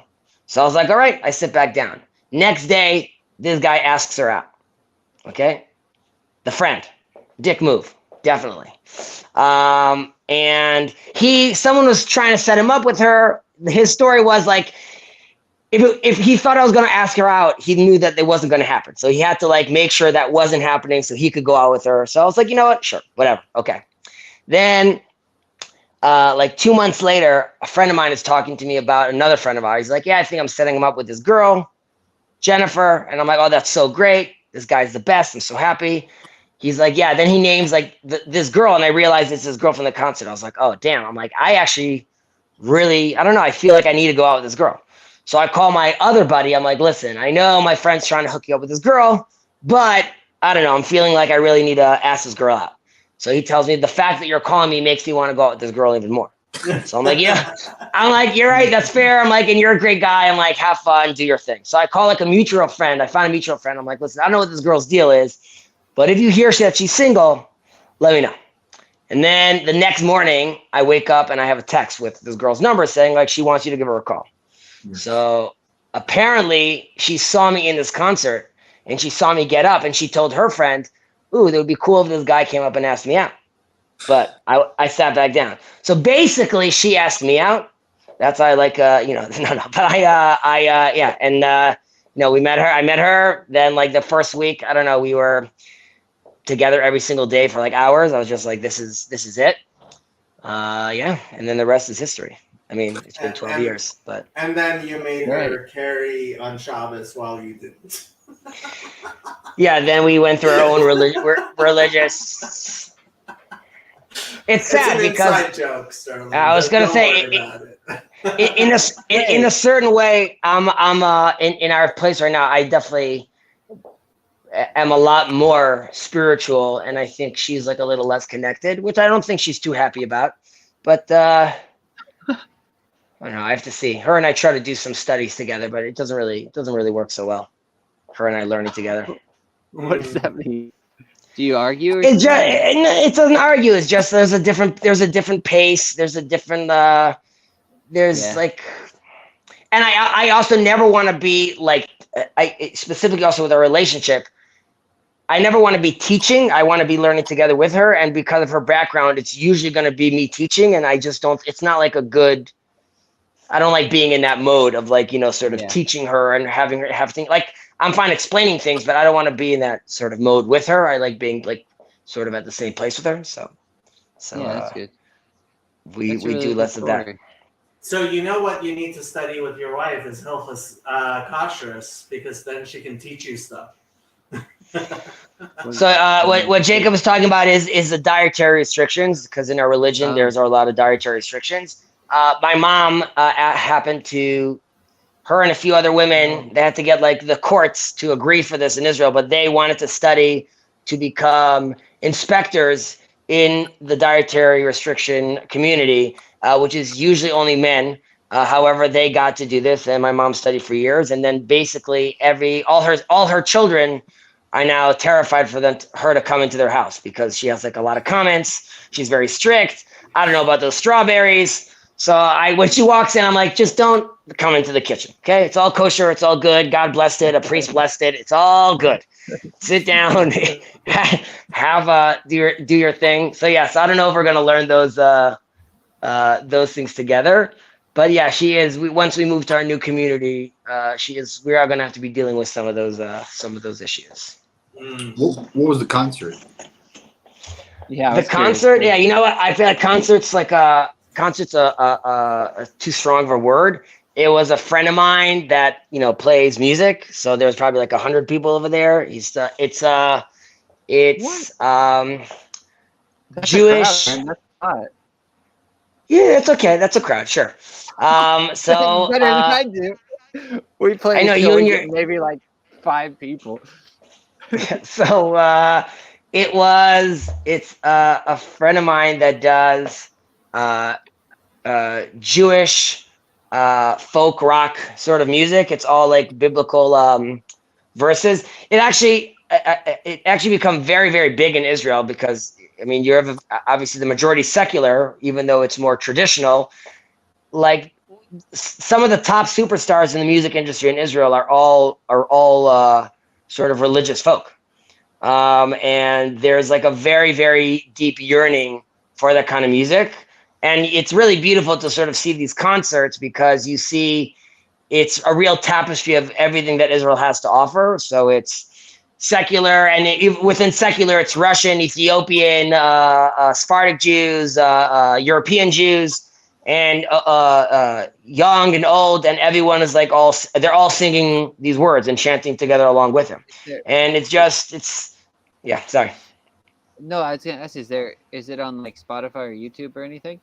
Yeah, sure. You could. There's one of them is Hanan Ben Ari. He has a dream that's very Peterson and very Peugeot-like. It's a dream called "I Dream Like Joseph," and he goes by. He's like, everyone has like an Esther in them, and everyone has like a Saddam in them, and everyone has like it's a whole beautiful story. Why don't you put links on to these songs on the Discord and the Shira channel? I was actually thinking about doing that once, but like I didn't know if I wanted to be the guy that's just like blasting people with like Jewish music. I. Oh yeah! How dare you on my Discord like blast people with Jewish music in the Shira channel? Offensive. Very How offensive. do you spell this? You said it was Hanan. CHANAN. Hanan. The next word would be Ben, BE, and Ari, lion, ARI. Okay. And he's on Spotify. Yeah, I had it here. Oh, cool. And there's another guy named 400,000 monthly Yishai listeners. Ribo. Chazi, we are losing you. Who's perfect and sinless? Who allowed perfect and sinless in my channel? I think that's Mitch. Mitch I'm just is kidding. perfect and sinless. I'm joking. Um, Titus That's right. 1:15, unto the pure all things are pure, but unto them that are defiled and unbelieving is nothing pure. But even their mind and conscience is defiled. Okay? Why did you say that? What were we talking about? Was that relevant? No, we were talking about kosher laws and stuff. Oh, okay. That must- Tim says, Chezi, how do you view the Protestant tourists in Israel? My in-laws arrived there today as part of a group. Chezi, you should go try to find his in-laws. I was gonna say, they should come meet me. They should. I'll give them the real. Yeah. Right by my house is it's called Valley of the Cross, I think, or Church of the Cross. It's where they say it's the olive tree they got Jesus' cross from. So it's like there's Greek. It's this Greek church that has this ancient church that was ransacked many times and was rebuilt, but it's like on this huge olive tree grove, and that's where they say the tree's from. So Okay, in half an hour, I personally am definitely going to bed because I'm tired. But like, Yeah, I'm probably gonna hop off here in a minute anyway. But I have a quick question. So that I haven't heard this before. So they're saying the cross was built out of an olive tree? I think, yeah. Huh. Well, that's interesting. Josephus says that the Romans basically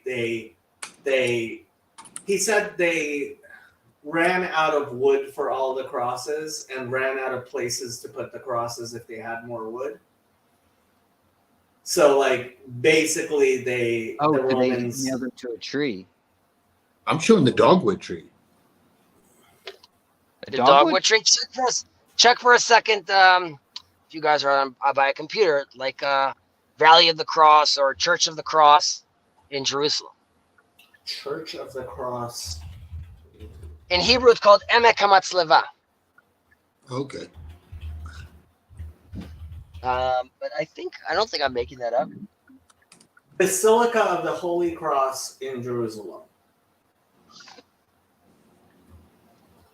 So according to Wikipedia, the Basilica of the Holy Cross in Jerusalem is a Catholic minor basilica and titular church in something.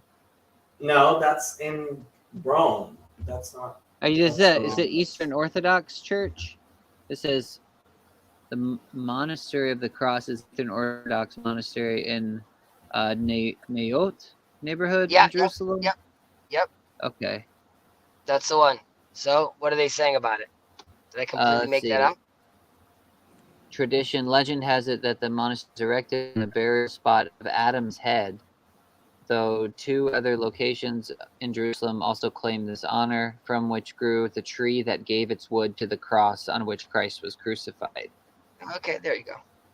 Well, that's at least a really cool story. Dang.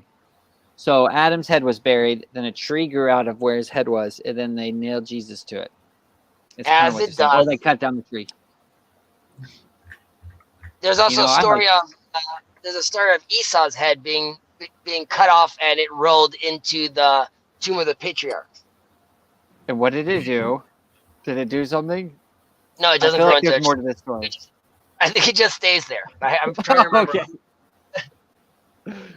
It stayed there, but it was supposed to be like even like his head was supposed as in like there's some sort of repentance happening on Esau's level. In this church though that you just read about in this monastery, a few years ago they had this issue because there was a dog and a deer. They were having like sexual relations and they wouldn't in the church and like on the church grounds, and they kept on trying to like shush them away, but they wouldn't leave. It's a crazy story. Yeah, I'm serious. So I know. Oh man, you might have just topped the rooster story for me though. All right. I know. On that note, guys, I'm up. Hey, nice to meet you. Let's see you. Thank you. Come back later. All right. I'm probably gonna head out too. It's like 1:30 here, so. Yeah, I think I'm gonna end the stream. Sterling, you're welcome to join my Discord. It's on. I don't know if you do Discord. you're welcome to come back on the channel if you're interested. Thank you. Yeah. Yeah, This we'd love little to corner, I think you'll find this little corner interesting. There's all kinds of people with all kinds of different beliefs. I don't know if you like Pirsig. Do you know Robert Pirsig? I don't think so. Zen and the Art of Motorcycle Maintenance. You might like Pirsig. I've Yeah. heard of that before. Yeah, I have not read well, it. It's a book. So, I have not read it. Sevilla King, her whole channel is completely about Pirsig and stuff. I I've forget heard the name of her. her channel though.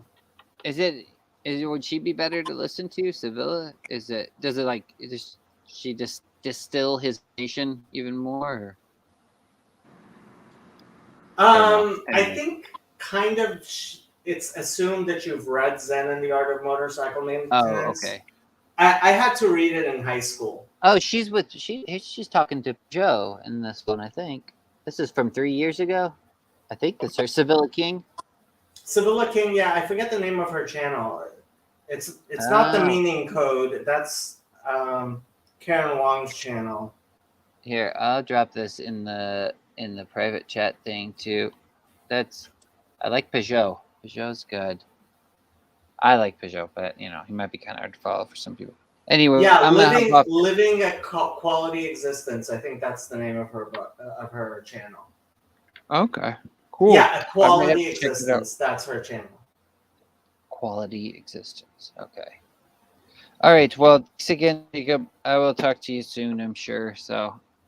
Yeah. And it was really nice meeting you, Sterling. Yeah, please come back around. I'd love to hear more from you. And Cheers. I'll be back, and I'll try harder to offend everyone one at a time. that sounds great. You're gonna have a very hard. It's gonna be very difficult to offend people in this little corner. I look forward to the challenge. Good. Good night.